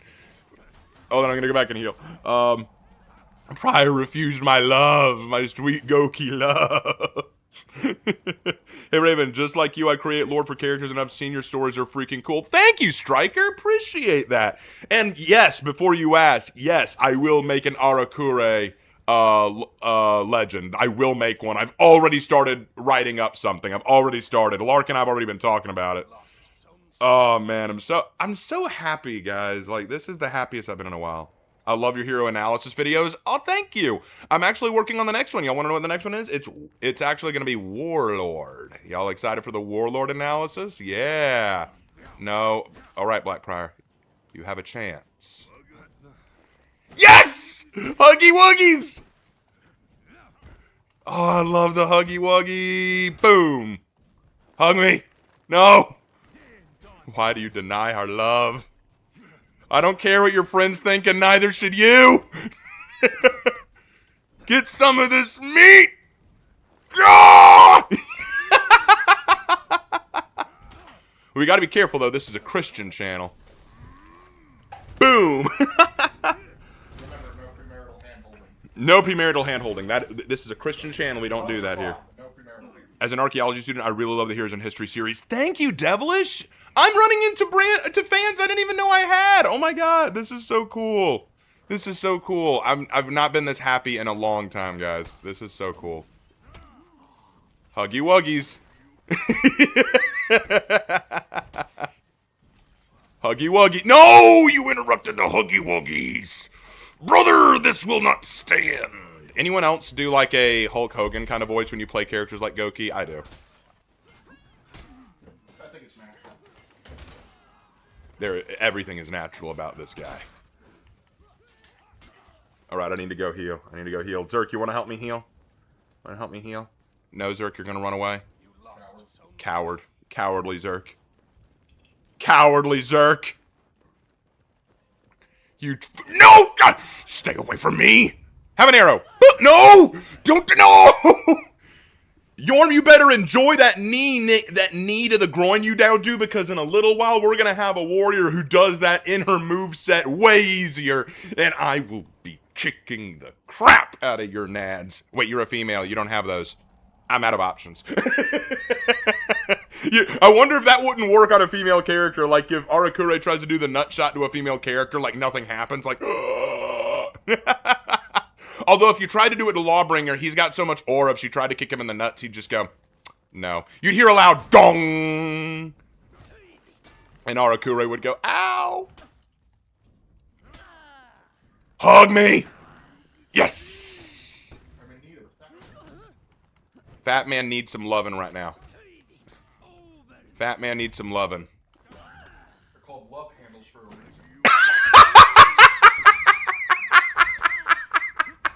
My brother over here, actually. They're called love handles for a reason.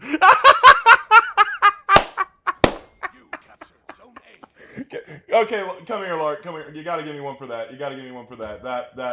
That was so choice. I love it. That made my day. Hi, Blackprior. Oh, how did I miss that? No. Whoa! Blackprior with the flip. Okay. All right, I'm starting to think we have some issues. Prior. Anyway, in my honest opinion, I would love if they added a Dacian warrior. I mean, Hulks, baby. yeah. Well, that Romanian persuasion. I could see it. You are such a humble human, my guy. I love it. Vibes all the day. I'm sorry. I have to interrupt you, Robbie Rabbit. I'm not a humble human.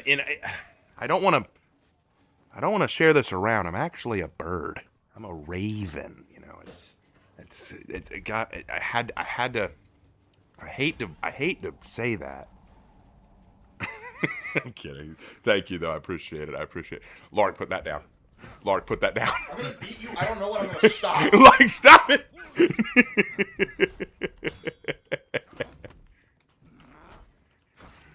I'm getting my ass kicked by a bot Black Prior. Get out of my zone. The worst bot threes are BPs. They really are. And I don't mean British Patrol. Nobody means that, Lark. Get out of my zone. Hug me. Damn it. I really wanted that hug. Now I got the hug. Yes. Oh, I needed the hug. All right, take back A. Please a North American Native American. That'd be cool. To be entirely fair, seeing a hero with a Falx would be incredibly interesting. Probably. Correction, humble bird. Yes, there you go. Yes. What are you doing alive? I killed you. Fine, I guess you didn't have enough love. Oh no. Much like Shugoki, BP comes back for seconds. No!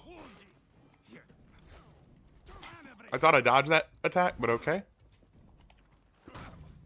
Give me a hug, brother. Yes! Got him! For how long we'll last this live? We'll probably do one more match or so, and then, since Havoc can't join us, if y'all would like, let me know in chat. I will read to you the new lore for Arakure and talk a little bit about it. Or if you'd rather just wait until I release my dedicated videos, I can do that too. Let me know in chat, guys, and I will do whichever one y'all want. If y'all want me to just kind of wrap it up after the next match, we can do that. Or if you want me to actually read to you guys the new lore, we can do that, whichever you'd prefer. I like your narration on the Honor History video. To be honest, I brought the game for the 1,000 Years of Warlord. They completely ignored this stream and are increasingly pushing the lore back to reading now. Yeah, well, I'm glad that they're adding little lore tidbits to all the characters. That's so cool, and that made me very happy. And I'm glad that they gave me a shout out about that, saying I know one content creator who's very happy. And I was like, ee! Psst, psst, Raven, psst, open a matchmaking so your viewers can snipe you and kill bots together just once. Not this time. As much as I would love to, I'm starving. I need to get some food in me. So if we were going to go like a couple hours longer, I'd do that. Happy to see you finally got Gulks coming your way. I think you mean folks, but okay. Mini Man, been around since For Honor and Glory. Oh, I need to work on that. Even got into 40k in the lore of For Honor, thanks to you. Hope your day continues to be as good one, Raven. Also, enjoy the videos you've done for the factions and their lore, both for what Ubisoft has said and your own interpretation. Thank you so much, Shadow Pug. Means a lot. It really, really does. It means so much to hear people say that they like what I make.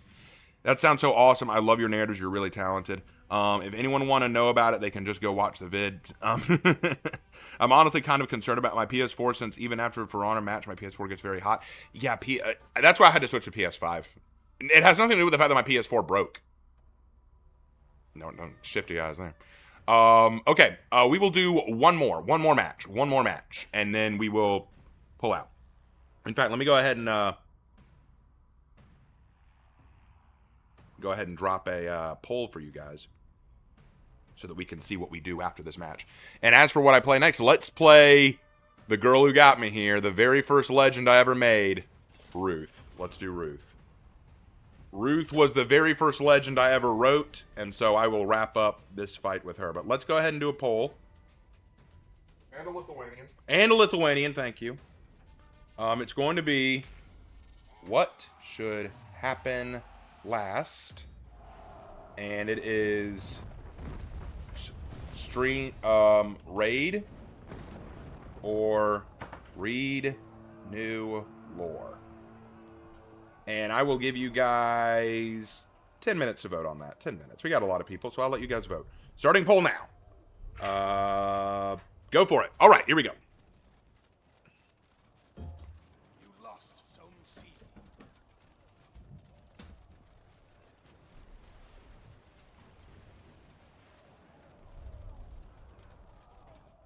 I'm gonna hold this zone. You captured Zone A. How do I enter the fashion? You have to join the Discord, and tell you what, at the end of the stream, I will post the link to the Discord in the chat. How about that?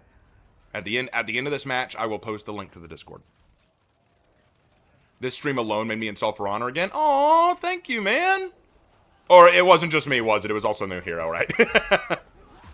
But for those of you who don't know the lore behind Ruth, let me tell you the lore behind Ruth, since you might be new here. Ruth was a young girl born in Valkenheim to Viking parents, but after the Knights destroyed her home in a war, a honorable warden by the name of Stephen the Righteous found her as a child, and he couldn't leave her to die, so he brought her back to Ashfeld with him and raised her as his own and trained her in the ways of the wardens, and she became a warden herself in honor of her adoptive father. The problem is she's not sure where she belongs. She's Viking born, but she's trained and raised in the ways of the knights. So who is she? The knights don't fully trust her either. They call her whelp. They treat her as a nobody. They kind of treat her as an outcast and someone not to be respected, but she still wants to prove herself. So she goes out of her way to do outrageous, amazing things to help the knights, sometimes putting herself in harm's way and even hurting herself or others in the process, breaking her spirit and her drive, and she's scared that she'll never find a place to call her own.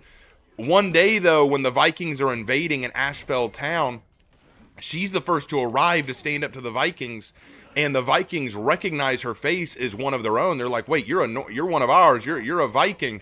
You're one of Valkenheim's children. What are you doing with the knights? And she says that she stands with Ashfeld, and they disgrace her. They spit at her, and this breaks her for a minute until the Iron Legion rallies around her, showing that they're willing to put aside her heritage for the sake of defending Ashfeld, and she finally sort of finds her home amongst them. And so I built this lore around her to be this character that, you know, you could really root for. Like, you want her to find her home, you want her to find her place.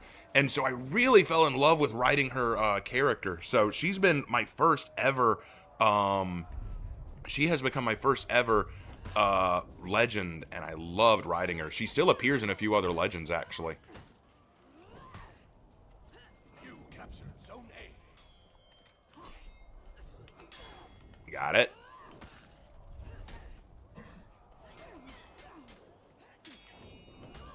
Got it. All right, anyway. Maybe I should write lore around my favorite characters. Yeah, dude, do it. My man, do it. Have fun. I'd love for you to do it. Oh, dear. I was reading chat and I didn't notice Kensei showing up.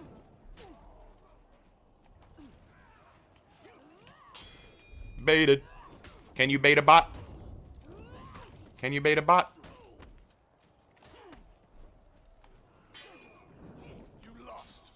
This bot tried to bait me. It did not work. Good try. I feel like Warden should be able to do a light after a heavy, don't you?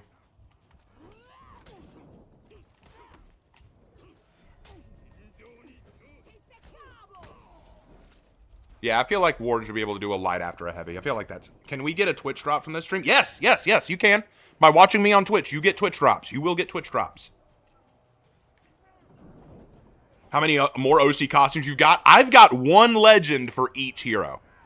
I've got one legend for each hero at least. So each hero does have a legend.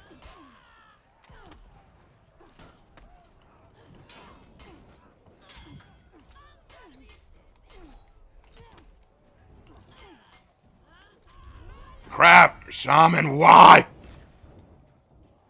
May I see the scent legend? Ah, Gaius.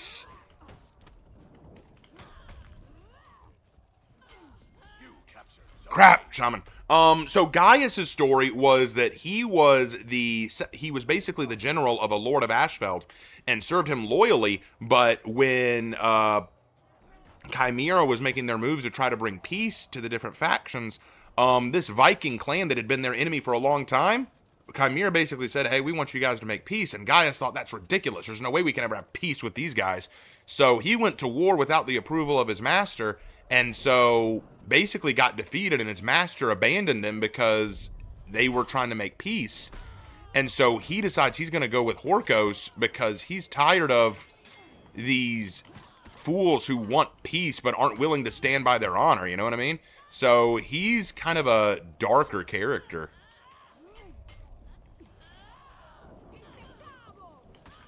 Hold on. Got him. No.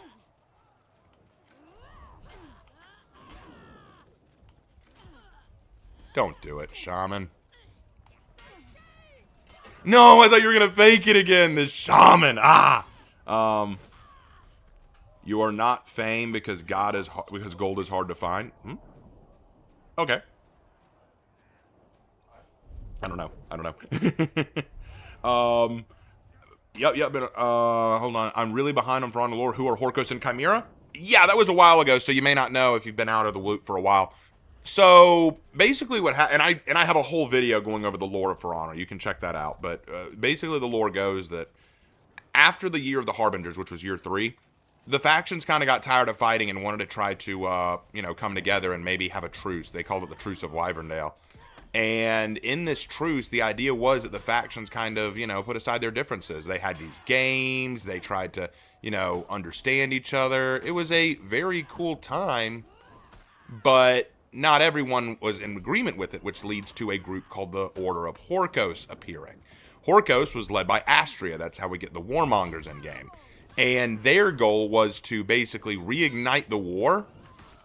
And God, finally got her. And they started by leading a Draconite corruption. The Order of Horkos tried to basically take over. Their goal was to create war for the sake of war, to weed out the weak and bring out the strong in society. That was their goal. To combat them, a group of rebels, a group of freedom fighters were established called the Chimera Alliance. And Chimera wanted to try to bring peace and understanding between the factions and the groups. They wanted to try to bring together everyone in mutual understanding. And Horkos wanted to destroy them. So this led to a civil war for a couple of years between Chimera and Horkos. And unfortunately, the lore in that, with all due respect, was not handled as well as it could have been, which is why I think they've kind of abandoned. I dodged. They kind of abandoned it. What's going on with this shaman? She's cracked. I know.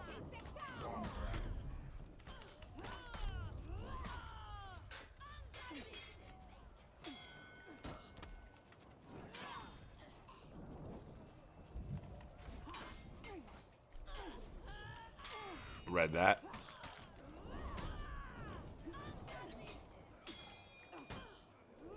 Got her.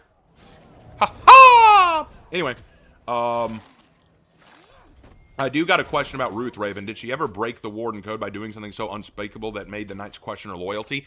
Actually, she didn't do anything that specifically broke the Warden Code, but she did do things that made the other Knights kind of mad at her. Like, for example, she broke formation at one point to attack a samurai group because she thought that if she could at least attack the samurai outright and shock them, it would cause them to make mistakes. The problem was by breaking rank, it put them all in a precarious situation.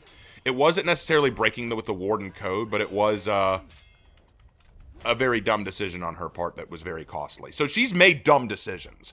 She's never outright broken the code of the Warden. She's never outright broken with her Warden oaths, but Shaman, what do you got against me, sister? She doesn't like that you're prettier. Yeah, it's gotta be it. She doesn't like that I'm pretty.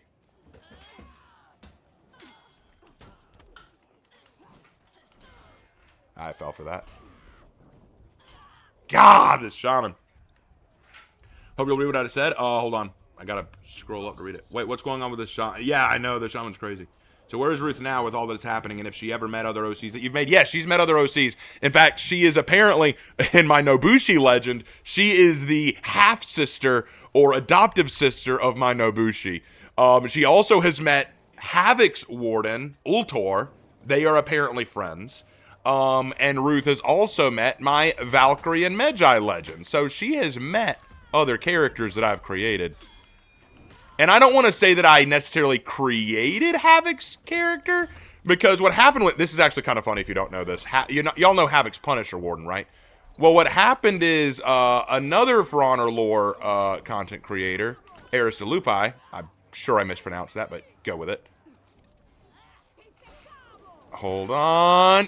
Damn it. She created a little short snippet of Havoc's character Ultor saving a young girl. But it was short, and it had kind of an open ending. And I said, I'll bet I could finish that ending. So I wrote a 3-part short story about Ultor and Ruth working together. And so I built kind of the story around Ultor and kind of helped establish and flesh out more of his character. And that was very fun. I very much enjoyed that. I didn't necessarily create Havoc's character. I just helped build on it. Oh, I'm going to pull back. I don't like that at all. Here, catch. Damn it.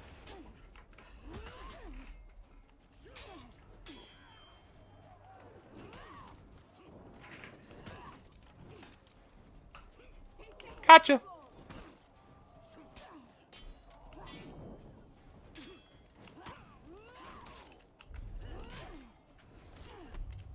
No, no, no.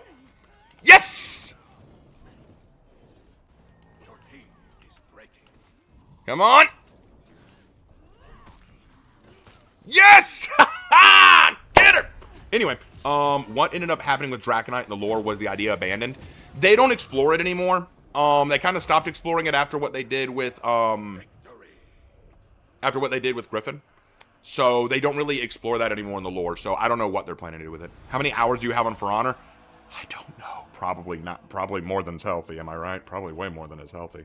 But anyway, let's see what happened with that poll. It's done. The winner is, with 89% of the vote, read the new lore. Okay, so let me get this wrapped up and we will go read the new lore. How about that? Let's read this lore. I'm actually very curious. Okay, so let's get out of this. Thank you for joining me on For Honor. All right, let's hop over to here.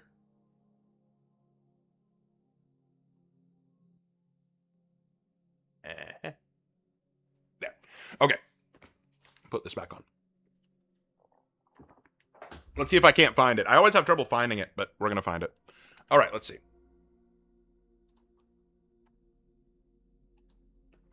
Let's see. We got For Honor. What was the name of the lore? Do you remember? Arakure. Let's look at that.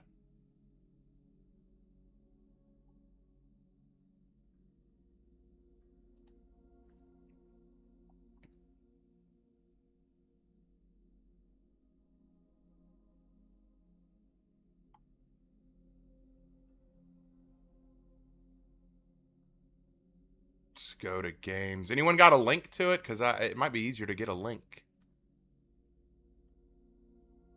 Ah, here it is. Never enough. This has got to be it. This is it. All right, here it is. Let's read this lore.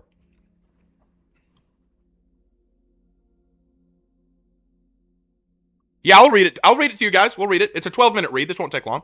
All right, let me increase the screen so I can read a little bit better because I'm kind of far from my screen. All right, here we go. A tale from the world of Heathmore. Never enough. Never enough. Never, never. Sorry, okay. Prelude. Gaki has spent her life fighting against samurai, against hunger, against a world that never wanted her.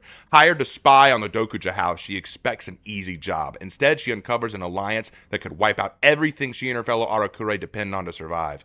When a terrifying Oni turns the stronghold into a bloodbath, Gaki's forced to confront a hard truth. Strength alone isn't enough. Weeks later, with her gang starving and hunted, Gaki risks everything on a midnight robbery that spirals into chaos. Outnumbered, the Arakure must fight, adapt, and outthink their enemies, or die in the dirt. Okay. All right. So far, so good. Part 1. Filthy imposter! The plump steward screamed, holding his limp elbow that bent in reverse like a broken hinge. How did the guards miss her lawborn stench? he whispered in pain, frantically looking at the confused servants scattered around the storage room. Suddenly, a wooden crate lid flew and collided with his forehead. "I'll break your damn nose, fat ass!" Gaki shouted, lowering her hood to reveal her defiant scowl. "The hell are you looking at?" she hollered at the flinching servants. They stared at her vicious mohawk as she postured like a tiger ready to pounce. Despite wearing the same robes as the other house servants, their brazen thug had no legitimate business at the Dokuja stronghold. "Nobody moves, or you end up like him, and try not to piss yourselves. I'll be gone in a minute," Gaki assured them as she rifled through one of the open crates.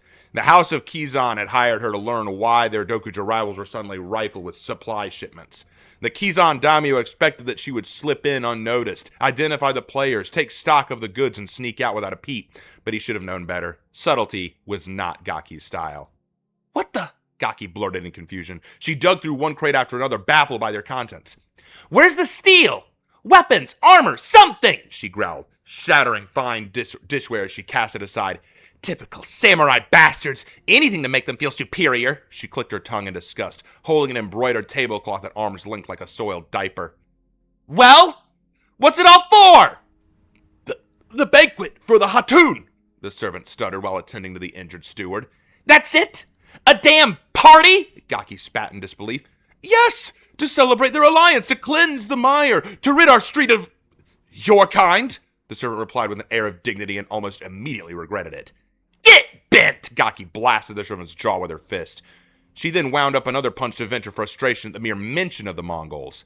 They turned the mire upside down, wiping out black markets and dirty jobs that Gaki's gang relied on for survival. That's why she'd insisted on taking this job tonight, even at a discount rate, hoping that whatever she learned could help her gang stay one step ahead. Suddenly, an injured Kensei warrior interrupted the scuffle. He quickly stumbled through the threshold and landed on his back, flailing, his arms in shock, missing both hands, his open wrist spraying the walls with fresh blood. "Ah!" The pale samurai's hysterical scream responded through the storage room. "Demon! It's a monster!" The handless warrior cried. Despite his suffering, Gaki's stomach nodded with disdainful resentment. He was a stranger. But that did not stop her from hating him. Decades ago, a Kensei killed her older brother, Suichi, during a failed heist. Now her only family was her fellow Arakure because of men like this. Men who clung to antiquated codes of honor, who considered classless outlaws like her less than human. Gaki suppressed the memory, unsettled by the silence. After the Kensei's final breaths had faded, Gaki caught a reflection in the blood pooling around him. Slowly it rippled under distant and heavy footsteps. Perhaps she was not the only uninvited guest tonight. Part 2. "How much is enough? We get nothing left to give!" Gaki sneered, looking up at the Chills' expressionless mask of Gul'jin. She had followed the echoing steps along the corridor, but the oppressive stone statue in a small interior garden had drawn her ire. A banquet was one thing, but Gaki couldn't help but scoff in dismay at this little tribute, doubtless erected to honor the alliance. This was, unfortunately, exactly what she'd been hired to find out. She just hadn't expected to have any skin in the game. If the Dokuja house and Mongols clean up the mire, the criminal underbelly she and her gang of Arakure relied on for survival would cease to exist. She could not let that happen. "You want to look down on me?" Gaki roared. Every muscle in her body swelled in a wave of bitterness as her temper flared. She cracked her knuckles, then released a deep exhale as she welcomed her wooden tonfas into a tight grip. With 2 strikes to crack and 1 to sever the neck, Gaki's stone head toppled to the ground, and Gaki spat on it. "Now I'm looking down on you!" What can we do? It will surely kill us too!" 2 Orochi guards scrambled down the corridor, jerking their necks to look behind them as if trying to outrun something. "Another monster!" The other wondered as he caught sight of the beheaded statue. "Nothing so sinister," the other samurai assured him while sizing up Gaki. "Just a lowly Arakure, stray dog sniffing for scraps," he continued as they both drew their katanas. Gaki smirked and cocked her neck, then quickly hopped in place and rolled her shoulders like an athlete warming up before a competition. Yeah, you think so, dumbass? You're the only bitches I see," she snarled, effortlessly spinning her tonfas. In a flash, her katana sliced down, tucking and weaving between their blades. Gaki bounced between her 2 assailants with technique honed from years of brawls in tight alleys and grungy taverns. "Ugh!" One of the poor Orochi squirmed as Gaki fired a crucial kick into his groin. He nauseously sunk to his knees, and Gaki twirled around to fend off the other samurai, who erupted in offense at her dirty tactics. "Such dishonor! Impudent brat!" flew at her, but Gaki's evasion was imperfect this time, and the katana's sharp tip grazed her shoulder. She was distracted by a cacophony of swelling, terrified cries. Get out! Run! How did he get out? Gaki and her opponent twirled around to watch as a sea of guests and servants spilled into the corridor and hurried towards them in fear. I'll have your head! The Orochi scolded a guest. She pushed past him, and suddenly the entire hall was bursting with desperate people seeking an exit. He raised his head above the crowd in vain, but Gaki had already disappeared in the shuffle. Hiding in the garden, she waited to emerge until silence fell, then halted abruptly at a twisted vision. At the end of the hall, her gaze locked on two blazing red eyes. Perhaps it was once human, but now, all that remained was a demon.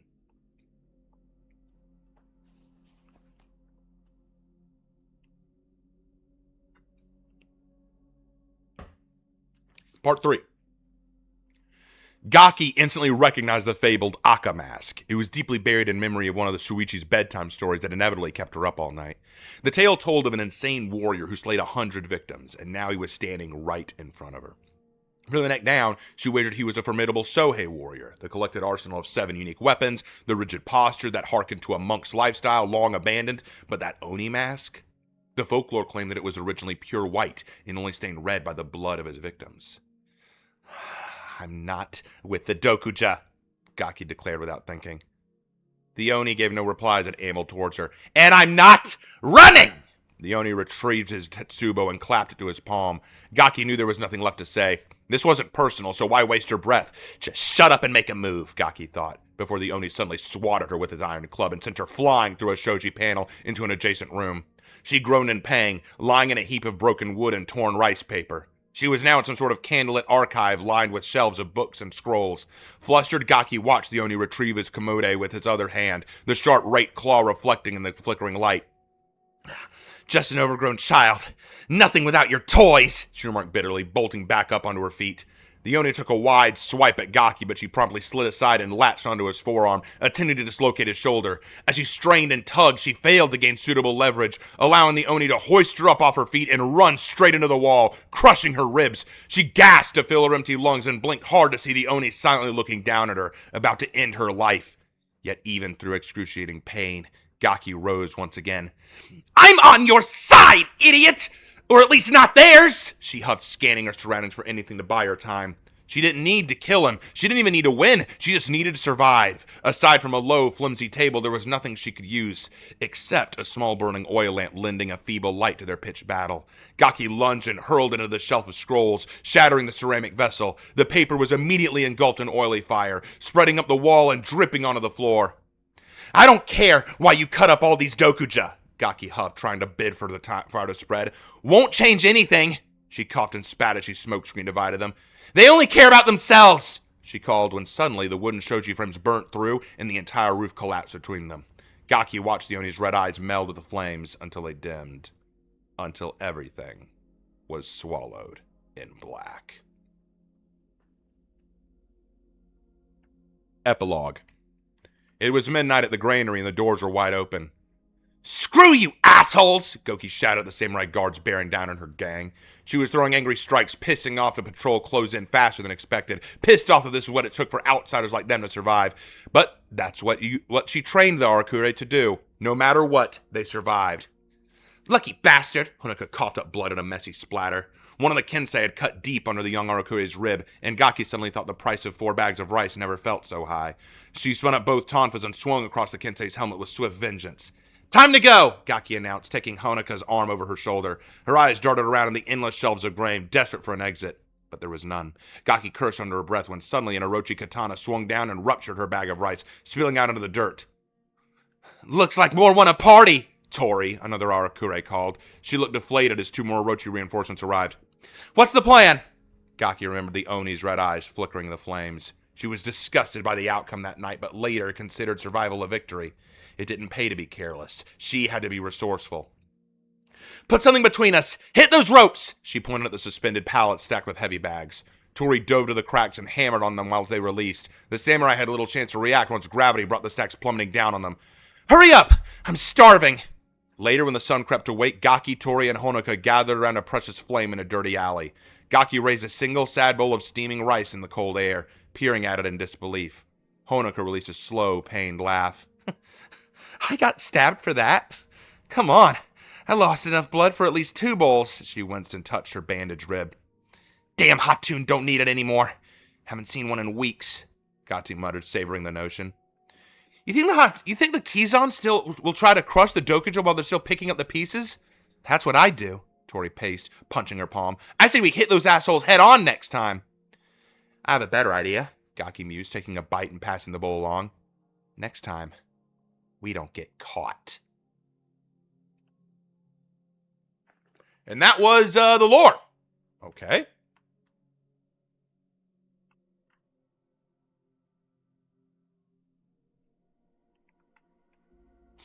My thoughts.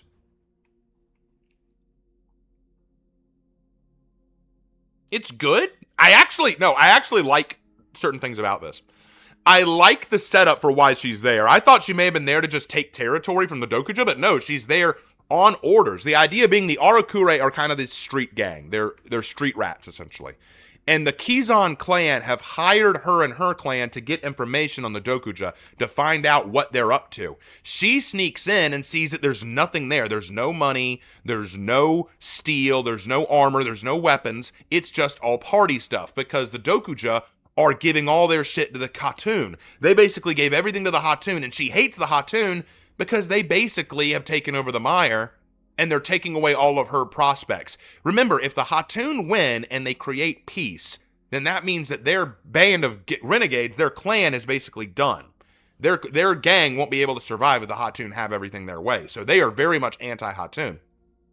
The problem is, the Oni, Saburo, doesn't care who she's with. Remember, he's not there to just kill the Dokuja. He's letting loose. He's killing everyone. So he doesn't care if she's with the Dokuja or not. He just wants to kill her too. So she has to force a retreat and get away, which means that she failed her mission with the Kazan clan. They don't have enough food, so they're back to robbing. And they've stolen some rice, but it's not enough. So the clan is starving. The gang is starving. And she needs to find a way to make it work now. I like this setup. This is a very clever setup. I like the way that's done. My issue is, I have 3 issues. And again, I'm going to read this a few times so that I get the whole idea behind it.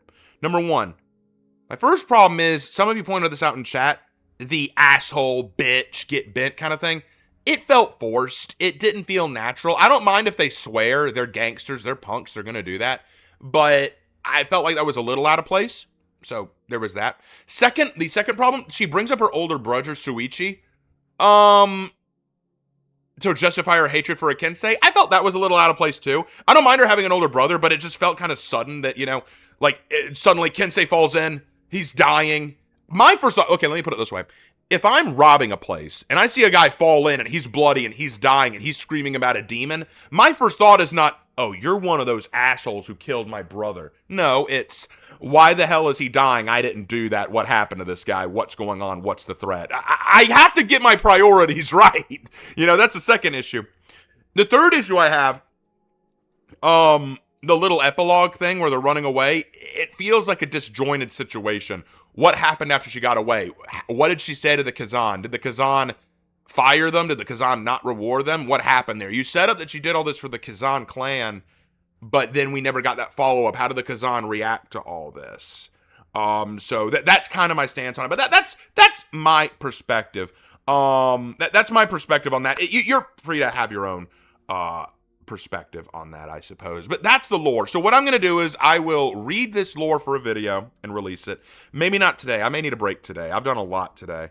And then I'll release a follow-up video analyzing it and talking about it. I will also, of course, release a summary video where I talk about all the stuff that was said. I will release that maybe tomorrow. I'm just tired.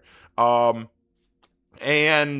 that's about all there is to that. So, with all that out of the way, I'm tired and I need to eat something. So I think we need to go ahead and raid someone. What do you say, guys? Y'all ready to raid someone? Let's find someone to raid.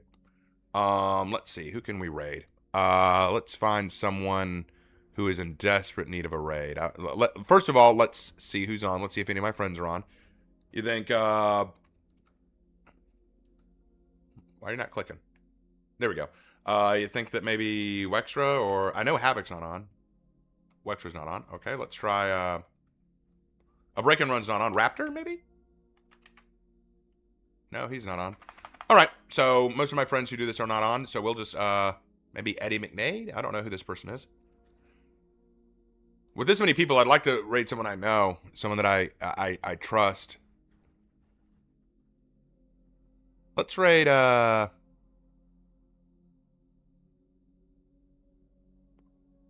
Brofit! Brofit!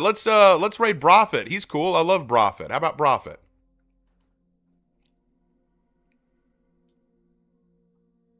Brofit, I'm about to give you a little surprise, brother. All right, guys, get ready to raid Brofit.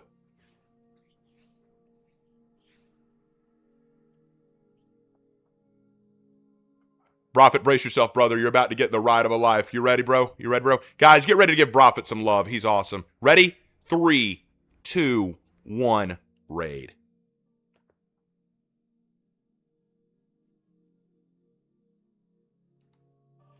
The shared chat stuff.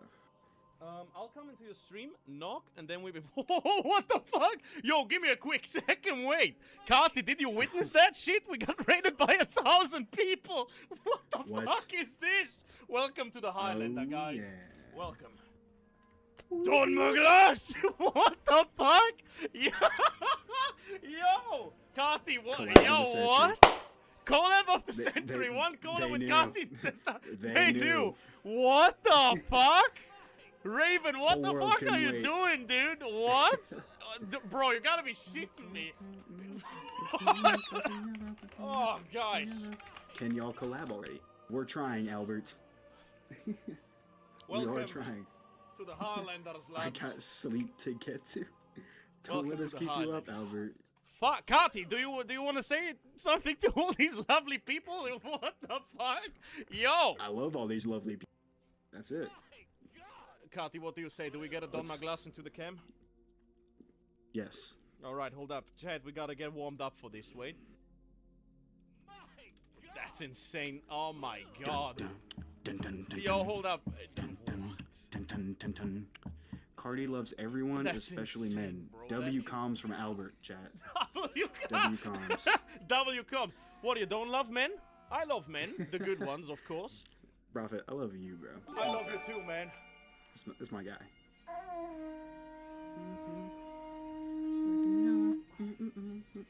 Chat, check this out. We gotta get that Prophet Highlander skin, and we gotta get Kati Lawbringer skin, right, Kati? Carti, loving your skin. Hold up. Kati, I'm locking in for this one. Hold up. We'll let him have his fun. And all right, to all of my viewers on YouTube, thank you for joining me for this today. You guys are the best. I'm going to go cry. I'm actually going to get off and I'm going to cry for a little bit because that was the coolest thing ever. That was actually the coolest thing ever. I love you guys. All right, guys, take care, everybody. I'll see you in my next one. Take care, guys.